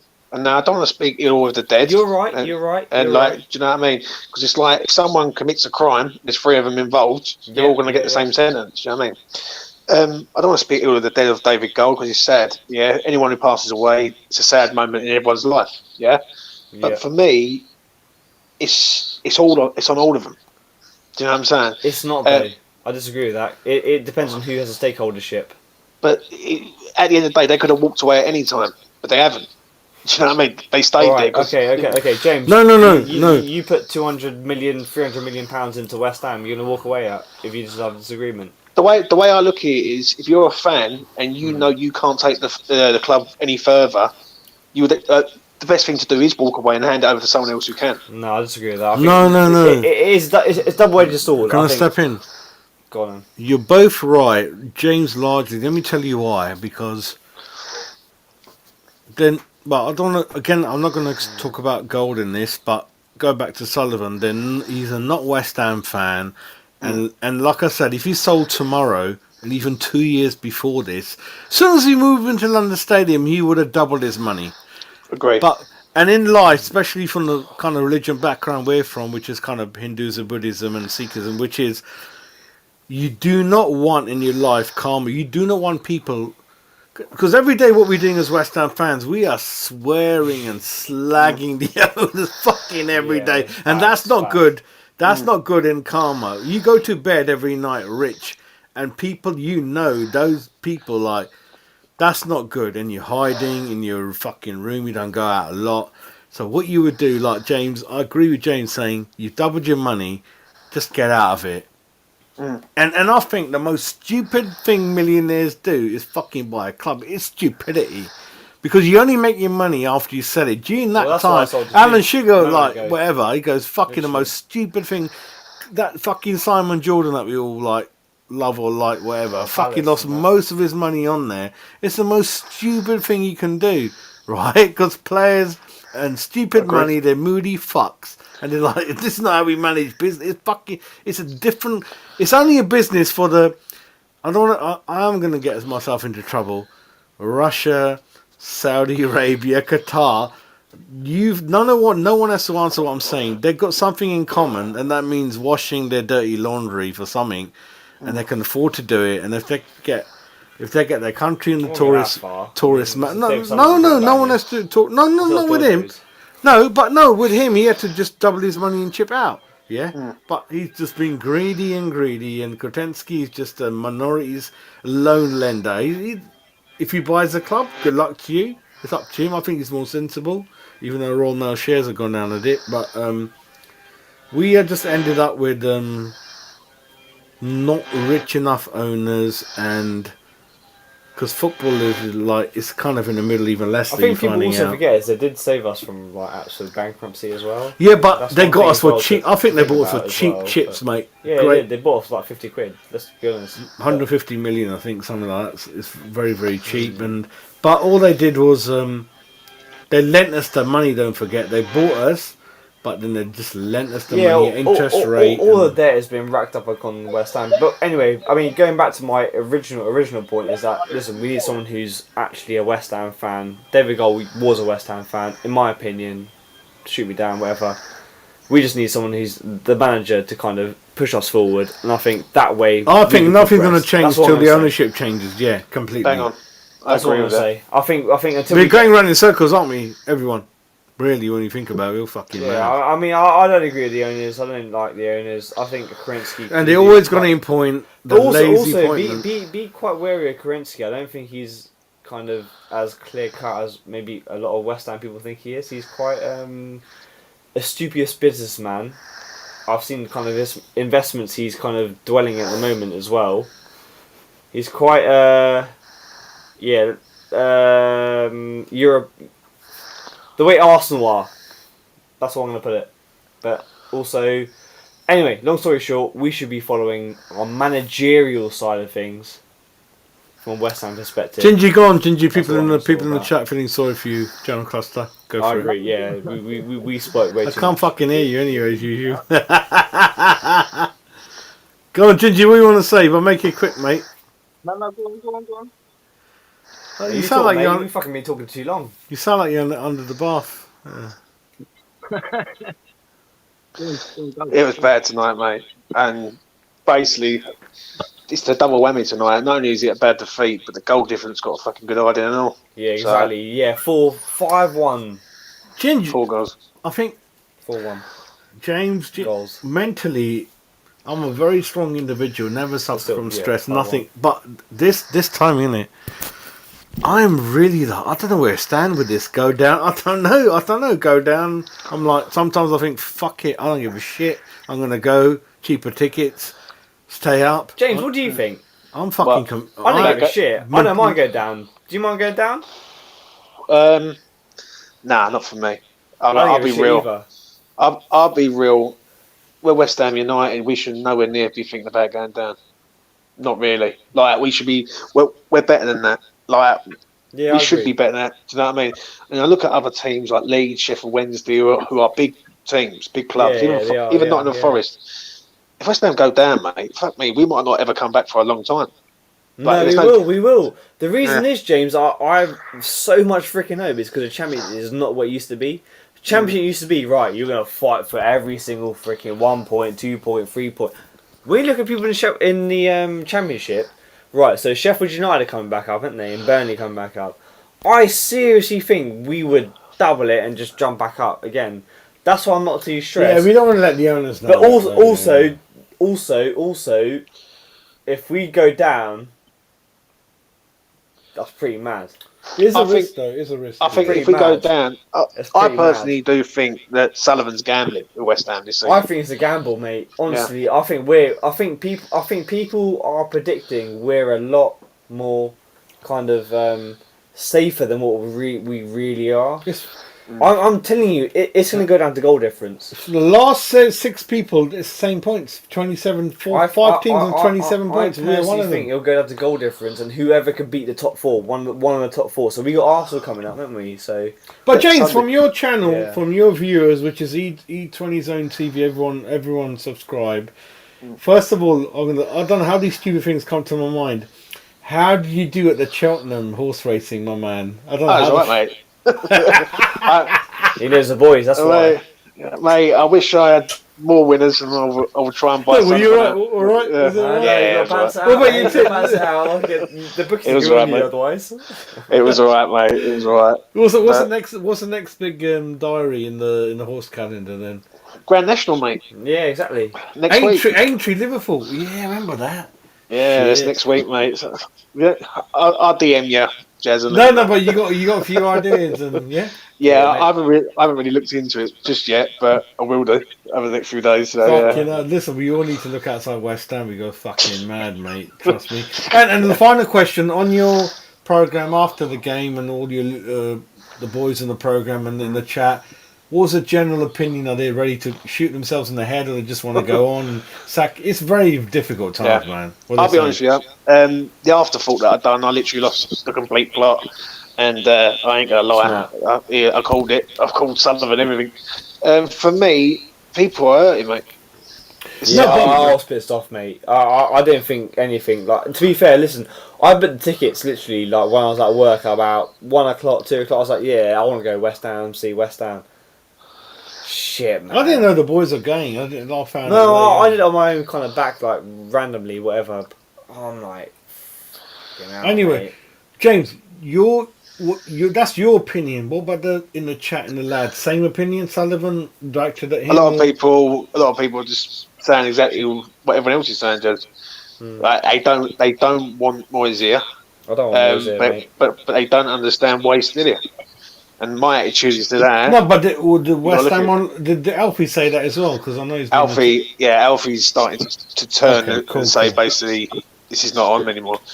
The only way it's going to change is if the man at the top decides to say enough's enough. I don't think he is. What about you, Gingy? That's it. Your floor, mate. Go for it, Gingy. Go on, Didn't- mate. He's got to go. He's got to go ages ago, and he's got to go now. And Yeah, I agree, Ginge. And Sullivan's got the bollocks now. Mo- To rectify everything. Everything that he's ever done, everything that he's ever hesitated, he's got the chance now to rectify it and say enough. well, we can't hear you now, Gingy. Anyway, can you hear? Can we hear Gingy? Can you hear him? Yeah, no, it's alright. Yeah, no, I agree with you saying, Ginger. I think, yeah, anything he does right now it's just not freaking working, is it? So. He's literally got to rectify everything now and say enough is enough. We've got 10 games to save our season. And I'm the same as James. If we go down, we are fucked. We don't own I don't think we'll go down. I think they're. no longer. We don't own our stadium. We can't even use it to in the stadium to prop us up in the championship. We lose all the players. Everything. We're fucked if we go down. I don't think we'll go down. Straight up, Ginger. can't Listen, say that. we're shit, but I don't think we'll go down. I think there are still that there's. No. This whole kind of cobblers where it's like 36 points wins us a league, whatever we can set up.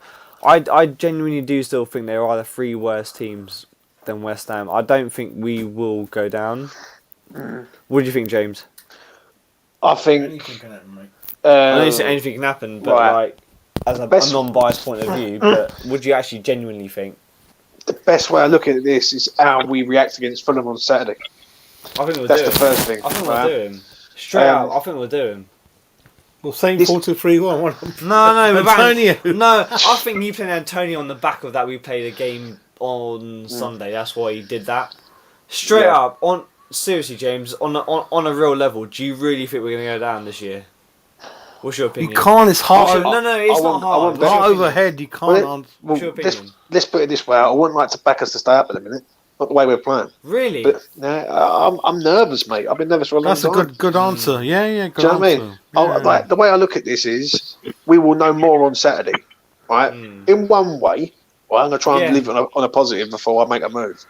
West James, Ham, you're right, yeah. West Ham could end up having a kick up the arse like tonight. Embarrassment. They've all been shown up. They turn up on Fulham on Saturday and put in a decent performance. And if All right. let's be honest, if we would have said in this week we would get 6 points out of 9, I think we'd have all accepted that. So it ain't over. Yeah, you thought we were going to beat Newcastle. No, I thought we would get a point against Newcastle. I didn't think we'd beat Newcastle. I thought If we'd we lose, to be fair, but I don't think we'll lose by 5-1. That's my opinion. But one thing I will say is I thought Southampton will win and Fulham will win.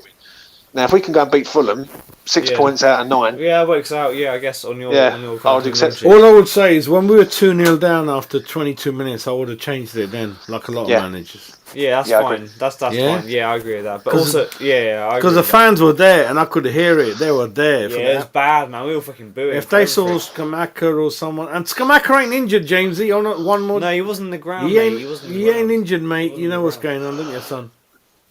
Yeah, I know what's going on, mate. Because James saw him at the Grosvenor Casino, everyone, but no one's meant to know. Last He was night. getting pie and mash with me at Common Garden. Did you see him? Actually, James, did he beat you blackjack or you won Grosvenor Casino last night? Skamaka. He took the money. It was Randy I hope Carroll. you pay for the chips, mate. Based Randy Carroll. Yeah. Him and Randolph. 100%. You take But- care. God bless you, son. Take care, man. Keep pissing Peace. him off, yeah? Love ya. Yeah, will do. Take care, man. Peace. Good, General Cluster. GG. Go on, GG. Well, where do we go from here, mate? I'm in the same boat that I'm very nervous about the rest of this season. I don't carry on playing like that, and we won't stay up. We'll close off in a few minutes. Yeah? I'm gonna go and get something to eat, mate. Yeah, no worries. No, it makes sense, Ginge. Makes sense. I don't know where you go from here, mate. We cannot carry on playing like this, playing the same negative football, especially at home. Now, when it's home games, are 3 of the top 6 sides. And then you've got our postponed game, Man City away to throw in there. We've got Fulham, we've got Leicester last game of the season away. We've got Leeds, our last home game.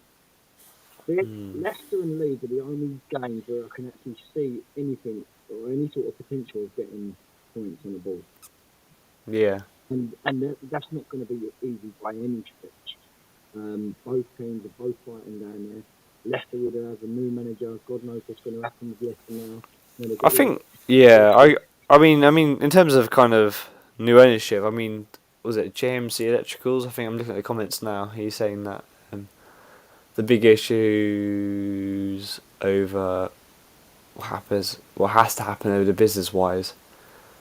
I think, yeah. I mean, that's such a reflective thing upon West Ham at the moment, is that we are on the kind of twilight of Newcastle, in the sense of that we are on the brink of being that kind of East London not East London, but London superpower. Same as Chelsea, I think, is we're kind of, mate. It's like I said to you earlier on, and we're just crying out for that personality thing, but also we are crying out for that kind of money issue as well. So I think when we get sold out, so Kerensky's kind of buying us at the moment, I personally think, and I stand on record right now, that's not a good move from West Ham. It's the only move for West Ham at the moment. It's the only move for West Ham. But from a West Ham supporter's point of view, it's not a good move for West Ham. It's a corporate kind of shenanigans, etc., etc. It's not a good move, West Ham, but it's kind of good in the sense that we got some more funding, I guess. But it's kind of we're moving more towards the corporate world, and Kaczynski doesn't want anything to do with it at the minute. Exactly, that's what the issue is. Because he admits fears of relegation. So that's what the issue is. Kerensky wants it as a West Ham kind of business. He wants the thing about this is what a lot of people don't actually know about. Football is a massively good way of kind of offshoring your costs.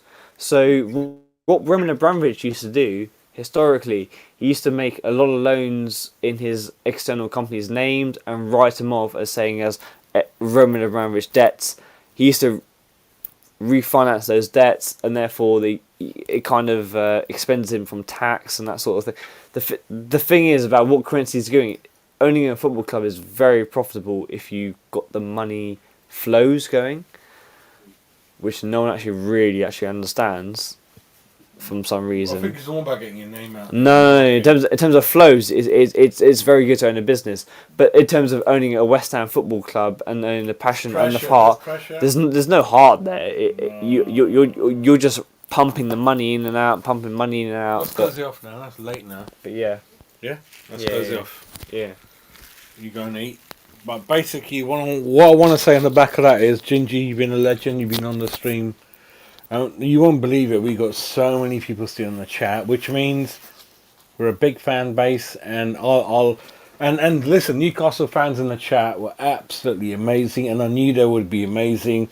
And I knew Man City fans. 3-4 clubs I respect: Villa, City, Newcastle, Spurs. Go fuck off. But even 1 or 2 are in there, and that's fine. Good lads. But yeah, a lot of clubs that similar climate to us, not winning a lot. Huge fan base, huge history, and then you got people at Arsenal, like I said, funny enough, wasn't it, Ginge? Like, yeah, you ever won, you not got in the top 4, you not won the league, but you've won 69 FA Cups in the meantime, last. You know what I mean? You look at us and like, it is what it is, but I do go back to, and I do slightly disagree with what Hard you're saying, is that I believe Abramovich, I mean, if you go back to the really famous owners quickly again, Ken Bates bought Chelsea for £1 1979, and they're about to go out of business. Ken Bates was a chicken farm owner. Martin Edwards, the Man United famous owner, again poultry. So the main owners of football clubs up to 1989 were either builders or into other But stuff. not anymore. No. But the new owners are But not anymore. That's my point. But the thing with Kotensky, he's got a lot good money, good level base. Slavia Prague. I think he's going to go into trouble because I think he went into the referees area last game. He's going to be banned, but he's got a lot of Royal Mail, a lot of Sainsbury shares, and diversified portfolio, and he's going to get more money from the wife's side due to what's gone on than what he's got. That'll double it. I don't think.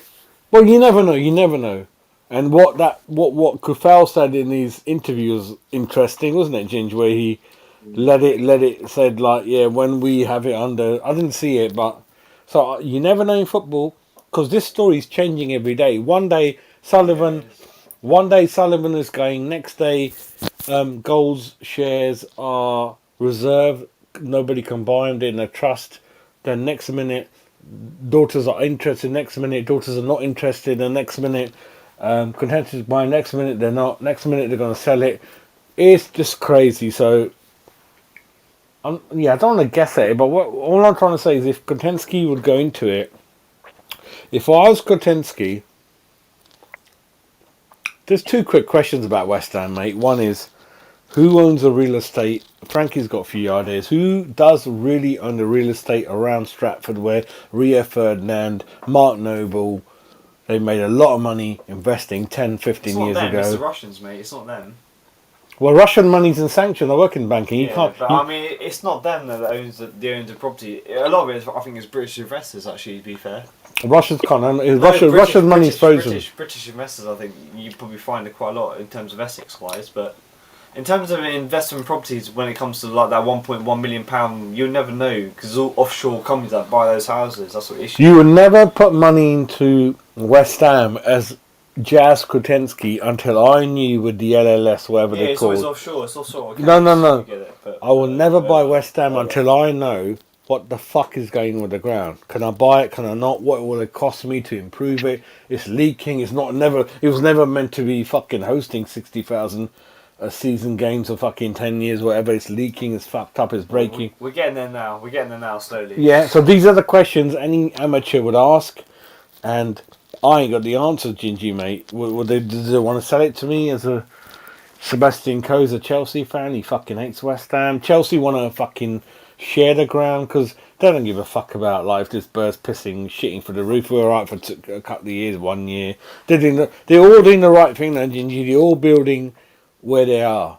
The history, make the fans happy and all that, you know what I mean? But for me, if I was Kotensky, I would invest in West Ham, but only two things that happen to me is I want the ground to own it in terms of the money whatever you earn on match days, and I would bring investors in to fucking change it big time. And dare I say it, it doesn't make sense in property. The most money outlay is the land. We got the land. If you buy the stadium, you've got the land, and then what you do after that, and I would knock it down, mate. No, but you say that we had Upton Park. That was 2.3 million. In terms of square footage, it's not a lot. No, but the idea is you're making money when you develop it. They didn't care about. They wanted to double their money to moving there, putting the West Ham, London. But it's not a lot in terms of what. No, as an owner, oh come on, man, I want to win things, West Ham. I'm thinking that way. Yeah, those guys were never in it for that. I don't agree with that. You don't make money off land. I think you make money off the idea of the franchise. No. What I mean is, when you buy off the LLS and own the stadium, you've got the land. The biggest cost, you've got the land. Yeah, of course. A cheap price. That's the biggest asset. And then after that, you have to knock it down.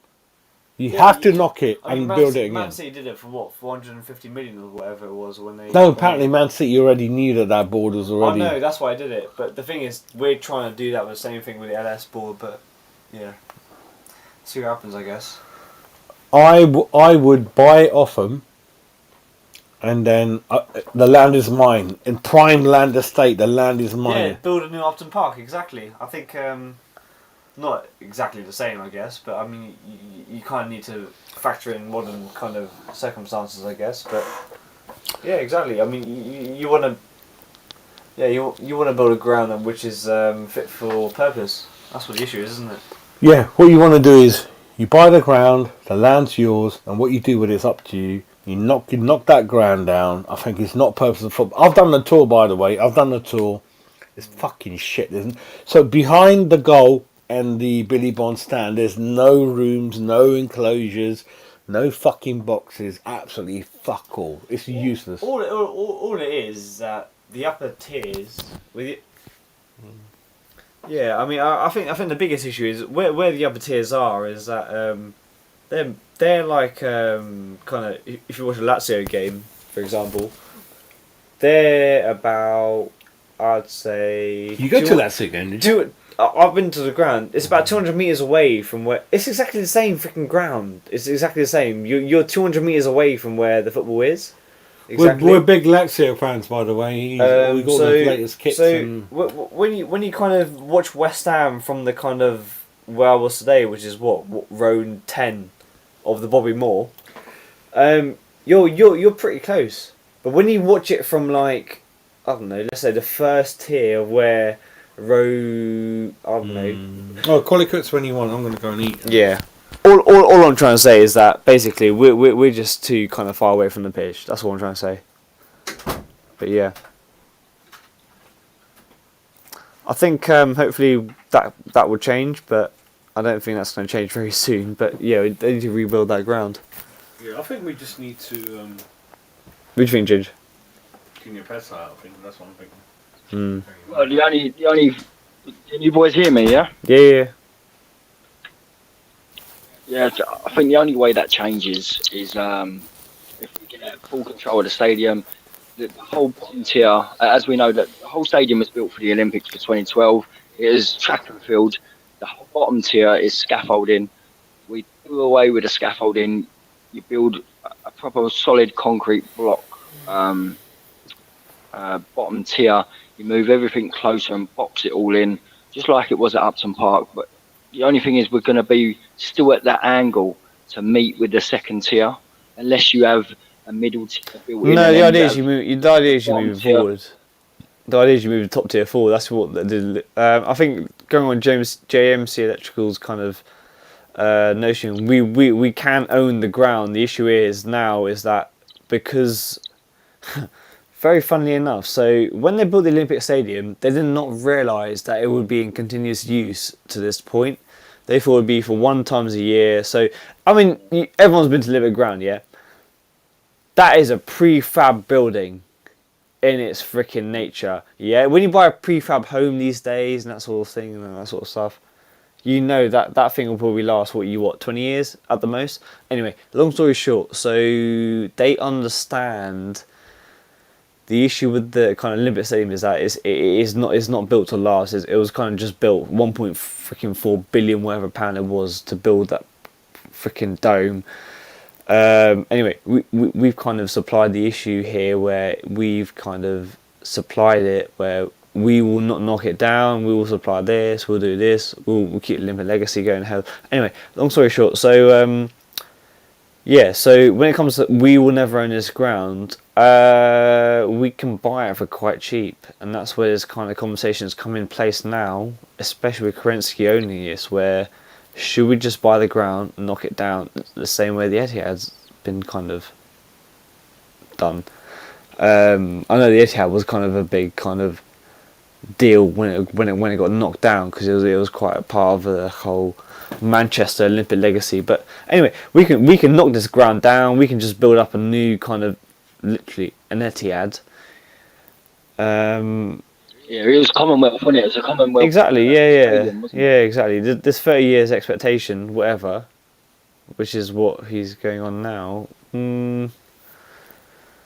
Seriously, if you can have a ground for 30 years and just literally say yes in continuous use, that's not a prefab. I think that's quite ridiculous. Anyway, we'll buy the ground out and we'll improve it. I think worst comes to worst, we'll probably. I don't think we'll move. I think we'll just develop what we've got, because the problem is now, is from the financial aspect, is that the Olympic grounds, the committee, they're pretty much liquidated almost. So I think it's very close that we actually are going to buy their ground out, whether or not. Well, they're losing. They're losing like 15. They make no money. They make no money, and I think they lose £50 million a year when it comes to conversion costs, because we don't actually pay that. But yeah. Yeah. Oh well. Yeah, because obviously we pay like 2.5 million a year for the rental. Yeah, I think it's like £3 million, isn't it, for the conversion costs and that sort of stuff, and they pay the rest or whatever. And I think they were liquidated about a year ago, but yeah. And not only that, that's why a lot of companies that was involved with the match day experience, i.e. the catering, because obviously we don't pay for it. That's theirs, and that's why it's their own companies or their third party companies. That's why the cost of the beer is so dear, because they charge the pitch fee, even the Heineken bar outside, and all the hot dogs and all the. Yeah, it's nothing to do with them. It's all external money, isn't it? That's it, yeah, and that's why they have to charge so much, because they're being charged so much for pitch fees. So take all that away. If we do get to own it, and we get to own the surrounding ground, we can make it more like home. We can build more things on it, like statues, we can do things like this. No, you're right. A bit more.